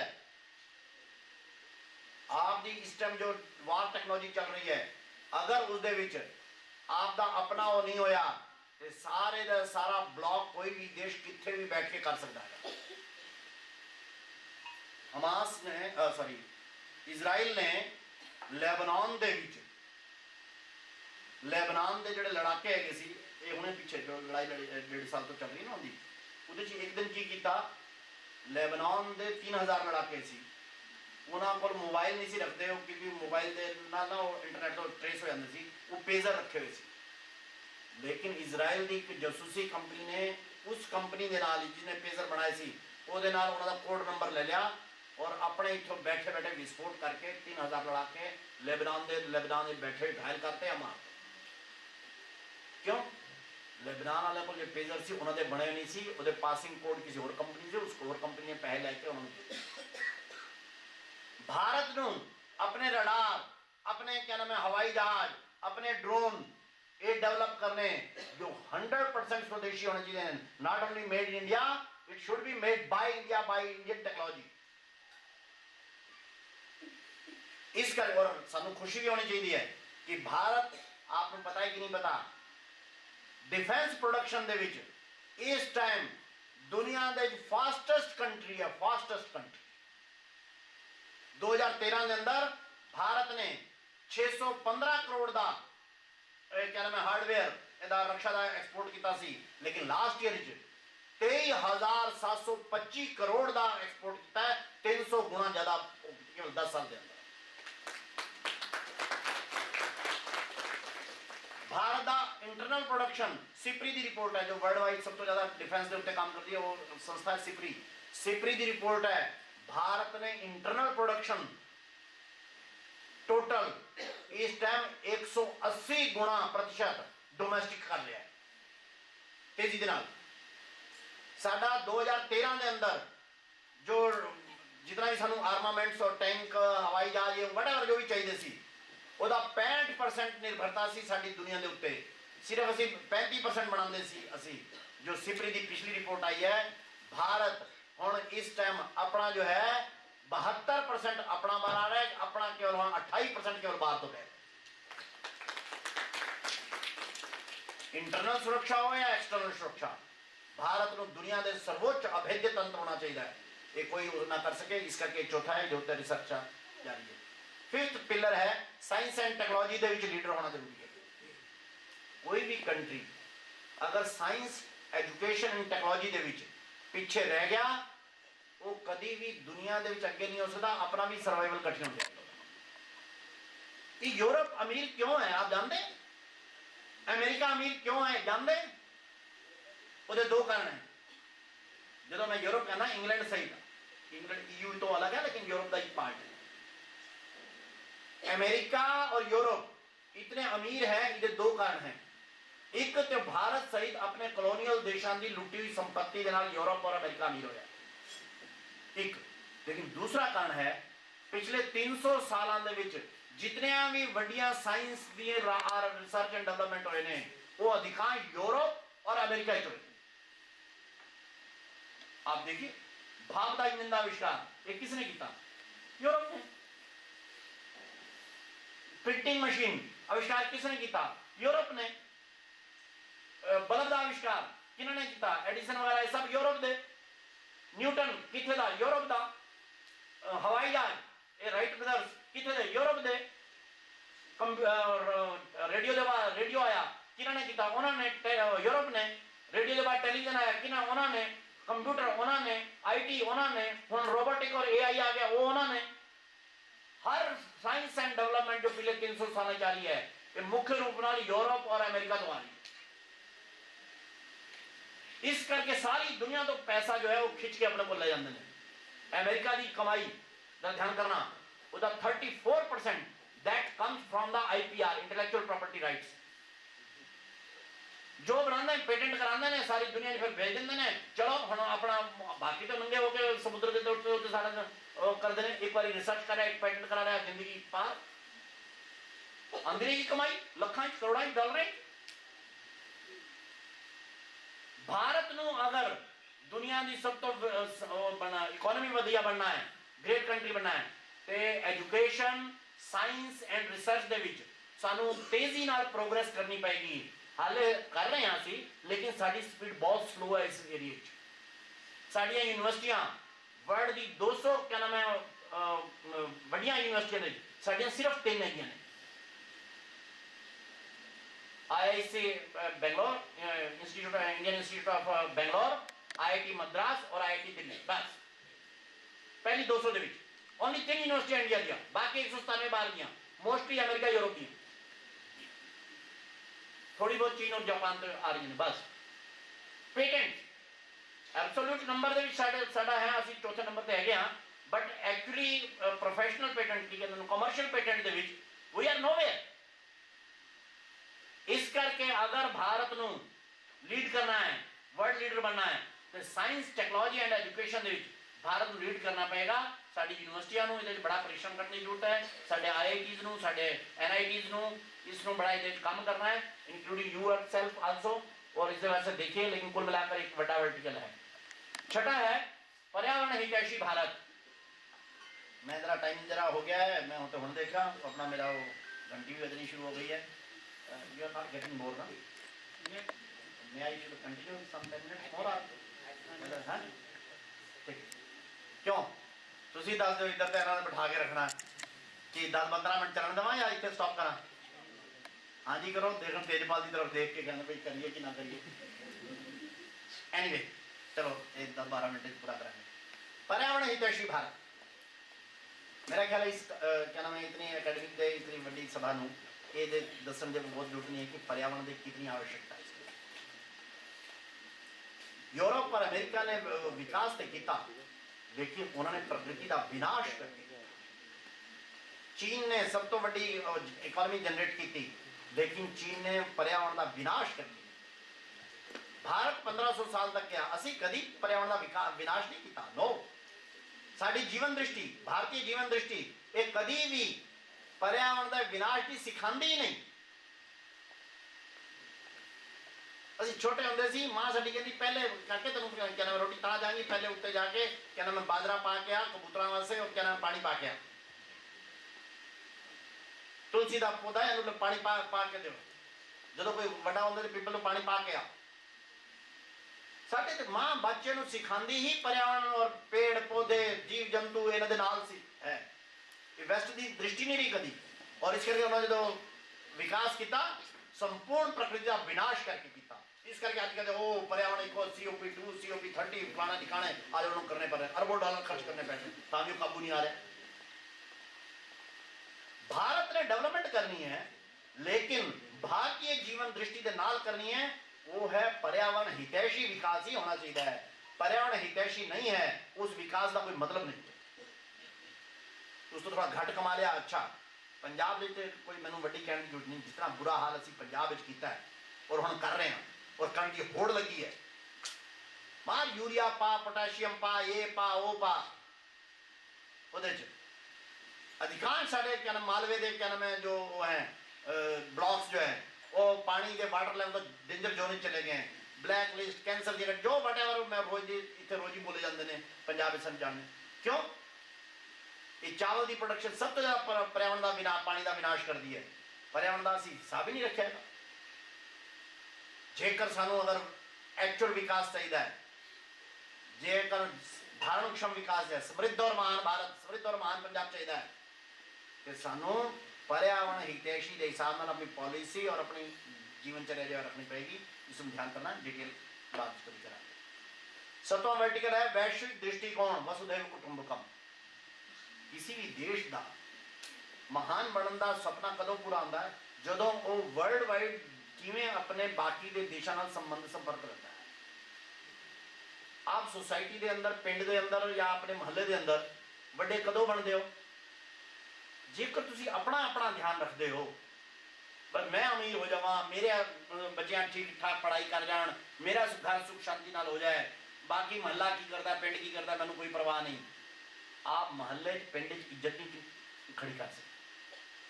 आप महल्ले पिंड इज्जत तलियों कर सकते हैं जेकर आप महल्ले का भी ध्यान रखते हैं, पिंड का ध्यान रखते हैं, बाकी परिवार का की हो रहा है, बाकी कैसा उन्होंने रिलेशन रखते हैं, उन्होंने सुख दुख काम आते हैं, उन्होंने किसी की सहायता करते हैं।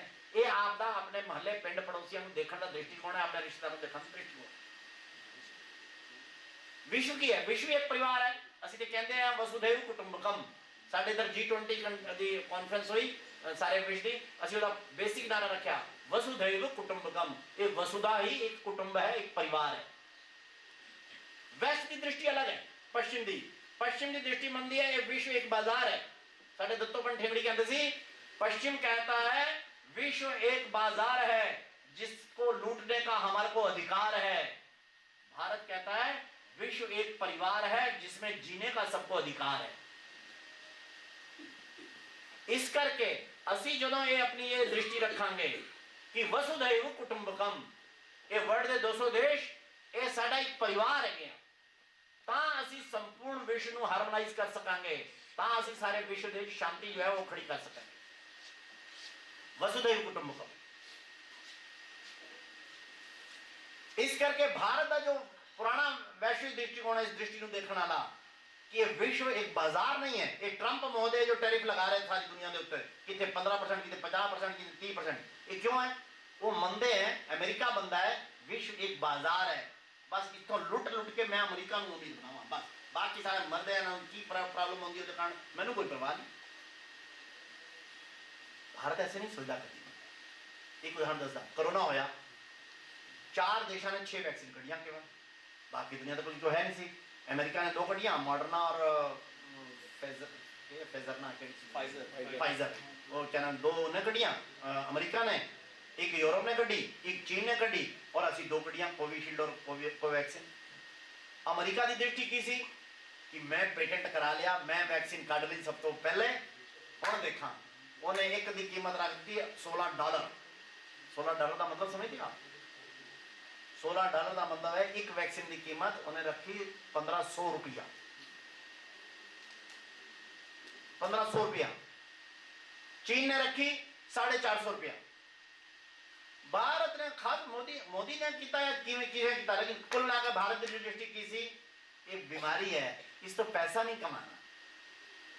इस करके उन्हें पूछा कंपनियां को कितनी लागत है, जितनी लागत है बस 5% दे दो प्रॉफिट रखो, 10% प्रॉफिट रखो और ये दे दो, नहीं दोगे तो क्या कराएंगे ठीक। और केवल भारत ही नहीं, दुनिया के 88 देशों उन्होंने को बेचारे को कोई R&D नहीं सीगा, कोई अपना कर नहीं सकते, मरण तो अलावा उन्होंने रास्ता कोई नहीं सीगा। अफ्रीका के 55 देश बेचारे चारों सारे देशों फोन कर रहे थे कि कोई वैक्सीन दे दो, सानू लाख दे दो, 50,000 दो, कोई वैक्सीन दो, साढ़े को तो सिस्टम है नहीं, किसी ने नहीं दी। और भारत ने उन्होंने क्या कि असी पहली जड़ी भी खेप दे रहे हैं, जरा ध्यान करना, भारत ने क्या वैक्सीन है, साडा दृष्टिकोण नहीं है कि पड़ोसी मर रहे थे साडे को दवाई असी दईए ना। भारत अपनी 145 करोड़ सी, साडे को कैपेसिटी बहुत है, वैसे भी असी वर्ल्ड के वैक्सीन क्या नाम है कंट्री बने जाते हैं, वर्ल्ड वैक्सीन साडे को सब तो ज़्यादा होंगी ने, तो साड़ी फैक्ट्रियां लगातार पूना और हैदराबाद और सूरत दियां चल रही सी, लगातार प्रोडक्शन रोज ही लखां असी प्रोडक्शन पैदा कर रहे थे दुनिया के 88 देशों, और पहली 3 खेपा असी 0% के उत्ते दी, कोई पैसा नहीं, ले जाओ तुम बस बंदे ठीक करो। इस करके अफ्रीकन देश पपुआ गिनिया एक देश है, अफ्रीकन कंट्री का छोटा देश है, एक 40-45 लाख की आबादी का देश है, वह राष्ट्रपति अमेरिका की कॉन्फ्रेंस जो मोदी जी गए सी, वो मिल गया सामने, अचानक उन्हें देखा मोदी आ रहे हैं, वो जाके मोदी जी ने पैर हाथ लगाने, पहले हाथ लाया, उन्हें कहा क्या कर रहे हो, क्यों? उन्होंने कहा कि आपने 1.5 साल पहले, 2-2.5 साल पहले, 1.5 साल पहले जिस समय मैं एकदम परेशान था कि मेरे कंट्री में कोरोना तो फैल गया था, मेरे पास इलाज कोई नहीं था, मैंने अमेरिका फोन किया, चाइना फोन किया, यूरोप फोन किया, कोई कह रहे थे हमारे को अपनी को पूरी करने दो, लेकिन आपको मैंने फोन किया तो आपने कहा अभी भेज रहे हो, और आपने 6 दिन के अंदर अंदर मेरे को जो है 18 लाख वैक्सीन भेज दी, मेरा देश बच गया, मैं अपने देश की तरफ से आपके पैर छू रहा हूं। यह है भारतीय दृष्टिकोण, वसुधैव कुटुंबकम। इस करके सारे डिसीजन, गवर्नमेंट के डिसीजन, ये सारी फिलॉसफी तो निकलते हैं, और इस करके असी सारी दुनिया के अंदर फिर तो एक महान देश बनने की प्रक्रिया है, क्योंकि साढ़े को फिलॉसफी है वसुधैव कुटुंबकम, असी विश्व में एक परिवार समझते। और अंतिम है उच्च जीवन मूल्यों से युक्त भारत। सारिया गल्लां हो गई, आप फैमिली तो कैलकुलेट करो, कंट्री की होता है फैमिली का लार्जर साइज है, एक फैमिली 5, 7, 8, 10 बंदे होंगे हैं, उत्थे 145 करोड़ बंदे होंगे, बस what ever it is in family, it is in country. उच्च जीवन मूल्य, आपका घर जो होवे, लड़के ठीक है, बाकी सब ठीक है, लड़के लड़कियां सब ठीक है, बाकी कर दें, लेकिन उन्होंने चरित्र च फर्क है। मुंडा राती शराब पी के आंदा, कुड़ी कदों जाती है, कुड़ी कदों आती है, घर दसदी नहीं है। आप पैसा है, गड्डी है, मकान है, एजुकेशन है, एम्प्लॉयमेंट है, लेकिन आप चैन की नींद नहीं समझे, आपको सुख नहीं मिलता, आप सुकून क्यों नहीं करते? क्यों? आपके बच्चियां को या आपके बाकी परिवार में कला अगर है, भरा नाल नहीं बन रही, बहन नाल नहीं बन रही, बुआ नाल नहीं बन रही, आप अंदरों अंदर जो है और कुड़ते रहते हो। क्यों? क्योंकि जीवन मूल्य नहीं है घर च। जेकर आप अच्छे सुखी स्वस्थ प्रसन्न रहना चाहते हो तो आपके उच्च जीवन मूल्य रहने चाहिए ने। आपके बच्चे आपके कंट्रोल च है, आपके नाल चलते, आपके चाचे माओ में ताऊ बच्चे कुड़े मुंडिया कुड़े सारे जो है वो आप हारमोनी के विच है। आपकी शादी होवे, सब कुछ होवे और फूफा आवे ना की होंदा, और यार बाबा जो आज करने पर हमारा परिवार आप बुलाते हो, क्यों? आप ये नहीं कहते हो मन फुफे इन्हें करना ही हर बार आए कुछ होंगे, इनू राह लगी है, बस कोई गल है थोड़ी जीजे फुफे आप मनाते हो। क्यों? आपको पता है जब तक मना के लेंदे नहीं, जब तक सारे इकट्ठे आते नहीं, तक मैनू शादी का मजा नहीं है। वेस्टेज सोच नहीं है, वास्ते सोच ही नहीं सकता कि कोई फूफा भी हो तो रहा भाई अच्छा ही है, एक प्लेट घट रखी, $300 की प्लेट घटी, अच्छा ही है तू रह बात, इस करके उत्तर कोई फूफा भी वो कभी नाराज होता ही नहीं यार, उत्तर नाराज होना बड़ा घाटा है, इन्विटेशन भी खत्म है उत्तर का। इतने जीजे और फूफे पहले दिन ही करके बैठे होंगे हाँ ठीक है वो मैं जसपाल भट्टी का एक पुराना सीरियल बेचारा मर गया वो तो चाहिए सी मैं इतने जीजे नहीं सुनाता है मैं याद आ रहेगा वो क्यों है क्योंकि साढ़े जीवन मूल्य कहते हैं कि जो शादी ब्याह होवे ता चाचा मामा ताऊ मौसी फूफा जीजा ये सारे आने जे सारे खड़े रहो उन्होंने मनाना कभी पैरी हाथ लाना पवे कभी छोटी हाथ लाना पवे कभी ये करना पवे और कभी पंजाब जरा पिलानी पिलोनी पै जाए ता भी करके ले आ यार नाल की ये गल नाराज हो है बैठा ले उच्च जीवन मूल्य पारिवारिक जीवन मूल्य कुटुंबीय जीवन मूल्य सेवा भाव ये सोसाइटी का प्राइम फैक्टर होता है बड़ा अनिवार्य फैक्टर होता है वेस्ट के डेवलपमेंट मॉडल किसी स्थान नहीं है एसडीजी गोल तय किए यूनाइटेड नेशन ने 17 एसडीजी गोल आप लोग जानते हैं ना हैं सस्टेनेबल क्या डेवलपमेंट गोल्स मैं तो लिस्ट देखी मैं को who decided this SDG and all the universities are doing around this and NITI Aayog is doing this SDG मैं क्या SDG डिसाइड करने वाले कौन है यूरोपियन लोग हैं इस मॉडल दे उत्ते इस SDG दे उत्ते भारत नहीं बनाना है क्यों मैं क्या इस SDG दे विच पारिवारिक मूल्य कितने लिखे आप लोग तो पढ़ा होगा ऐसा है कितने फैमिली वैल्यूज है उत्ते SDG दे नहीं है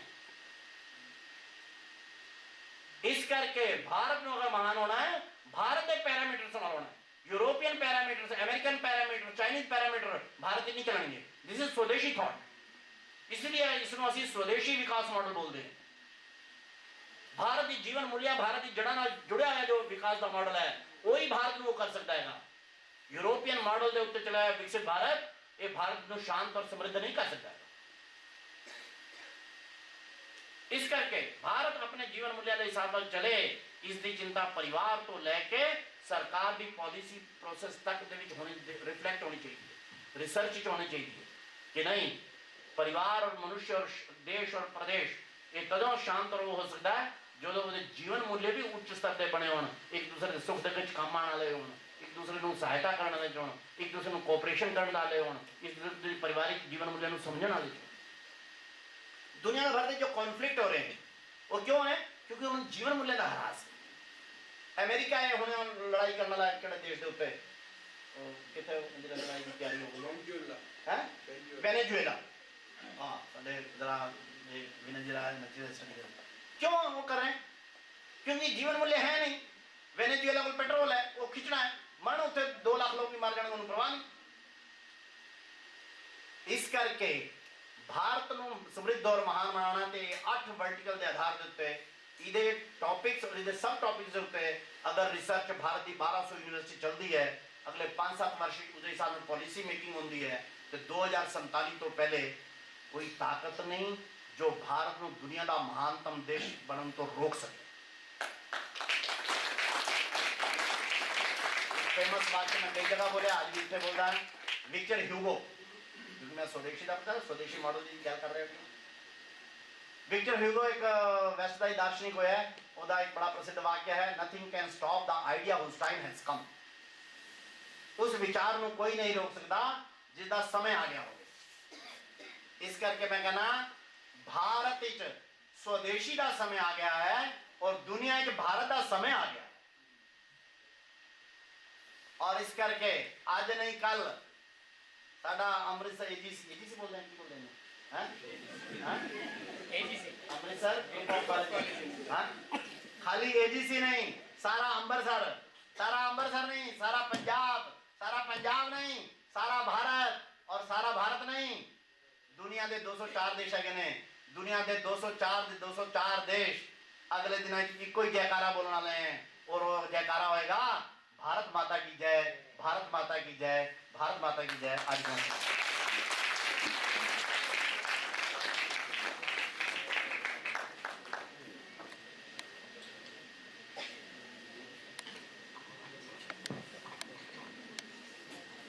बहुत बहुत धन्यवाद और आभार माननीय श्रीमती सतीश कुमार जी आपने सही कहा हम बहुत भाग्यशाली हैं कि हम इस समृद्ध और गौरवमय भारत के वसनीक हैं हमने अपने सही प्रयत्नों से इसे आने वाले वर्षों में और समृद्ध और महान बनाना है जोरदार तालियां हो जानी चाहिए हमारे आज के इस महान प्रवक्ता श्रीमान सतीश कुमार जी को। धन्यवाद sir. Dear audience, now it's time to honor our keynote speaker of the day. For this, I would like to request our honorable dignitaries to honor our keynote speaker, Shri Satish Kumar ji.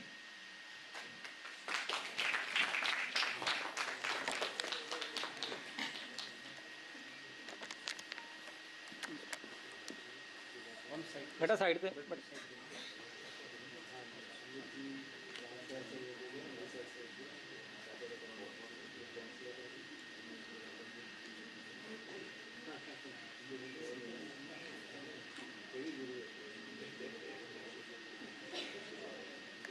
जोरदार तालियां हमारे आज के keynote speaker Shri Satish Kumar ji from Swadeshi Shodh संस्थान।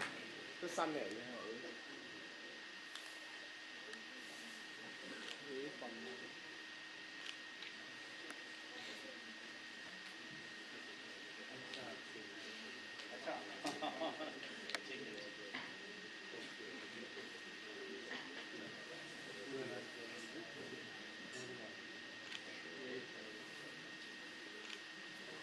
मैं आग्रह करूंगा श्री विनय जी से, वो भी आए मंच पे और अपना ऑनर सत्कार करें। Shri Vinay Kumar ji.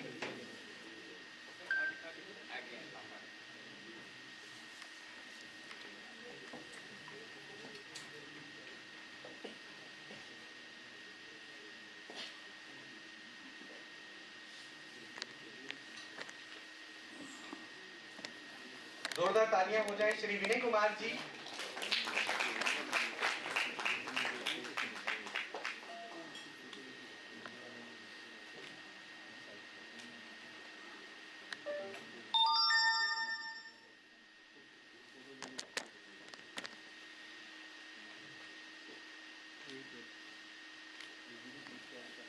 Ladies and gentleman, आपकी जोरदार तालियों के बीच में बुलाना चाहूंगा श्री आशीष जी को कि आए और मंच पर अपना सम्मान हासिल करें।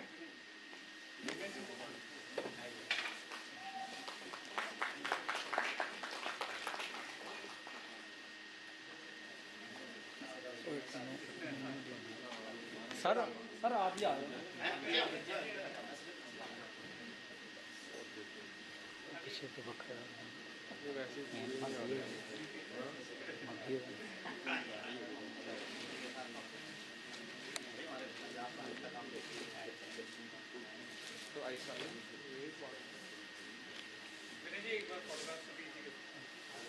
सर थोड़ा सेंटर हाँ थोड़ा थोड़ा शिफ्ट हो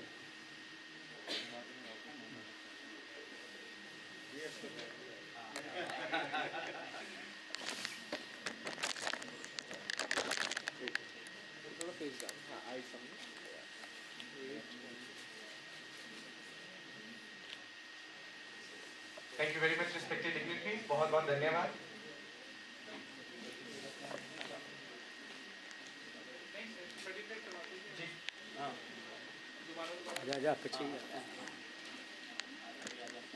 To honor the session chair, I would like to call Dr. Upen Kumar Bhatia ji, Dean Academic Affairs, to receive the honor.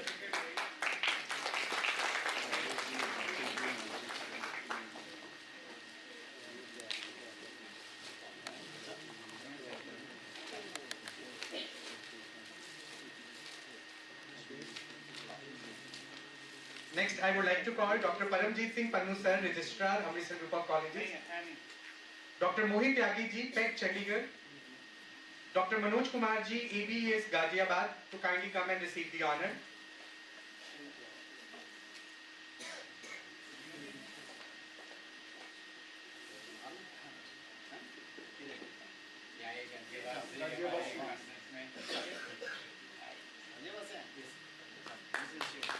Dr. Manoj Kumar ji, ABES, Ghaziabad.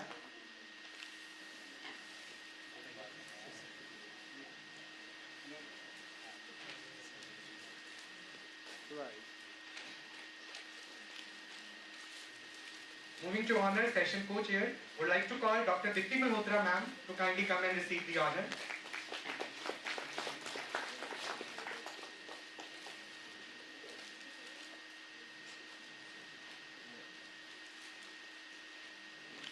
Dr. Namrata Kad ma'am to kindly come and receive the honor.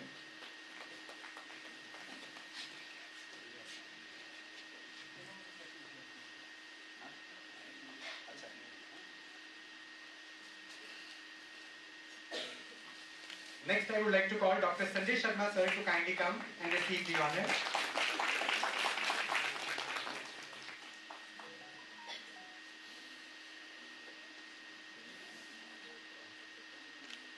Next, I would like to call Dr. Sachin Khurana sir to kindly come and receive the honor.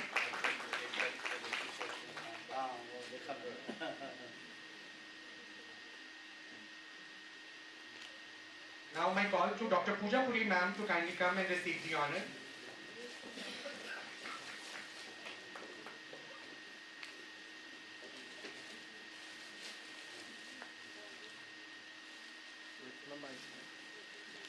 Next, my call to Dr. Neha Arora ma'am to kindly come and receive her honor.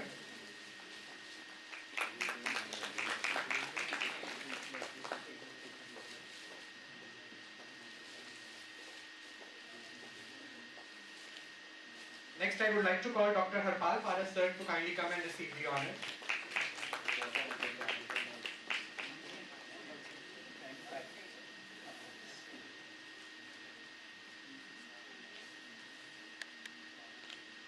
Last but not least, I would like to call as a participant certificate to get Mr. Sahil Luthra sir from Department of Computer Application to come and receive the honor.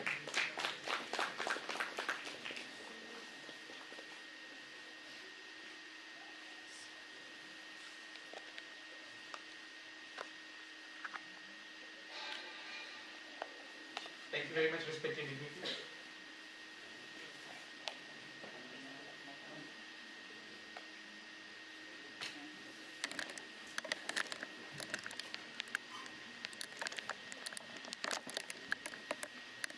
Moving further, PhD in Civil Engineering, Dean Academics, Professor and Head, Department of Civil Engineering with additional charge of Head Mechanical Engineering and Civil Engineering, Dr. Upen Kumar Bhatia sir is the most vibrating personality with excellent presentation and managerial skills which are contributing in refining excellence academics of Amritsar Group of Colleges. He is a research scholar par excellence. His guidance and academic leadership have always been a source of inspiration for all of us. With due respect, may I request Professor Dr. Upen Kumar Bhatia sir, Dean Academic Affairs and Conference Chair, to grace the valedictory session with the closing remarks. Sir, please.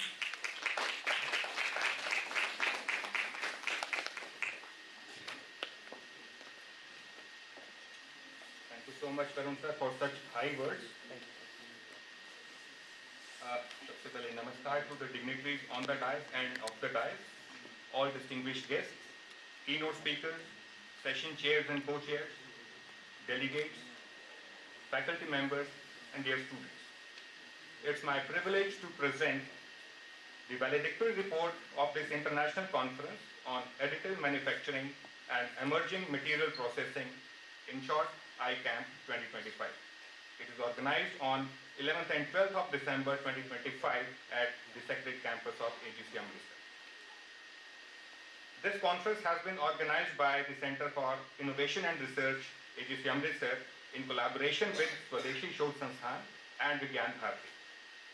This 2 days international conference was designed to provide a platform for the researchers, academicians, scientists, and industry professionals to exchange their knowledge, present innovations, and discuss the latest advances in the manufacturing technology.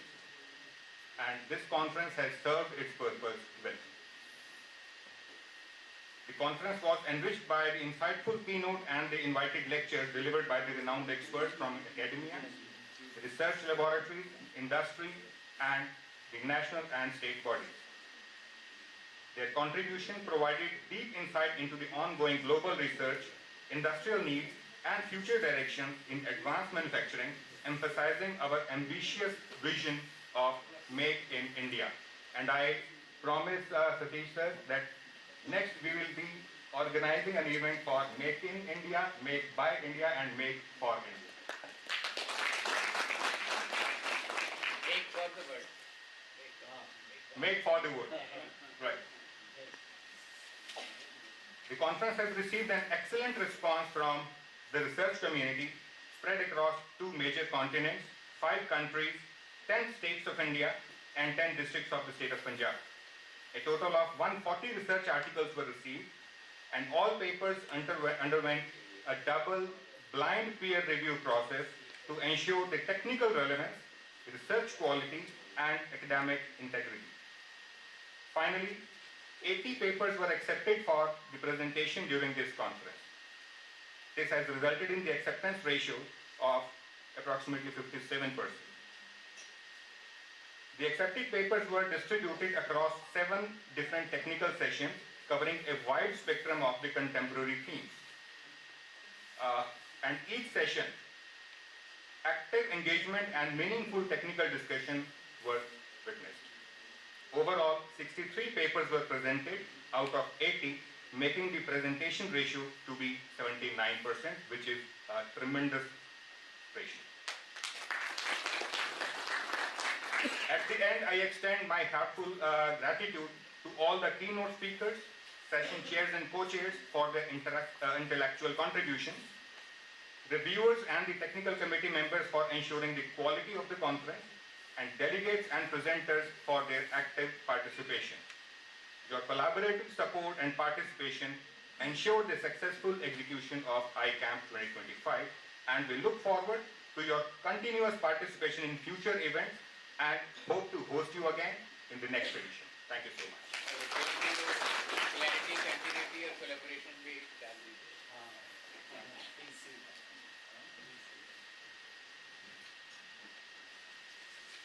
Thank you very much, sir. Moving further, ladies and gentlemen, our Dean Research and Development, Dr. Narinder Sharma, PhD Electronics and Communication and Engineering from Uttarakhand Technical University, Dehradun.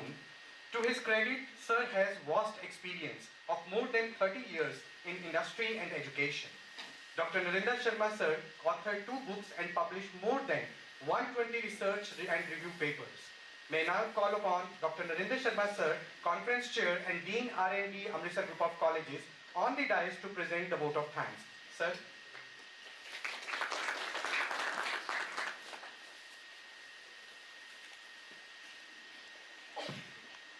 First of all, thank you, Varun sir, for your kind words.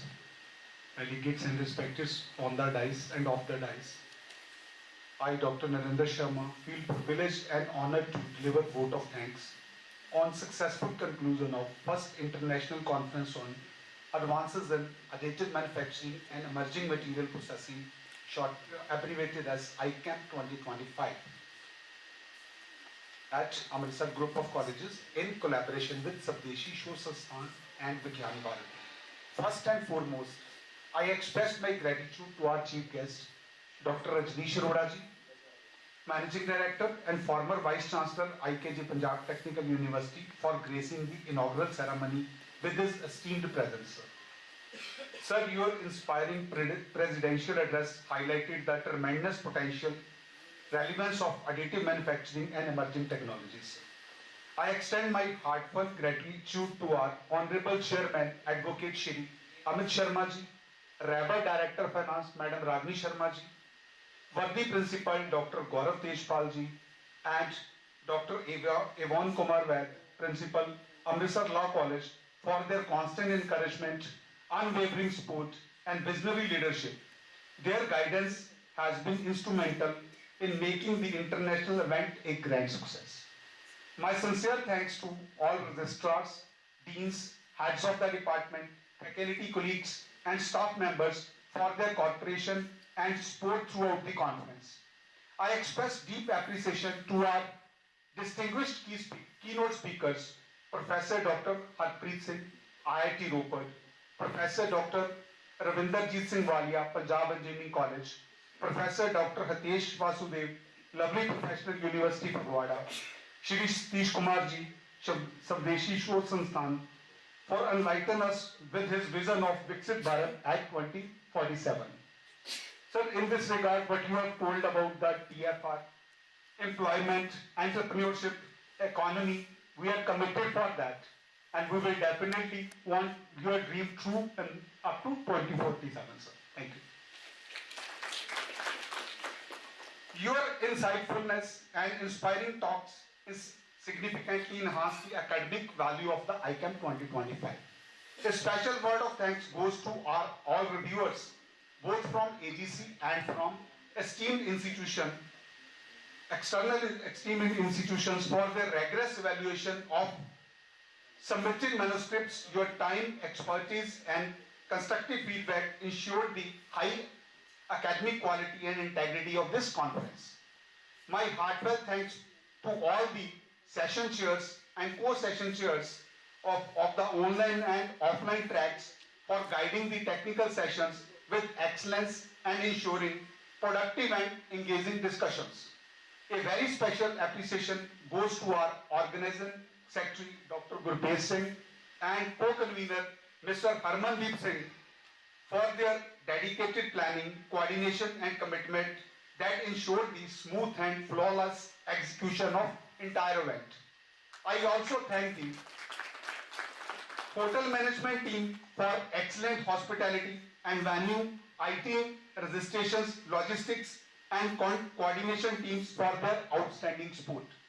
My sincere thanks to our publication partners, Taylor & Francis, Scopus Index, Global Clinical Engineering for supporting the publications of selected high-quality papers emerging from this conference. My special thanks to Sabdeshi Shor Sansthan and Vigyan Bharati for giving us an opportunity to collaborate with them for the conduct of Icammp.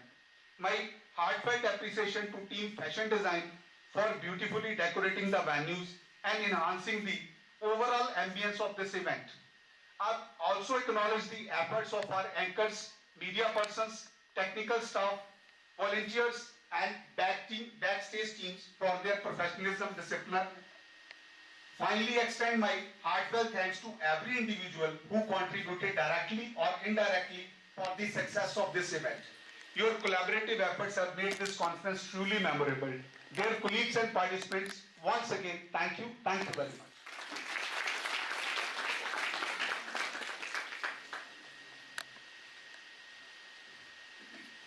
Thank you very much, sir. With this, we formally conclude the International Conference on Advances in Additive Manufacturing and Emerging Materials Processing 2025.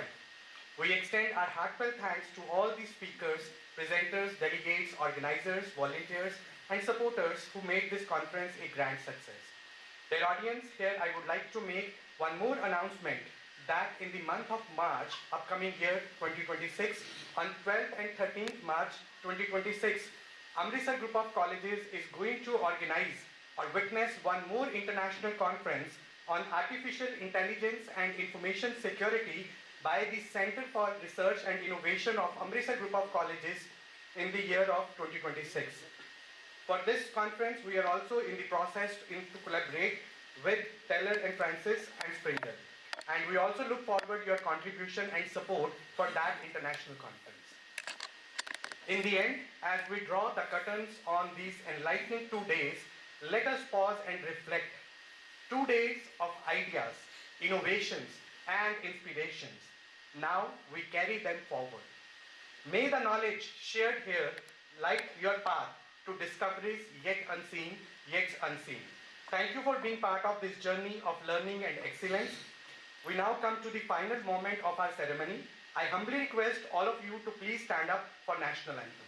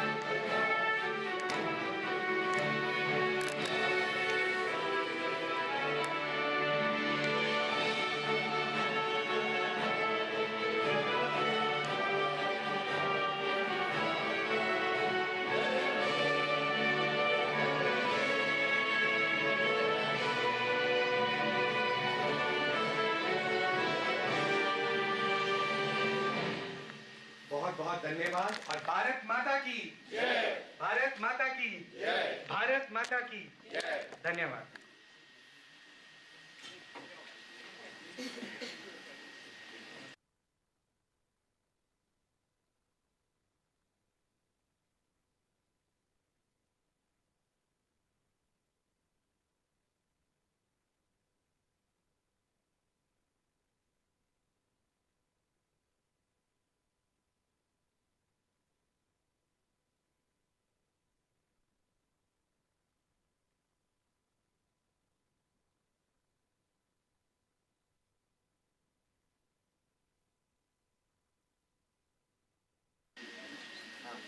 आप लोग बैठ जाओ आगे आगे बैठो। There is a one small announcement is there कि स्वदेशी शोध संस्थान का जर्नल है अर्थायाम, उसकी पहला संस्करण जो है पहली कॉपी अभी थोड़े दिन पहले हमने रिलीज की है और वो जो है अभी ऑनलाइन है।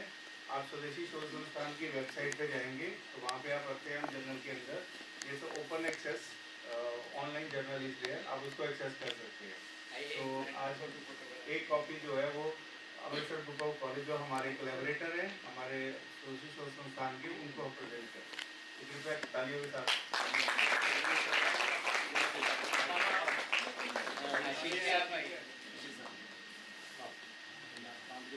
सर आप यहाँ पे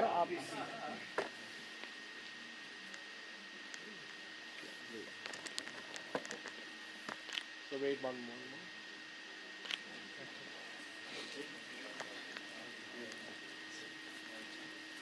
हमारी मार्च की कॉन्फ्रेंस है उसमें भी उसका special collaborative I request all the delegates, presenters and coordinators to kindly join us for the meeting.